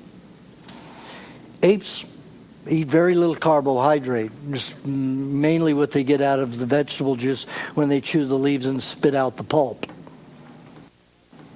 They eat bananas that are unripe. Very little carbohydrate in that. Lots of enzymes, very little carbohydrate. Lots of starches. And that helps them be calm and relaxed. Starches in the human body are very important to bind with psychotropic chemicals when you go through a trauma or anxiety or anger, any kind of an emotional trauma. You produce hormones during that period to release that kind of energy, and that causes physiological changes, which incorporates all of these toxins that remain. And all of those toxins store just like any other toxin. And if you want to know a lot about them thoroughly, I could go into it, but I'm not going to. You can look on the internet for Elnora Van Winkle. 2 words, Van Winkle. Winkle. Elnora. And look for The Biology of Emotions. Now, she's done a technical paper and a layman's paper. And she shows she was responsible for all of the cataloging, for the identification and cataloging of every chemical in the brain and nervous system. She worked Millhouse Laboratories in Columbia University and cataloged for 47 to 50 years. That was her whole life. She went on to diet and said it was the best thing she ever did. And then 2 years later, she got turned on to Instincto diet, which is 60% carbohydrates and sugars. She liked the idea of you eat it if it appealed to you. So she was into lots of sugars and she died a year later. Because the sugars, she was skinny anyway. And I helped her put on about 18 pounds. And I mean, she was as skinny as Twiggy. And then when she put on the 18 pounds, she was better. But when she went back onto the Instincto or went onto the Instincto diet, and 60% of her diet was sweet fruit, ripe fruit, it just disintegrated her, and she was dead in a year. So those sugars are a problem. But anyway, she found that in people who exhibited anxiety and depression, when there was nothing in their life happening to cause it, she found high levels of those byproducts, those psychotropic hormones, waste products, in the blood. So she said there are several ways to release it. She found it on the diet with the cooked starch and the raw fat. It helped to pull it out of the body, and that's why when in the first writing of We Want to Live, I had people eat cooked starch and raw fat. However, over the next 7 years before I rewrote the book and presented the edition of 2005, I found that when I looked in the eyes of people who would take it to an extreme, they'd say, oh, I can eat bread and butter. I can eat baked potato and butter. So they start doing it every day instead of when they need it. I found that they were storing a lot of advanced glycation end products and acrylamides in the intestines. So I needed to find a raw way to handle that. So I came up with somebody else's help with the nut formula. Now the reason we didn't, mainly when we eat nuts, we digest the starches in them, not the protein and not the fat. Very difficult for us to digest those two things in nuts. We don't have a long digestive tract. An herbivore has a digestive tract 30 times the length of its torso, has 2 to 4 stomachs in subcompartments of those stomachs. They have 60,000 times more enzymes to disassemble the cellulose molecule than we do, and it takes 48 hours for food to pass through their entire system. And they will chew, regurgitate, chew it again, swallow, regurgitate, chew it again, swallow, sometimes 7 times. So it's very complex digestive tract required for digesting vegetation. We don't have it. We have the digestive tract 2.5 times less than that. We have one stomach that has 2 compartments. It takes 24 hours for food to move from the mouth to the anus through our bodies and not 48. So we don't handle it well. So for us to eat a cooked starch or any kind of a starch, it will cause problems in our system. Nuts are the same way. It takes a squirrel or a bird or a vegetarian animal to digest a nut to get the fats and the proteins. We as human beings can't do it, but we can get the starch out of it. So I was out to get the starch because the starch would bind with those psychotropic hormones that would float in our systems from trauma, whether present or past, and detoxifying. So the nut formula, I needed to find a way to neutralize the phytic acid in it that's in any seeds and nuts, beans, that prevents certain minerals in our bodies from being utilized, prevents proteins from being processed and utilized, and basically makes us protein deficient and interferes with digestion tremendously. And those minerals are high that it blocks in the digestive tract. So when I combined egg, honey, and butter or some other fat with the nuts, blended the nuts until they became a flour, and then added those other ingredients, it neutralized the phytic acid. Still don't digest the fats or the protein from the nuts, but we do get the carbohydrates from it. And the butter and the honey and the egg also help the digestion and utilization and the arresting of those hormones. So the combination works for 99% of the people. So like I say in the present edition of We Want to Live, the Primal Diet on the cover, I say try the nut formula. It doesn't work for 10 days. Then you eat a cooked starch and a little of it with lots of raw fat. But try the nut formula first. And if it doesn't work for you this time, after you're on the diet for a while, in 3 or 4 months, try the nut formula again for a couple of weeks. And it only takes 1 a week to keep up with that kind of toxicity unless you're under a lot of stress and emotionally wrought. Then you may need it every other day or half of one every other day. So you can experiment with it, but don't eat one every day. It causes a neurological detoxification. It can throw you into the thing that you're trying to ease and prevent from causing too much stress in your life. It can cause the very detoxification that makes your life miserable emotionally and psychologically. So be discreet with that. There's somebody over here that's violated that, I know. Every day. So be careful, with the nut formula. That's the only thing you have to really be careful for. But eat a balanced diet. Now we're going to get into what is a balanced diet. Now what I found is you have to look at what the body is doing. That's how we determine what is a balanced diet. So when I analyze the body, find out in the morning that the bloodstream is highly acidic.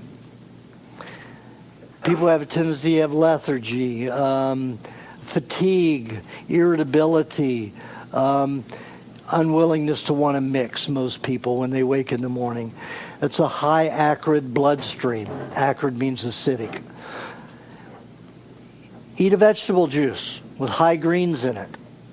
Not too much chlorophyll, because that can be too much. Celery juice is a very good juice as your base. Now, celery does not have enough carbohydrate to even digest celery. So it's a negative. It's a minus carbohydrate food. Now, we put some parsley or comfrey in there. And what happens? It raises the sugar level to a small amount, no more than 5% of the juice. If you've got a bile problem, some liver problems, you might want to throw 5-10% carrot in there.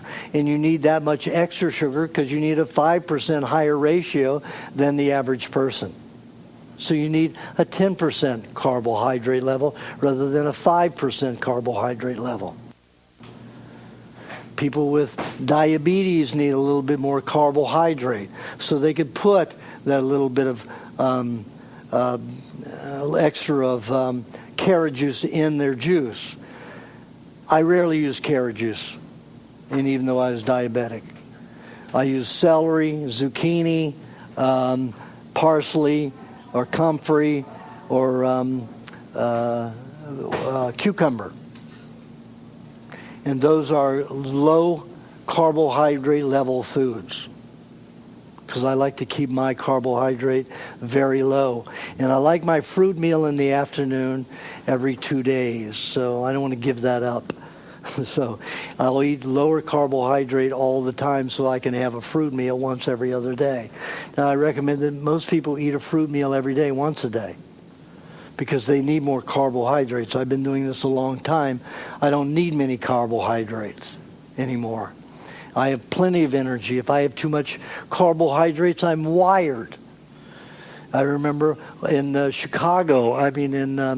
Omaha a few weeks ago, I had a whole papaya instead of a half of a papaya. And it rained that night, so the ions were full in the air. I had so much energy. I worked all night, and I had a full day of consults to do. I had just done, the workshop like this all day long, and then I had a full day from 8 o'clock in the morning or 8:15 in the morning till 11 o'clock at night, 11:30. And I said, you got to go to sleep. This is all this energy is good, but I need to take a nap. So I took a 2-hour nap, made it through the day wonderfully. But having too much carbohydrate can cause your body to throw it out of balance. So you have to find your level. Now, what I suggest isn't always perfect, but it's very, very close. So you find your own level. You just work with it. And it changes from day to day sometimes. But if you stay on a rigid schedule, you will always stay more balanced than not. Don't ever play with it too much. Just a little bit. So you have a vegetable juice the first thing in the morning. And if you want guidelines on how much, pick up the recipe book and look, and it tells you your size and all of that, how much it recommends for you. Then about 45, 50 minutes later, eat a meat meal. Now this is the most important meal of your day. Why? Because whatever you eat at this meal is going to start the basis for what runs your brain and nervous system for the entire day. The first 6 to 7 hours that you're awake is crucial to that, to what you use as fuel for your brain and nervous system. But that first meal will help balance you. If you go have a fruit or lots of carrot juice or some high carbohydrate food in the morning, your body's going to have all those advanced glycation end products, even if you're eating all raw. It's going to have all those advanced glycation end products and make your brain and nervous system and your bloodstream and your lymphatic system all sticky. So you're going to be sluggish for the whole day. If you eat a meat meal, you're going to get all the protein to make what? The pyruvate, protein sugar, and with the glucagon that forms the proper glycogen for the brain and nervous system without all that sticky toxin advanced glycation end product, which are called AGEs. So always have a piece of, you have about a tablespoon to 2 tablespoon and a half to 2 tablespoons of butter with every meat meal. The reason for that is, if your body's lacking fat and you don't eat fat with that meat meal, your body's going to make that fat into that protein into an acetate. Your body can turn anything into a fat. It can take a carbohydrate, turn it into a fat, not a well-utilizing one for energy, but it can turn it into an acetate, an acetone, a fat that be used for energy. However, a fat, an acetone made from carbohydrate or protein, only has a small amount of energy ability to produce. Fat that is from fats that the animals have made, an animal fat, is 2.5 times more energy per calorie than an acetone and acetates that are made from carbohydrates or protein. So those are very inefficient fats. So your body can take protein and make it into a fat also, an acetate, lots of acetates and acetones. So again, it won't be high energy producing. So why waste your meat that way? You want it to be made into hormones and building blocks for reproducing cells. You want to grow stronger. So you eat butter with it. And supplying the butter with it, and honey if you like, allows your body to use the butter as the fuel and keep the meat for building your body and strengthening it to heal itself and to grow for children and for you to even grow, no matter what age you are. So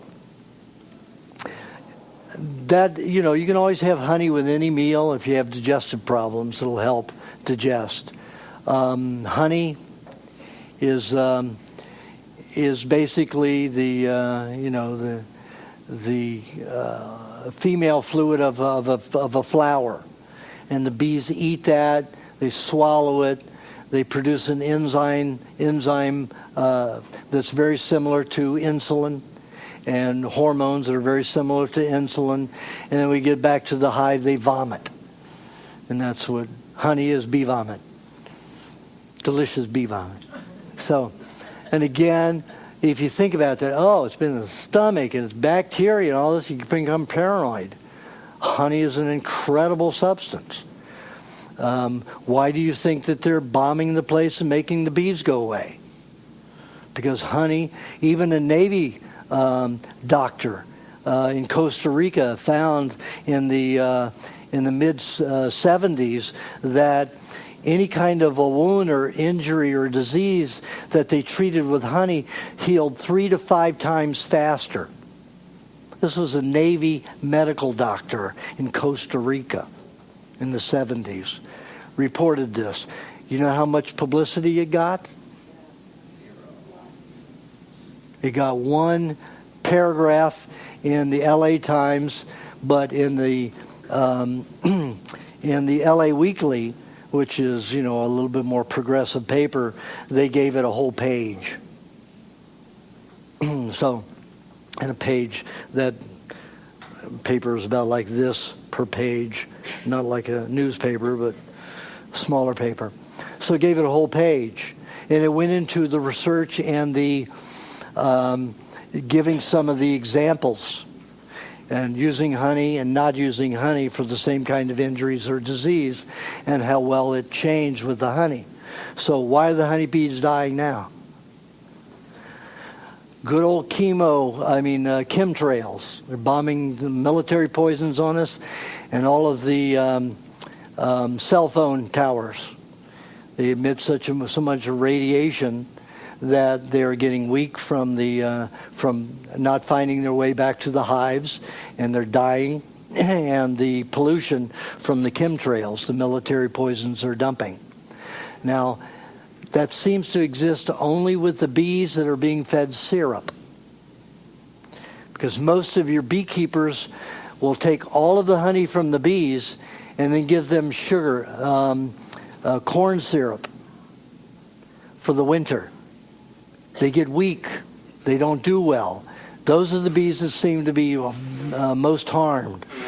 My beekeeper doesn't have any change, and he lets them only have honey. They get honey all year round, even in the winter.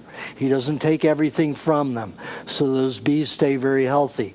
But they are intending for you not to have something that will allow you to get well quickly. They want to eliminate the honey crops and get rid of the bees. So honey is a phenomenal thing, a phenomenal food for us. Even in the Bible, if you believe in the Bible, the land of milk and honey. And it even has some excerpts in there where it talks about butter and honey together. And this is stuff that I experimented with, came up with, and didn't even know. I didn't read the Bible at that time, But some people had read the Bible and came back and said, look, this is in there, honey and butter, milk and honey, should be our basis for livelihood. So honey is a very important food. You can have it with anything to help digestion and help healing. After that meat meal, you wait 2 to 3 hours. You can have some milk in between. It's always good to have milk in between. Not much water. I'll get into that in a few minutes. And about 2 to 3 hours later, have a milkshake. Now that calms the body. Now milkshake does not mean fruit in it. That's a smoothie. But egg, milk, dairy cream, coconut cream, and a little honey, or a lot of honey. If you're a person who needs a lot of honey, has poor digestion. And then quantities, it'll give you examples in the recipe book on how much to have for your size and weight. Then after a milkshake, you let 2 to 3 hours pass, and you have another vegetable juice. And again, low in carbs, the same vegetable juice. And then what? You're 6 to 7 hours over that period now. So now you don't have to be as concerned about a high carbohydrate level. I mean, if you go out and pig down on a lot of fruits, you're going to affect that, and you're going to create a lot of sugar that needs to be utilized and burned right away. You'll be hyperactive like most fruitarians are, and you have to burn it off in physical activity or emotional anxiety. And that's a choice for everybody to make. Anxiety or activity. How do you want to release that excess energy that you have? Anxiety or energy? Well, if you choose the anxiety, you're not going to have very good relationships. Activity, your body may get a little tired, but still you have relationships. So choose it from that perspective. So you have another vegetable juice, then guess what? If you're diabetic or you have a blood sugar problem, eat another meat meal. Let's say your person is supposed to have a pound of meat a day. If you've got a blood sugar problem like diabetes, then you'd split your pound of meat up into 3 portions a day, which is about almost 3/4 of a cup 3 times a day. Depending upon, the weight of the meat, it could be a cup. If you ground the meat, it's like 3 cups a day, a cup at a time to make a pound. When you grind meat, it swells. So there's a lot more volume to it. So 3 cups will make a pound if it's ground meat. So have another meat meal at that time. If you don't have a sugar problem, if you're normally a medium to high energy person, then you only have 2 meat meals. What you'll have next, no matter what you are, you have your fruit meal next. It's always best to use unripe fruit. Ripe fruit has more sugar in it. You don't need that concentrated amount of sugar. And you always want to eat fat with it. Now, this is a good time to cleanse. The morning determines how your body will run for the day. Evening is how you will rest for the night. So if you eat fruit in the evening, you're likely not to sleep well because your body's going to go into detoxification. It's always best to eat the fruit in the afternoon. So by the time night comes, anywhere around 8, 9 o'clock, even in the winter, when it gets dark earlier, your body will be finished that detoxification with that fruit. Now, how does fruit become cleansing? How is it detoxifying? It has carbohydrates in it that turn alcoholic in the stomach. And the body uses fats and alcohol together to make soaps. Exactly what viruses are. Only viruses have a concentrated amount of protein in them. But they are solvents. They are soaps. They are body soaps made by the individual cells. That's what I'm going to go into next after we get through this diet. So, eat a small amount of fruit. Eat lots of fat. If you want the best fat, coconut cream is it for cleansing. If I take a lid like this and I remove this enamel, this painted enamel that's on top of this, and I put a patch of butter, a patch of olive oil, a patch of coconut cream, a patch of flax oil on there, and dairy cream, all those others will take hours, days, a week to start dissolving that metal. Coconut cream can do it in an hour, as long as that enamel, the painted enamel on here is removed, that sealer. And that sealer gets into your food, so it's always better to have a white bottom. This isn't a white bottom. Your ball jars all have white enamel on them. It's a plastic enamel, but it's not like this is. This stuff gets into your food within a week of using it. So it's always better to get the white enamel tops. I don't know if there's any here. I know that this is sealed all the way over with that kind of enamel. And you'll notice that your lids do not like this one. See, this one's got the white lid. And you'll notice that these don't rust as quickly as the ones that don't have the white enameled sealer on them. So it's always preferable. Now, ball jars, bowl lids are all sealed on top. All have the white sealing. Kerr, they don't have that. They don't have the patent on it. Yet, if you call Kerr, they say, "Oh, we use the same thing on it." Hello. The chemical structure of that compared to the white. I mean, you have to be an idiot to believe that. And some people believe it, and some people are idiots. So, if you have any idea about chemistry, you don't look at one and say, "Oh, that's the same," when they have nothing to do with the same chemistry and development. So have coconut cream could be the main fat at that time, anywhere from 3 to 7 tablespoons, depending upon your size. Only a little butter is necessary, maybe a teaspoon. Maybe a tablespoon if you're eating a lot of coconut cream and you're a big person, a big guy or a big girl. And then I mean this way or this way. Doesn't matter. The bigger you are, the more coconut cream you need and can handle. And then a little bit of dairy cream. You need those animal fats to protect you from the toxins that coconut cream is going to dissolve and arrest. You need that protection. So eat a little bit of the animal fats along with that. You don't need honey unless you want it, unless you have problem digesting. So eat that somewhere between 1:30 and 4:30.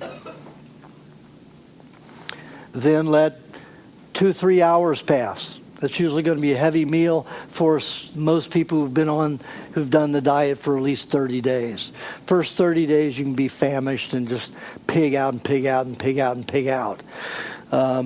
Some people won't have that effect on, but a lot of people it does. And then after 30 days, everything calms, and then things digest slower, especially if they have a lot of coconut cream in it.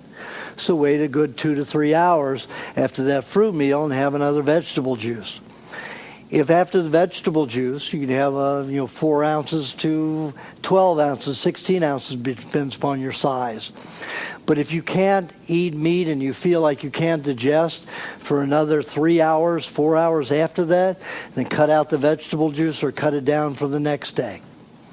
And the next day, probably for a week, then try the higher amount again the next week.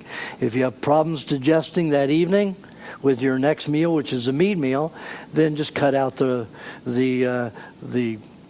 juice altogether, unless you become too acidic, so your mouth is getting burning or getting sores on it, the tongue. That means you're getting too acidic and you need more vegetable juice. So then have the next as a meat meal. You could wait an hour and a half, 2 hours after your vegetable juice to have that second or third of your last meat meals of the day. And again, you want at least 1.5 tablespoons to 2 tablespoons of butter with that. Then the evening before you go to bed, if that doesn't fall at bedtime, have some milk or another milkshake. If it's a milkshake, have half of it then and half of it during the night. Remember I talked about don't go 5 hours without eating? Well, wake and then have some kind of food during the night. Now, the moisturizing lubrication formula is one of the most important formulas that I have. I needed, even on this diet, people's skin was drying out. Eating all this fat, can you imagine skin drying? All of this fat, yeah, it was happening on at least 50% of my patients. And the other 50%, was fine. But on 50% of them, it did not get to the skin. There was like an orphanage, the big, stronger kids who were closest to the food ate all and most of it, and then the weak kids behind got the stragglers got a little less food and smaller amounts, ate less often and less food. So they stayed weak. The body is the same way. The organs and the glands are going to take all that fat they've been starved with for all of those years. And like me, if you had chemotherapy and a lot of drugs and vaccines, you're going to be dry for 20 years I mean, I had to eat tremendous amounts of fat and have that moisturizing formula for about 22 years. For the last 3 years, I haven't had to have it as often, but I had to eat it every day, or else my skin dried. And my hair got very dry. So that lubrication formula is a very important substance. It helps the body digest the fat so rapidly that the glands and organs can't consume it as quickly as it spreads to every area of the body. So it gets to the bones, it gets to the connective tissue, it gets to the skin, it gets to the lymph system thoroughly from the outside, from extrastitially. So that's what we want. And that formula is the only one I know that can do it. And that's egg, butter, preferably butter. You can use another fat, but preferably butter, lemon, and just a tiny bit of honey. Now, it gives that formula in the recipe book and refers to it in We Want to Live. And in the recipe book, it's called the Moisturizing Lubrication Formula. The reason I made it a complicated name, because women are really turned on by moisturizing, and men are really turned on by lubrication. So, that's why I make it. I want it appealing to both because it's a very important formula. It tastes like lemon meringue drink, and if you like lemon meringue, you're going to love that drink. If you hate lemon meringue, you'll get used to it. So that's the best lubrication thing, and I advise everybody to have it every day. And if you have problems digesting a lot at once, it makes you nauseous, then I suggest you split it up into 3 times a day or 2 times a day. You're going to have half of it with each meat meal. That would be your butter. Instead of having a tablespoon and a half, or 2 tablespoons of butter, you have your moisturizing lubrication formula. And that takes care of it with your meat meal.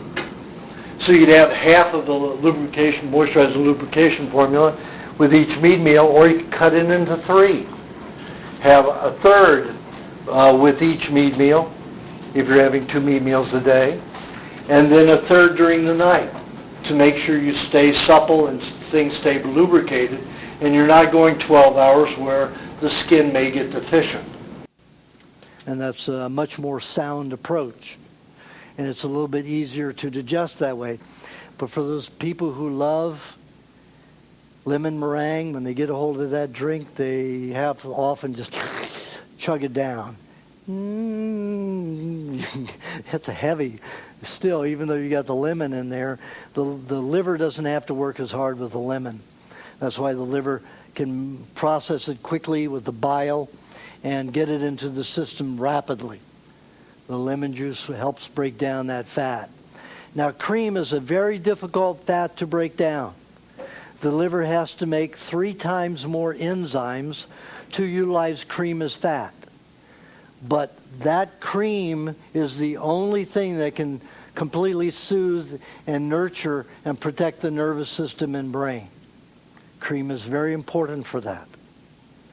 If you find yourself hyperactive and anxious, go drink 2-3 ounces of cream. Half a cup if you're going crazy. And you'll calm down pretty quickly, even though it takes a long time to digest. So butter is very simple, and it's even simpler when it's mixed with the egg and lemon juice. Cream is very difficult, so that should be sparingly used. And I've also observed that people who have poor digestion and that they mix cream with meat, the meat comes out in their feces undigested and coated like it has a pearlized finish on it. So it coats it. People aren't digesting their meat. So if you see that in your feces, do not have cream with your meat, unless it's in a sauce like with onion that helps break it down a little quicker. And I have 82 sauces that can be made in 3 to 5 different ways each in this recipe book. So that's about 400 sauces. It's plenty of sauces. You find the ones that you like and that you digest best with. So if you have trouble with meat, go ahead. down it. Now, I usually eat meat like children. I like my meat, empty meat, they call it. I don't know why children have that thought about empty meat. It means you don't have anything with it. It's just plain. 90%, 99% of the meat I eat is plain. I just eat my meat and then have my butter and honey with or following it, but not as a sauce.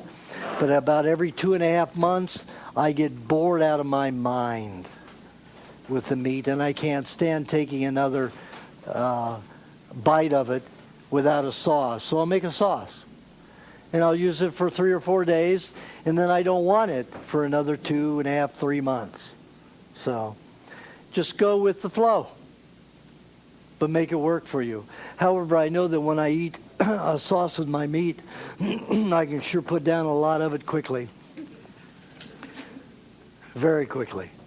Because it just slides down, you know. So be careful, and if you have problems digesting, be careful how much a sauce that you pick if it has too much cream in it for your particular system, your particular body.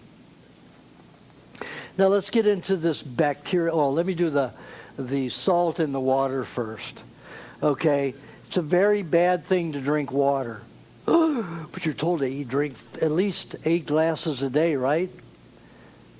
When did they start saying drink 8 glasses of water a day? You remember in the 50s and 60s, you went to the fountain at school and you took 3 sips a day. That's all. You drank milk when you got home. If your parents were not very conscious, they were feeding you soda pop, 7-Up or RC Cola or something like that instead of milk. And you never drank water except for a sip here and there at school. And then all of a sudden they started bottling water in 62. A year later, 8 glasses a day, 8 glasses a day, 8 glasses a day. Marketing, again, marketing. It's about buying their bottled water. It's got nothing to do with your health. The only animals that do well, like I said, are camels, elephants, and birds. They can drink a lot of water. And the elephant doesn't have to drink water for 30 days. It can drink 55 gallons and never touch water again for 55 days. It has a system that only lets a little bit of the water out every day, a very small amount. If we had a gallon a day, that's about what they use, a gallon in a day, gallon and a half. So 55 gallons will keep them 30 days. A camel can drink 25 gallons, 22 to 25 gallons at a time, and they won't need water for 20, 30 days. Different animals, different creatures. Birds, they need a lot of water because they eat a lot of dried seed. We eat everything with fluids in them, lots of water. Milk, 82% water. Fruit, 90% water. Meat, 55% water. All of these things have water until you cook them. You cook out the water, and you don't have this combination of minerals and vitamins to utilize the water in its proper form. So it causes dehydration. You want more water and more water. So the more water you drink, the more water you need. And if you look at an archaeological book, what is the first thing under solvent on the earth? Water. When it rains, the rain dissolves rock, the earth, plants get to eat. It's a solvent. It dissolves the stuff in the body. It does not belong in the human body. It leaches from your digestive tract. It'll break down your mucus lining. It'll cause all kinds of problems. Now, do we need any water? Some of us do. We have so many toxins in the body. We need some solvent to help dissolve it, but usually no more than a half a cup. If you're a small person, no more than 3 cups if you're a larger person. You need milk. You need tomatoes. You need foods that have low carbohydrate and high mineral and vitamin content. You need foods with nutrients. If you have to, juice a cucumber and blend some tomato in it. It's one of the best drinks there is. A lot of my athletes mix that one. What I tell them to do is they make 2 quarts a day. Can you imagine these people exercising 6 to 7 hours a day and living on 2 quarts of fluid a day? McEnroe would go through 2.5 gallons a day just for his sports time and then drink more water off the court. And all these athletes drink tremendous amounts of water, but they dry out and become brittle, and then they lose their ability to be athletes. So you want foods that have lots of nutrients in it. So one person who's a runner only drinks 1 quart a day.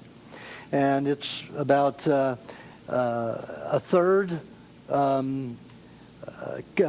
cucumber juice, a third blended tomato, about a half a teaspoon of vinegar, about 2 tablespoons of honey, about 4 tablespoons of coconut cream, 2 tablespoons of dairy cream. Provides everything you need for good fuel and cooling the body. So you don't have to perspire as much. You don't need as much fluid. And it works tremendously. I mean, that girl who's 6 foot tall and big, she's about 160 pounds. 6 foot, that's not that big. But for a woman, wasn't a model, that's a big girl. When you compare to her when she was skinny and thin. And she only drinks 2 quarts of that a day. And that takes care of all fluid needs besides a quart and a half of milk a day. Get all your fluids from your foods. You don't need them from a solvent that's going to damage your body. You need nutrients with your H2O. Not H2O is going to dissolve and irritate your body and system. Okay, how much water have I had? I've had 3 ounces of water in the past month. 3 ounces of water in the past month. That's all the water I've had. I'll drink 2 quarts of milk a day. I don't eat much fruit, and that's all I need. 2 quarts of milk a day, sometimes a little bit more than 2 quarts. And here, you see how little I've gone through. I came here with this, and when yakking, people expel a lot of fluids out the mouth, a lot of evaporation of H2O. But this is all I've had to drink in that whole time.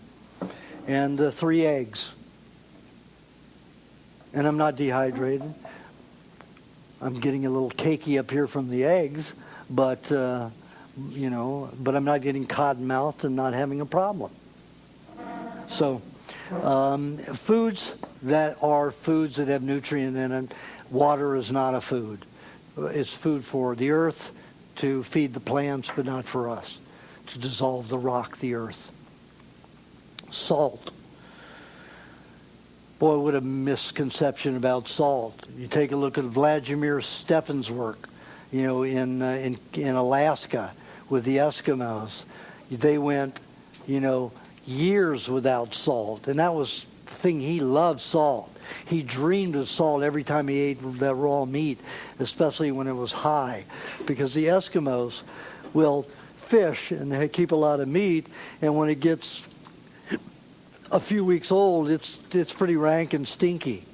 And he said, once you're eating that, you realize that the bacteria has broken it down, and it gives you a lot more energy. And you prefer the rotten stuff, the rotten, stinky stuff, so-called rotten, stinky stuff, to the fresh stuff, because you feel better, you have more strength, you can deal with the cold better in the Arctic like that.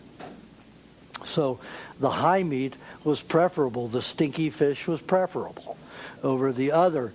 And he said salt, when he finally got the salt 6 months later, he ate it and he got sick from it. He loved it during the meal, but he got very sick from it. And he said, I don't need salt. And that was it. And this is an archaeologist working for the U.S. government, mainly military, giving them information on diets in the Eskimos. And he wrote a book called Cancer, Disease of Civilization, ? And it goes into a lot about the Eskimos and their raw meats and how they develop. But, they cook a lot now, even the primitive ones, because the Germans brought in cauldrons that they can cook in. Before cauldrons, there was no way to cook out in the Arctic. There's just no way. You could keep a fire going to cook anything. There was no vessel that wouldn't break. So there was no cooking until the late 1800s, mid-1800s, when the Germans brought cauldrons to Alaska. The first dental caries among the Eskimos was 1886, first cavity. And that was in a man who had lived in the German and British colony there in Alaska, eating their breads and sugars and their cakes for 50 years before he got a cavity. Their first case of cancer was in 1936. It's a civilization that has lived 100 years in an Arctic environment, eating raw meat. No cancer, no cavities. Pretty amazing. How many of you would let your babies crawl butt naked on ice, roll around on an ice floor? You'd be absolutely terrified out of your gourds. You'd be absolutely insane with fear. And that's what these Eskimos kids do, butt naked, rolling around on an igloo floor. Ice, naked. Few days old, rolling around on an ice floor. I say that's pretty freaking healthy.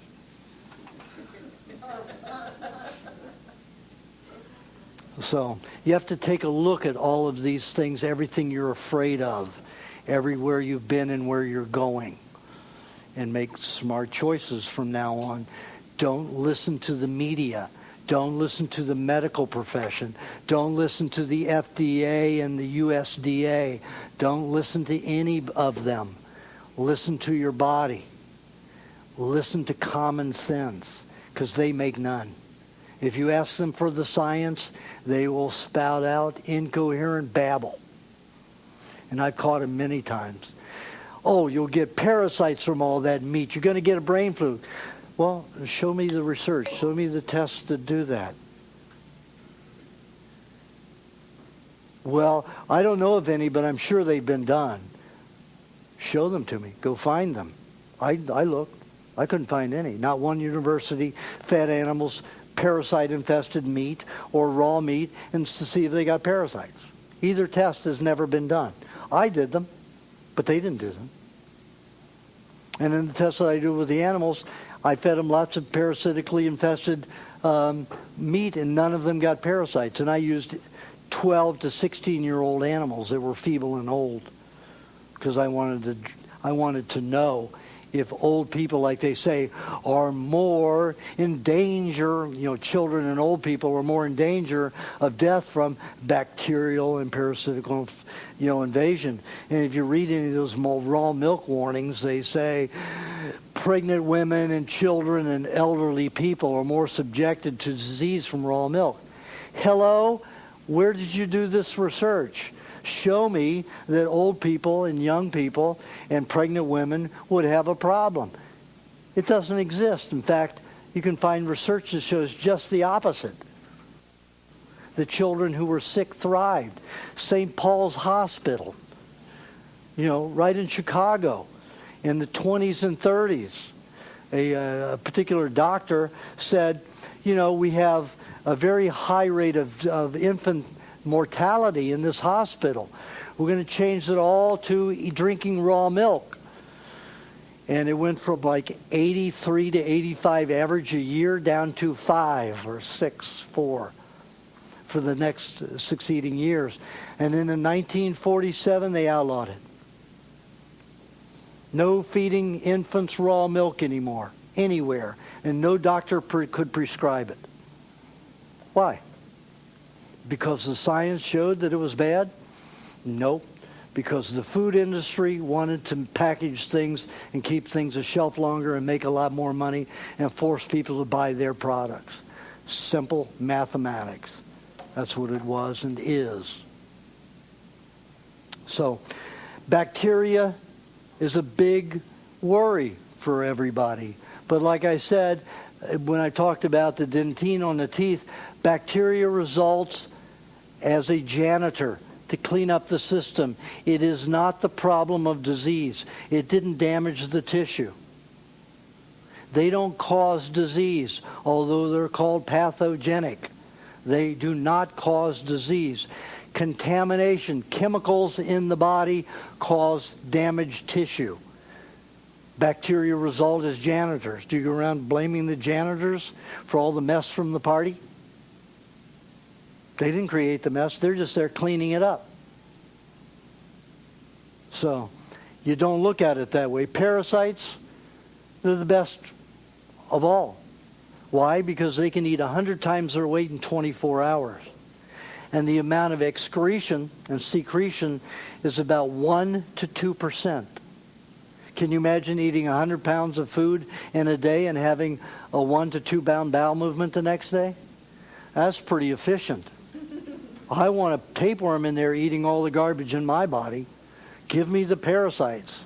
But I had been so poisoned with chemotherapy and radiation, it took me 38 years before I was able to get a parasite. And boy, was I happy when I got that tapeworm. And I made them. I created them by mixing certain foods to force it. And then what happened, I was in Hanoi. After this, I had hives all over the place. And I got this, so I had to deal with all of that, the hives from that mixture that I took. And I had to go on the plane, go into the bathroom, and I had, refrigerated tomato slices and cucumber slices. I go into the bathroom, strip down. I had the hives from here to here, all over the back, from that mixture of fermented milk and macao powder, which is a root that acts like, and I was a cereal eater, that's why I did it. Lots of cereal with, 2 boxes a day. If I eat Sugar Crisp, 4 tablespoons of sugar with my Sugar Crisp, and it's already heavily sweetened. It wasn't as bad as Hitler. I didn't put 4 tablespoons of sugar per wine glass and put sugar on top of icing this thick like he did. He'd pour a whole cup of sugar on top of a cake that was full of icing that was that thick. No wonder he was a basket case, But the Bush family was responsible for financing him. The Bush family financed him. Prescott Bush ran a bank that financed Hitler. And if you want to look that up, do. So, in fact, the father to Prescott Bush, great-great-grandfather, he also was involved in the Nazi Party, and helped do the Reichstag and all that and set that up. Basically, Hitler was a nobody, an idiot. He was a house painter. You cannot get a man like that in office, in power, without a lot of money and press behind him. There is no way. He was a puppet, a crazy puppet, and that's just what they wanted. Person who was out of his mind. So that's what they did. They manipulated him. And the Attorney General of the United States investigated and found out and closed the bank down. Prescott Bush says, okay, you stepped on the wrong toes this time. My son's going to become a very powerful man in this country. And that's George Bush Sr. He was the head of CIA for 30 years. You can't get more powerful than that. You can kill presidents. You can do anything. You can invade countries. You can traffic cocaine. You can do anything you want because they have an unlimited secret budget. And they don't have to tell you a thing. So that's how powerful the Bush family is. And they're in with the Rothschilds and the Rockefellers and all of those big, powerful people. And the Bush legacy goes a long way. And if you don't believe me, just research it. There's documentation, records kept on it. So we have another maniac in office putting us in war. And what do they gain from it? The Bush family owns the Carlyle Group. Do you know what the Carlyle Group, how the Carlyle Group makes billions of dollars a year? It sells war weapons. For every tank it sells to Iraq, and they sell to Iraq, they make $3 million. For every gun, they make $1,000. And if they're arming every military body in every country, the Carlyle Group is making a fortune. So it is good business to stay in war. So it behooves the Bushes to stay in war. That's why every time a Bush gets in office, we go to war. So we have to take a look at what's going on in the world in all ways and know how we're being manipulated. Okay, salt. What happens to salt in the body? Molecules clump together. Sodium has one of the largest molecules there is. We have of all the mineral elements. And when you have a salt come into the body as rock salt, as dried salt, 4 to 5 molecules attached together, a very large substance. Now, normally, minerals in the body will be many-fold. You may have 1 sodium molecule to maybe 10 of calcium, 5 of magnesium, a couple of potassium and sulfur, and phosphorus. All these other minerals in a complete smorgasbord environment of food, of nutrients for a cell. And when a cell goes to eat, the cell opens, and there's 1 or 2 molecules in there, and it attracts the food in, and the cell eats. When the molecules are clumped from salt, it can't get into the cell to eat. So it rips the ion molecules, the ions out of the cell, so the cell can never again eat. Never again eat. And that cell will shrivel like a grape to a raisin. And that's it. It's dead. So 1 little bitty grain of salt can kill 1 million red blood cells. It can fit on a pinhead. But when you have a lot of salt, take a shake of salt, you're killing about 100 million red blood cells. Sure, that'll fit in just a small part the size of a BB. But you're still destroying that many cells.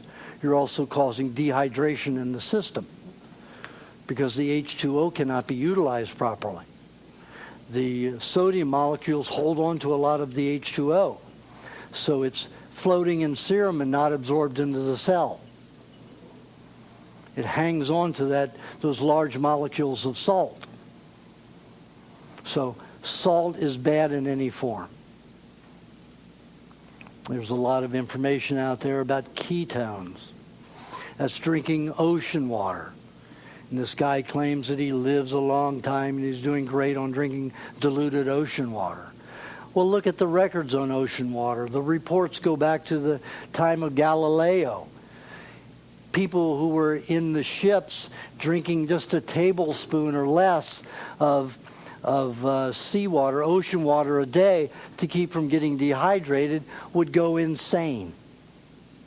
Those that refused to drink it and would just take their ration of 1 tablespoon of fresh water or rainwater a day never went insane. It disturbs the fluid balance in the brain and nervous system. Salt is not a good substance to use.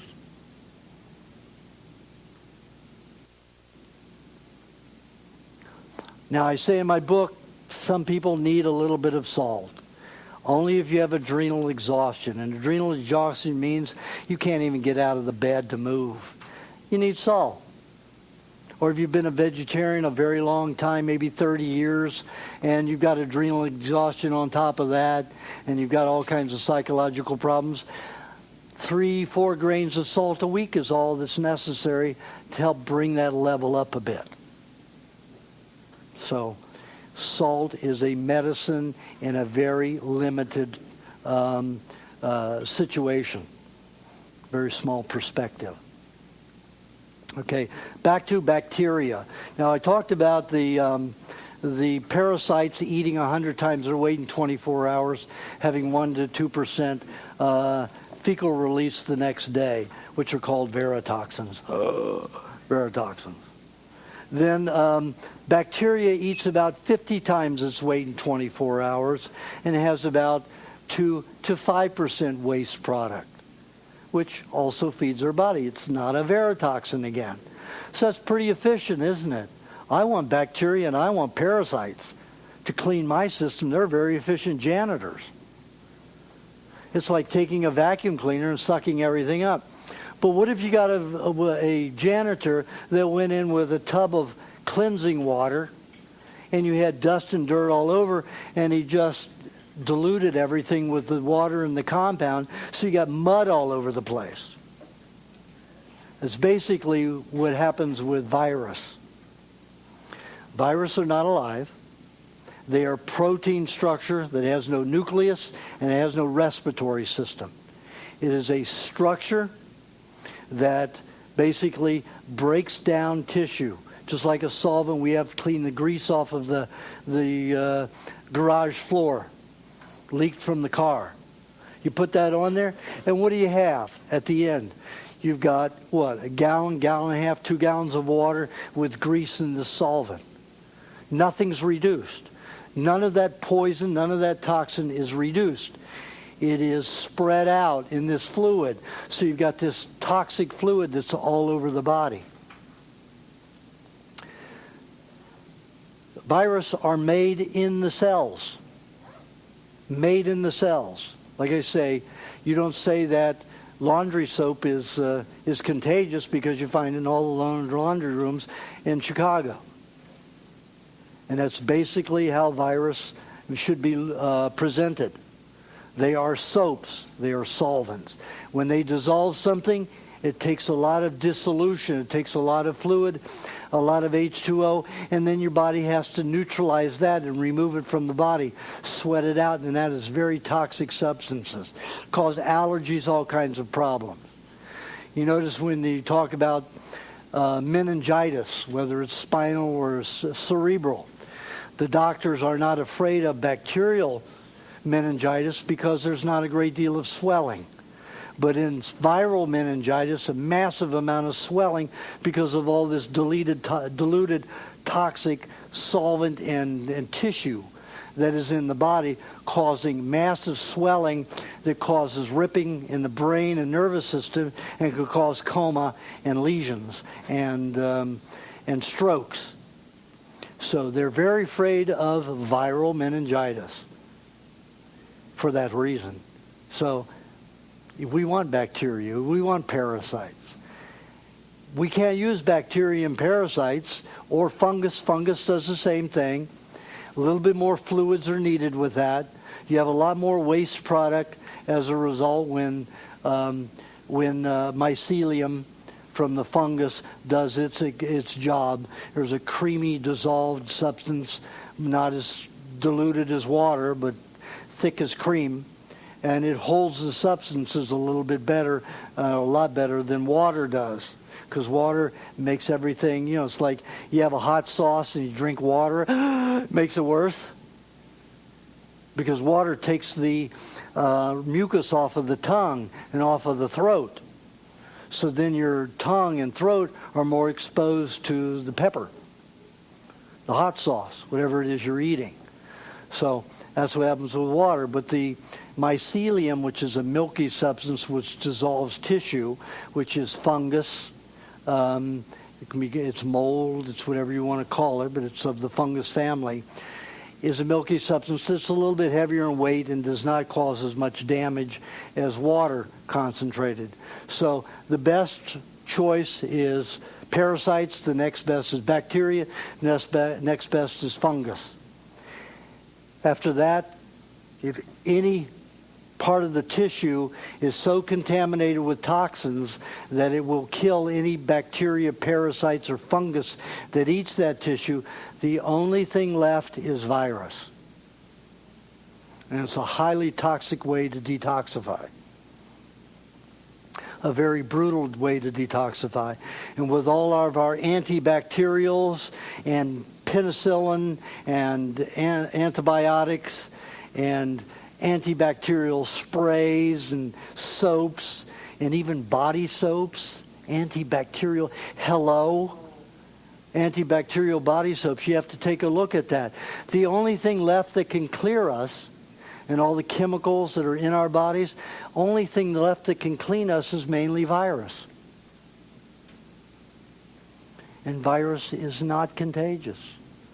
Cells make it. When you spike a petri dish, a fertilized petri dish, where cells can live, you put virus in it, not one more viral structure will be found even a week later under all the proper environments where cells grow.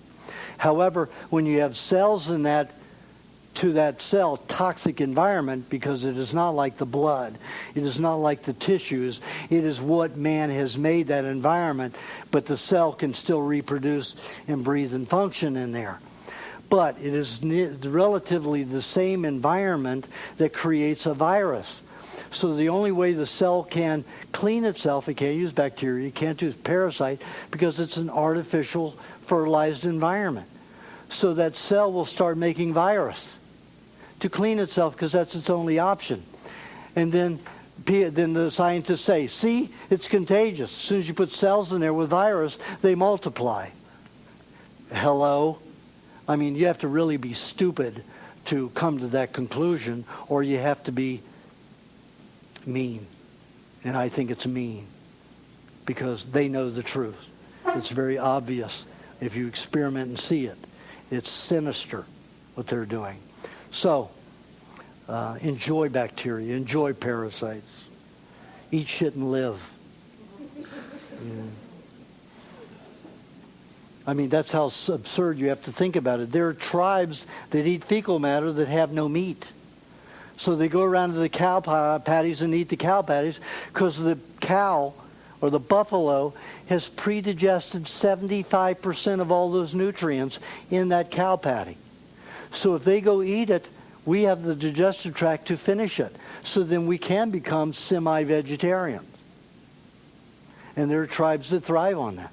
And there are also tribes that thrive on the bugs grown in fecal matter. There's a beetle in Thailand that grows in the buffalo dung a few hours after it drops.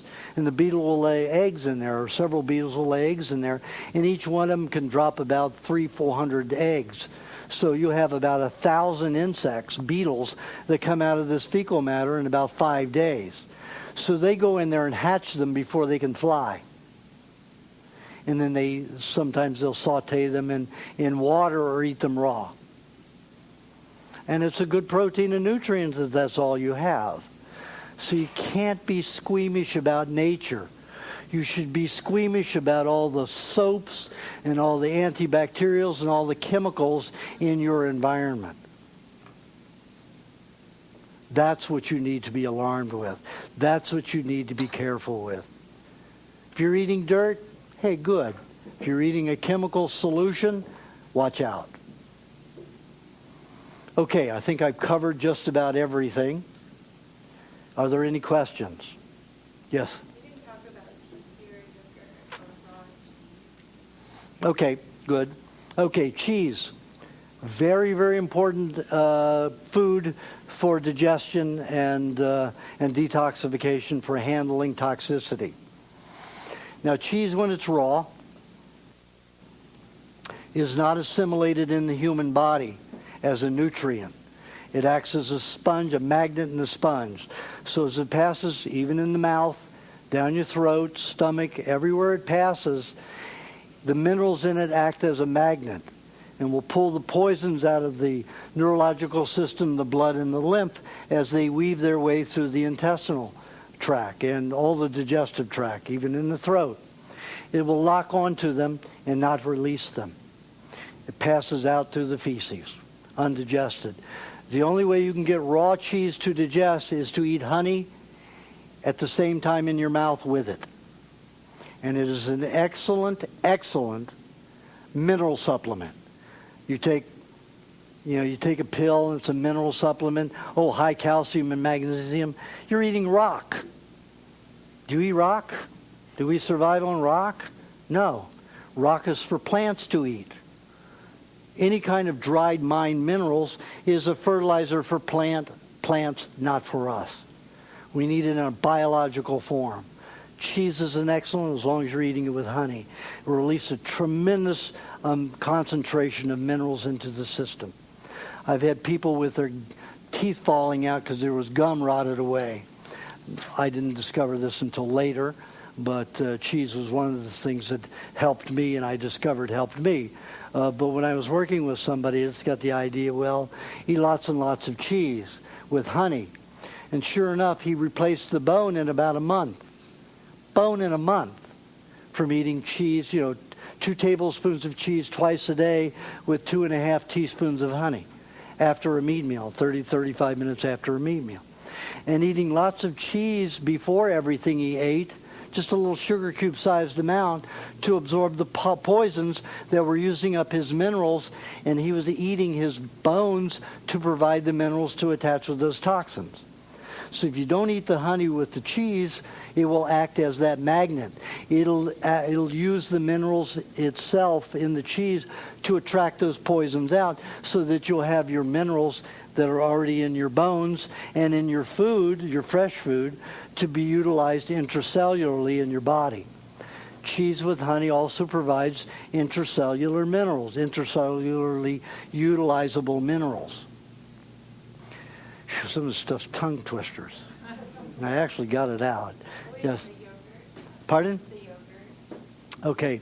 Yogurts, whenever you have a milk that's pre-digested, it's always a better thing because it will provide more protein, more carbohydrates, more fats. Pre-digested, and you'll absorb them easier. Not a problem. You can even drink those things cold. And because they're pre-digested, there's no problem.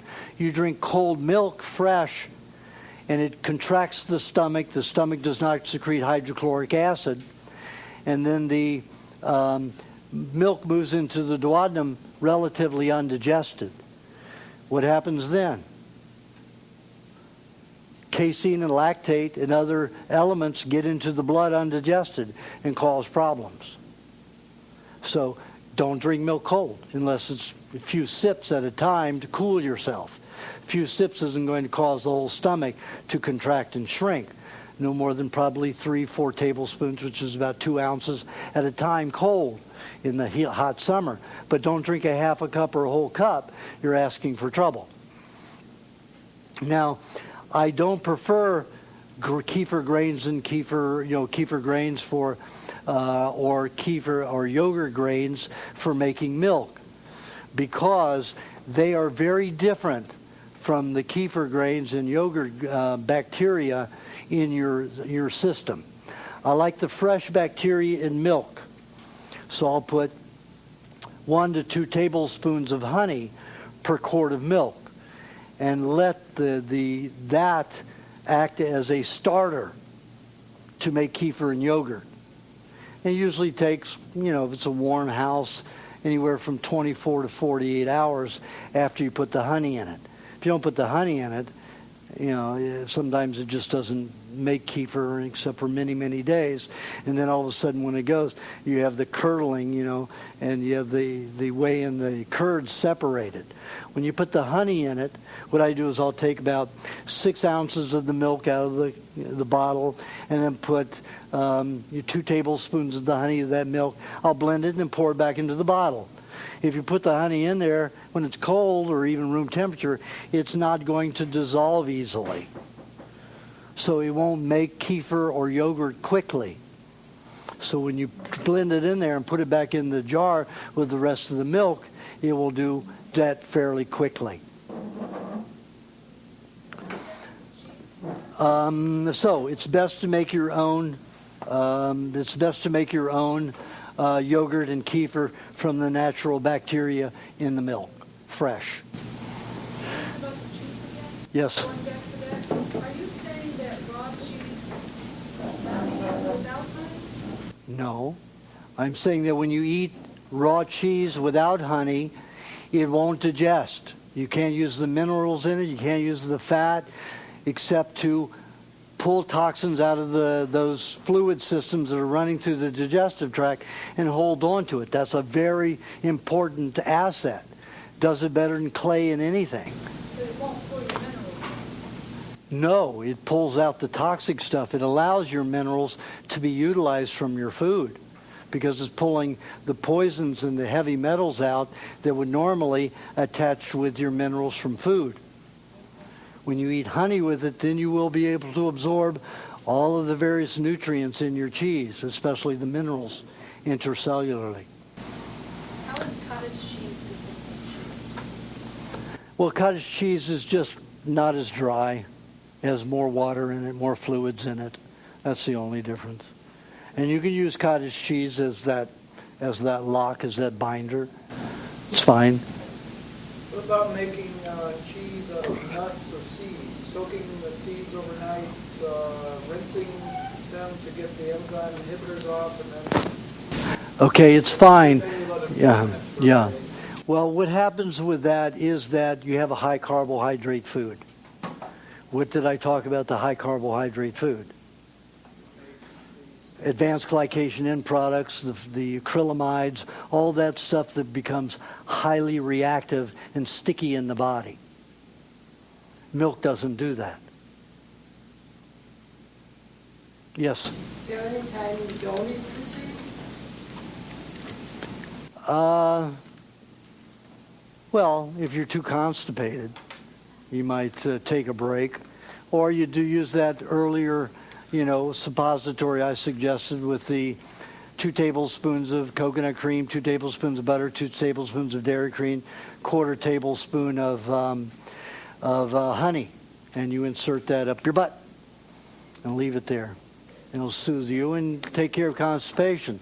But the cheese is a very important thing, very important, especially children adults, all of us who've had vaccines. Most of it stores in the stomach lining and dumps into your food every time you eat. I thought you were supposed to stay away from cheese if you've got glaucoma. Well, if you've got glaucoma, that's actually developed from the signs of glaucoma. I know a lot of people who are diagnosed with glaucoma, but they don't have iridological symptoms of it. But that's only for 6 months. But if you've got a contradiction to that, you better eat cheese anyway. Yes? So you're really fermented food, really, that you're suggesting is eating the milk kefir and the cheese rather than, there's a lot of things floating around like eat kibas and water cheese and yogurt and milk kefir grains. You're not really so crazy about all of them. No, because they interfere with your own bacteria in your body. The natural bacteria that's in the milk, if you incubate it with the honey in the milk, it encourages your own bacteria. When you eat those supplemental grains that are from a cow or a goat or a pig, they are different from ours. So they do all the work, and then our body doesn't do anything. Is that where those grains come from, the water kefir grains and the milk kefir grains from animals? From other animals, stomach lining of other animals. Yeah. So that kind of myth, and they don't know where they come from. Pardon? There's, on the internet, a lot of times they'll say, well, we don't really know where these kefir grains come from. They're just a bit. Yeah, they don't want to admit that it's an animal product. A lot of them are vegetarians or semi-vegetarians who don't want, to have arrested. But they get that like the renin, from the stomach. Though to make cheese, they get it from a slaughtered animal that's been eaten. They just don't go around and slaughter an animal and take the guts and leave the rest of it rotting. It's not that kind of, it isn't like years ago when the white man came to this country and just slaughtered the buffalo for the hides and left the buffalo with all of its meat and everything just rotting on the prairie. It's not that kind of a situation anymore. Same with the water kefir grains, is that just a lot of carbs? Well, sometimes you can make a kefir grain out of grains. You can cause a bacteria fermentation to grow from grains. But that's not a good one. A lot of times they say, well, if you germinate grains and you germinate nuts and beans, it destroys the phytic acid. But there are 3 other enzymes that act the same, so they don't take it to the next level and the next step. And those 3 act proportionally greater than the phytic acid. So soaking the grains even just till they soak. If you feed a bird only sprouts, it will die in about 5 days. It will die in 5 days. Do you consider a sprout when it's actually starting to poke out the seed? Yeah, at any. When you consider At any time it starts that sprout, whether you see it or not, within 10 hours of soaking it. That sprout has already begun inside. Because it's poking out doesn't mean it isn't a sprout. It's within... For detoxification, yes. If you want to detoxify all the cooked grains that you've eaten in your life, ferment them and eat that Rejuvelac, they call it. And it isn't Rejuvelac at all. It is detoxification time. It won't rejuvenate you. It'll tear you apart. It'll tear those sugar molecules apart in your body that came from cooked grains. And I used to do it a lot to detoxify myself. Ferment those things. Fermented vegetable juice from all those vegetables my parents made me sit and eat. All those cooked vegetables. I will ferment my juice sometimes and drink that to force that stuff out of my system. So those are good. Those fermentations are good to cause detoxification. But I don't think that people should start experimenting with that too much unless you've got enough weight on you to protect yourself, and you know what kind of a diet that will really rejuvenate after you do it. So that's when I get the detoxification book done, hopefully next year. It'll have all of those key things to watch for when you're using those things for detoxification. But don't do something stupid like I did. When I fermented that milk and maca, I drank 3 cups in an hour. Let me tell you, I suffered for weeks. You know, I got the tapeworm I wanted, but I certainly was miserable with hives that were itching like crazy, and it drove me nuts. You know, one advantage was the next day I was heading for Hanoi. So by the time I got to Hanoi, I had the hives all over the place. And so I was stuck in the hotel room for 3 days dealing with the hives. You know, the cold tomato and the cucumber, and then in a cold bath with vinegar and the tomatoes squished in it. Cold bath cools down because I refused to scratch it. I wanted to see what happened as it come to the skin if I didn't scratch it. So it actually scabbed just as if I had scraped it. That's how toxic that stuff was. So I took the scrapings and I took it to a lab in Hanoi, and they analyzed it. It was very high in advanced glycation enzymes. Very high in advanced glycation toxins and acrylamides. All those things that come from cereals and all that high carbohydrate stuff. It was inundated with that. So I got rid of a lot of tissue in these 2 areas from that fermenting that and causing that to happen. But I did it too radically, and even for me it was frightfully uncomfortable. You know, if I were to do it again, if I had needed to do it again, I would have only had maybe half a cup at a time rather than 3 cups at a time. I would have been more smart instead of overly excited. You know? Yes? So are you saying it's dangerous to combine raw meat if you eat processed carbohydrates with it? No, not dangerous. No, you just won't digest your meat very well. You won't digest your meat very well. If you eat raw vegetables with your meat, you're not going to digest either well at all, because the meat needs alkalinizing fluids, including the hydrochloric acid, and the vegetables need an alkalinizing enzyme, so they neutralize each other and neither of them digest well. Now, a raw vegetable salad with a cooked meat meal is a great thing, because meat will just sit there once it's cooked and will putrefy in the intestines. You eat a raw substance with it, like salad, it provides the vitamins and enzymes to get peristalsis going. So that's a balance. But when you eat raw meat, you don't want vegetable juice and you don't want vegetables with that meal. Yes? I have 2 questions. Do you eat as much raw fish as you eat raw meat? It depends upon your acid nature of your blood. If you're a very hyperactive person, have a lot of energy, easily irritable, you want to eat very little red meat. Yeah. Yeah, more fish or poultry, seafood. Wild ocean-caught seafood is the best. because our lakes and streams and rivers are very polluted, like 35 to 40% polluted.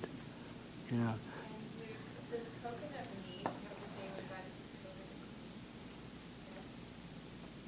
What about it? Does coconut meat have the same effect as coconut cream? No.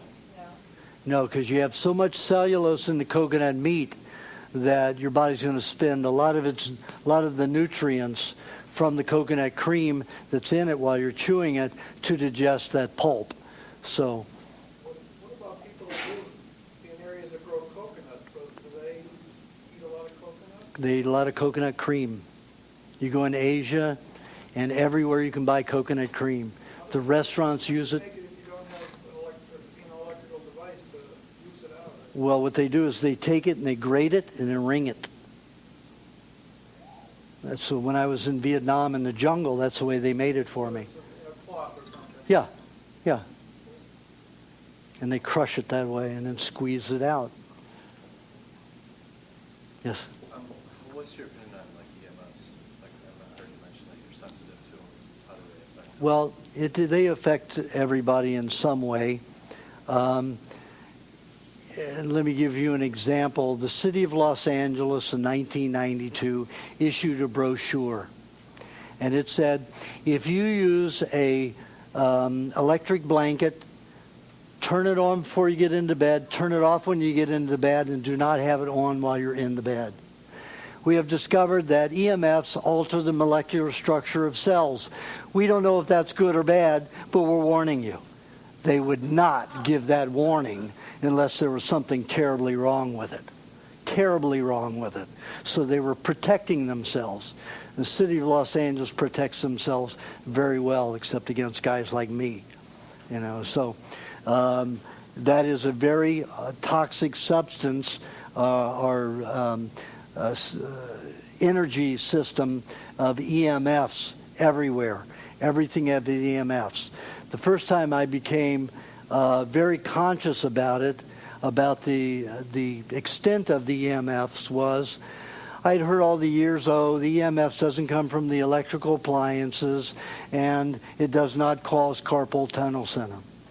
So, 1994, I think it was, I moved into a new house in Venice, California. And I also got my first laptop computer at the same time.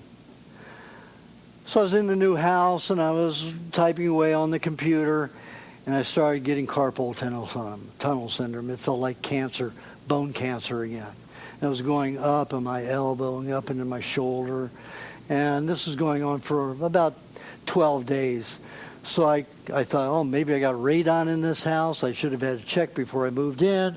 So we got in the yellow pages and I called an environmental specialist. He came in with all of his gadgets and checked everything and only found one light socket in the bedroom that wasn't near my bed. That was a problem, so I grounded it myself the next day. That was fine, but he said, turn on your laptop. So I turned on the laptop, put the EMF field, the trimeter over it, thing shot up 35 to 75 gals. 3 is supposed to be okay. I won't even get near 3. I'll get near a half of a gals, but this was 35 to 75 gals coming off of that computer. He said, you need a separate keyboard, plug it in. And he took the gauge and he said it was 6.5 inches away from the computer before the EMFs went to 0. So that's why I put the keyboard 6 inches away from the bottom of the computer, the top of the keyboard to the bottom of the computer. So I was not in that EMF field. The carpal tunnel went away in 24 hours, just like that, never returned. So they are lying through their teeth when they say EMFs do not cause carpal tunnel. It does. You remember the old punch typewriters? You ever type with one of those? You know how much energy it takes to push down one of those frickin' keys? I used one of those for years to play with, and I never got carpal tunnel. My ex-wife was top secretary, at the electrical company in Cincinnati, and she wanted to use one of those and never got carpal tunnel. It wasn't until the electric typewriter came out and was used that carpal tunnel started coming in. And now that we have the, the computer, especially the laptop, it's tremendous. Tremendous. What about electric motors, like on power tools? Absolutely. Big problem. That happens to me constantly. Yep. Big. You know how your hand goes numb? Yep. Numb. Yep. EMF field. What do you do to protect yourself? If I know driving a car is really, you're surrounded, you're in the field. Well, yeah, but I took my trimeter and went and tested all kinds of cars before I bought my car. And I got a Prius, and it was only 8 to 13 gals. Everything else, the Hondas, forget what they call it. Yes, the Insight. It was like in the back seat alone, it was 75 gals where the battery was. The front seat and the passenger and the driver, it was like 50 gals and higher as as the car was in motion. For my Prius, it's down to a low level, anywhere from 4 to 8 at a standstill, and then when it's moving, only 13 gals. So I can be in that environment for like 6-7 hours without much problems, and then my right leg will start hurting, and then I have to stop and get away from it for a while. But I don't drive any trips with it anymore. And also in a plane, I take my tri-field meter with me, because I sat in business class and first class going across to Asia, and that's 19 hours of flight time. And by the time I got there, I was a nervous freaking wreck. So the next time I brought my tri-field meter with me, and the electromagnetic field from the computers in the cockpit all the way back, 35 to 55 gals. So I had way to the back of the plane where it's only 3 to 5. When you're flying, it comes down to about 3. Unless you're way up front around the computers, then it's very high. Why is it that when you're when you're driving in the Prius or when you're actually moving in the plane, it's lower? Don't know. Now, most of this all could be taken care of, and they know it, by using transistors instead of capacitors. 50 cents more per computer, and probably $5 more per car, and there would be no EMF field. They purposely make them dangerous. Toyota's the only one that moves in the right direction. Of the computer companies, NEC is the only one that moves in the right direction to lower the EMF fields. Everybody else wants to make sure you're sick. Who owns these companies that makes those decisions? That would rather say 50 cents per computer and let you have lots of EMF field problems, your molecular structure of your cells damaged. Okay, any other? Yes? So it's not really universal that you can put on electronic devices, whatever. I've tested those, and you'll see I have one on my cell phone, but it only lowered it at half a gauss. So I always use an earbud. I won't, put that. In fact, when that phone is receiving a call or emitting a call, I don't touch it. It's away from me on a table, or on the dash of the car, or in a sleeve in the car that I have for it. I will not touch that cell phone while it's in use, because that's when it broadcasts the EMFs. And the animal tests that came back about a year and a half ago from Switzerland showed that the rats who had 45 minutes of the cell phone exposure a day at their ear and head, 36 to 38% of them, I forgot which it was, developed brain tumors in the area where the cell phone was. Eye tumors, ear tumors. And the Bluetooth thing probably is the same problem? Oh yeah, it emits about, not as much, but it will emit anywhere up to 8 to 14 gauss. not 30 to 35. So what about a wired earpiece? Is that I've gauged the wire earpiece, and I couldn't even get a half a gauss out of it. So, that's not scientifics, the malarkeys that's going on about, because that's a copper wire that goes up to your ear, that it's a conductor of the EMF field. I've used many very sensitive gauges on the ear bud, and I don't find any reading on the earbud. yeah, that's pretty much what I thought. Yeah. Yes? Anything you can wear to limit video then? I haven't found it. I've looked at those magnets that Nikon and all those people use, and I haven't found it to do anything. Found them to do anything except lower maybe half of a gauss. I'll take that half of a gauss for my telephone. I definitely will, and I do. I use the BioShield. Yes. Does exercise specifically rebound to help on your lymphatic? Terrible thing, worst thing you can do besides massage for a lymphatic system. You have to remember, the clogged lymphatic system is drying. If you go in and break the veins and the arteries in the lymphatic system, you're going to release all of that lymphatic fluid into your connective tissue, and you're going to end up with lupus or deteriorating, more fibromyalgia, more fatigue, all kinds of problems. That rebounder is good for somebody who has a healthy lymphatic system, but not an unhealthy lymphatic system. And if you're going to get a massage, you go in there and you break those channels, you're going to leak all into your tissue. So the right massage for somebody who has a lymphatic problem is a tickle massage, very light. See how that stimulates everything? That's what you need, just that stimulation. And let me tell you, tickling just sends, vibrations all through the body. And that's what your body needs, electrical stimulation to stimulate that lymphatic system, not crunching and grinding and breaking of the lymphatic system. Same thing happens if you have arterial sclerosis. You go in there with a deep massage and you start breaking those veins and arteries, you're going to have blood in the connective tissue.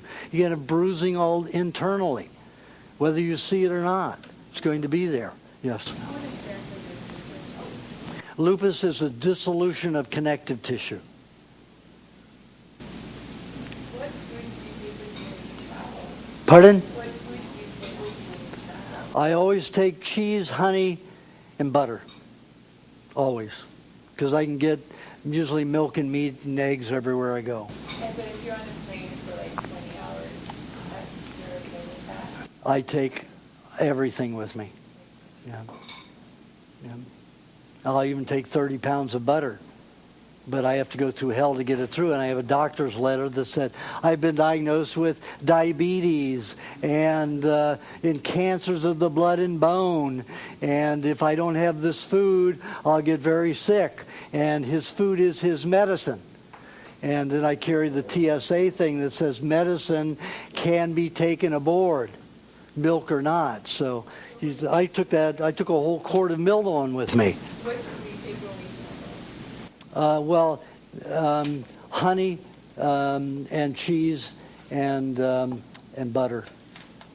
But make sure your butter is cold. You take it to the airport with you cold, because if it's spreadable, they won't let it on. And they said to me, oh, butter's spreadable. I said, you spread that, and I won't take it on. Couldn't spread it. It was too cold. So he didn't win. So, yeah. I've discovered through flying around with trying to get through these places with the food and stuff, that the problem they have is not with the food, it's with the jars, because of course, Lady the Woodchuck could bust the jar. Never have had a problem with the glass. Never have had the problem. Yeah, well, I've never been faced with that. And that's the most logical thing. I take everything in glass. And that, I could make that into a tool very quickly for cutting throats, but they never question me about the glass. Just all of that letter saying blood cancer, bone cancer, diabetes, oh my God, what do we have here? If I tell him he can't take the food on and something goes wrong with him, we're going to be sued. And then I'll lose my job. So they're so confused they don't think about the glass issue is what I think. Yes? Most of the time I leave Los Angeles, I have to put it through. It does, but it's very low. What I do is when I put the food through, everything else has gone through.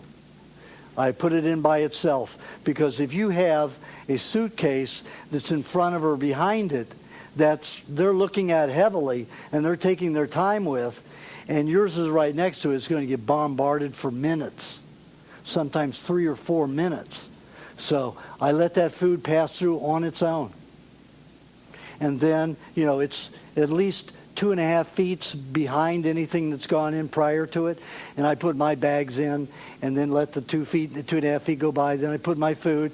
Then I will let 2.5 feet go by before I put my next item in. So it's under there. They just spins through because there's nothing to see in food except for the metal lids. And that's a very quick scan and it's gone through. So there's very little EMFs. I've noticed that if I put it through twice, I had a problem. But once, no problem. It does make my milk sting a little bit in my tongue, even going through once. But at least I'm able to eat it to some extent. Yes? What sort of energetic feeling do you get in your body? When I eat food, if it's not raw food, I feel like somebody turned off the lights, Well, they have. Yeah, you've turned off a lot of the good electromagnetic minerals that can no longer conduct a pure light. So what happens is it bounces and doesn't go very far. So basically you have put out the lights. And is there also like a psychological or a spiritual effect? You've probably experienced things that are like, wow, that never happened before. I've experienced everything, but I stopped eating all cooked foods and experimented with it in '74. I'll eat a baked potato or some rice with lots of raw butter maybe 2 times a year, and that's it. But the raw food just brings so much life, energy, everything. Yeah. Yes? Is there any benefit to taking fermented vegetables? I talked about that already. For detoxification. Yeah. For all the cooked vegetables you ate. Pardon? Yes, and make sure you have plenty of fats. Yes. Oh, well, this will be the last question because we're going to have to get moving on. Yes. Could you just go over for a minute for me how to handle sanitation and old food and so on? I know antibacterial are good, but in this society, sanitation has this kind of in it. And where is it unnecessary, and where do we take normal sanitary precautions like people like outside and so on? Not just the social distancing, but the common sense for the sanitation plan. Well, I say anytime that you have a raw food, don't worry about bacteria from it, no matter how old it is. You have to wash your hands. You don't have to do any of that. They'll say, you need this Clorox. You walk into this store down there in the meat department, it smells like Clorox. Because in the fumes, the chloroform is poisoning every customer and every employee down there. That's not a safe thing. That's not sanitary. That's poisoning stupidity. So when it's raw food, not a problem. Chemicals, you want to wash your hands. You want to get the chemical off so you don't put it in your food. What about when someone's sick or, like my daughter with things like that? Where does it make sense not to choose that particular type of detoxification? Just remember, by the time the detoxification leaves the body, it is not a danger. It is already arrested, broken down, and neutralized, or else it would have never made out of the body.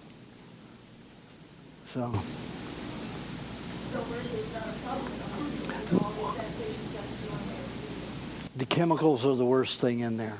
Yeah. And if, I mean, the person's own perspiration can cause irritation. So they need to have some kind of a bath to help get those poisons off, because most of them are acrid and they'll dry the skin and cause sores. But it's not like a bacteria is going to invade the body from it. It's that you've got a chemical substance that came out of the body, and now it can burn the skin and cause more damage if you don't remove it from the skin. So, but it's always about removing the chemicals, not the bacteria. Pardon? Well, yeah, some of those chemicals are not natural. Most of them are not, that are causing severe damage. Yeah. Okay, last one. Okay, so I guess I just don't understand that. Like in a hunter-gatherer period, people used to live like 35, 40, and they used to eat. That is an absolute falsity. That's a lie, absolute lie. They said the same thing about the Eskimos. And Vladimir Stefan went around and got all the records from all the towns in Alaska and the villages, and they were living just as long as we were, 105, 110 years old, so it was a lie. And just have to take a look at it. People lived short lives only when they lived in metropolitan cities. No fresh food. They were dumping their food into the streets. The pigs were eating the slop in the streets. They were burning coals and wood fireplaces in their homes without proper ventilation. Coal as a mercury vapor byproduct. Why do you think the Black Plague happened in Europe? Coal was the thing to burn. And they were using all of this mercury vapor that was in their homes, destroying their lungs. So the whole population in there, exposed to it for a couple of 100 years, came down with the Black Plague. But none of the farmers got it. They used wood for burning stoves. So you have to take a look at this bullshit that comes out of history. It's written to confuse you.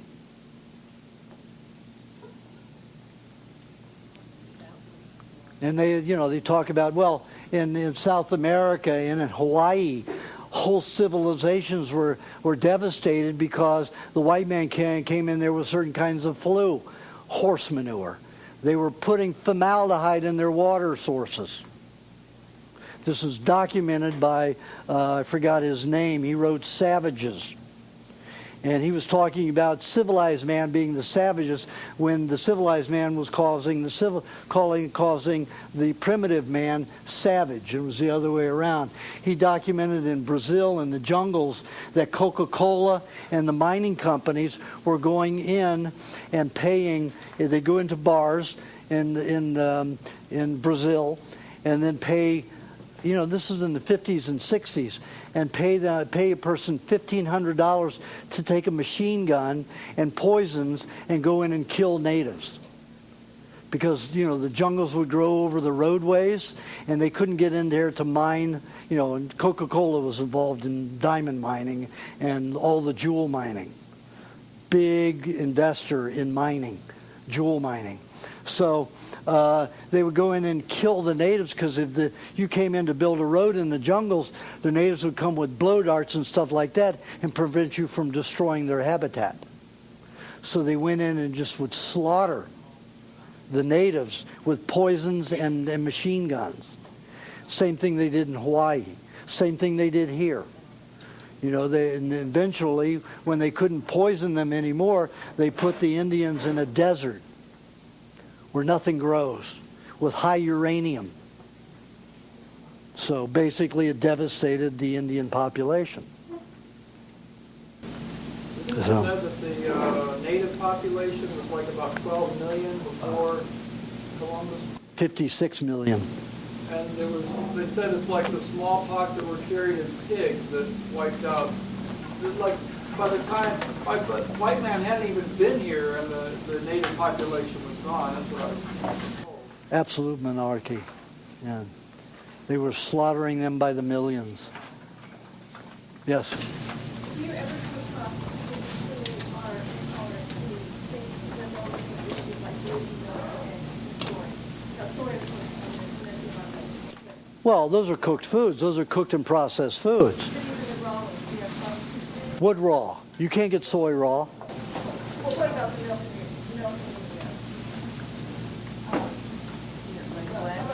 First of all, and also what about gluten intolerance? You mean lactose intolerance from milk?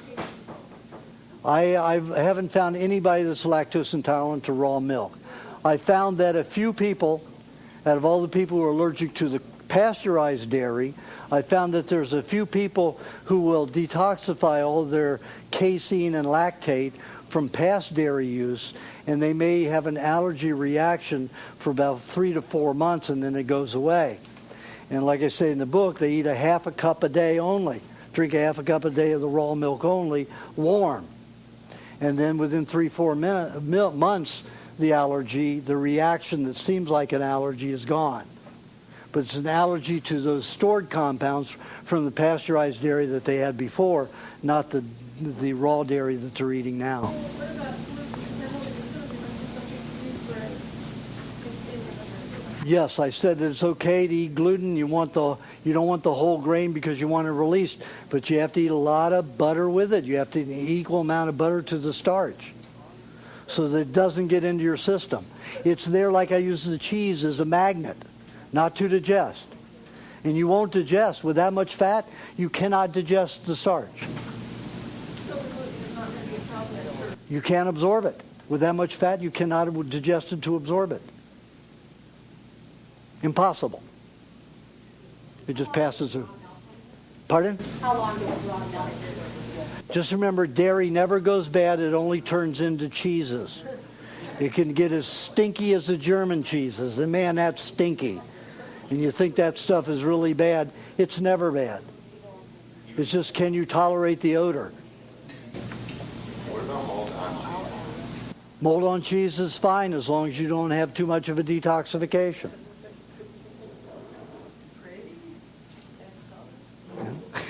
Right. Okay, that's it. We're going to have to move on. I don't know. Thank you.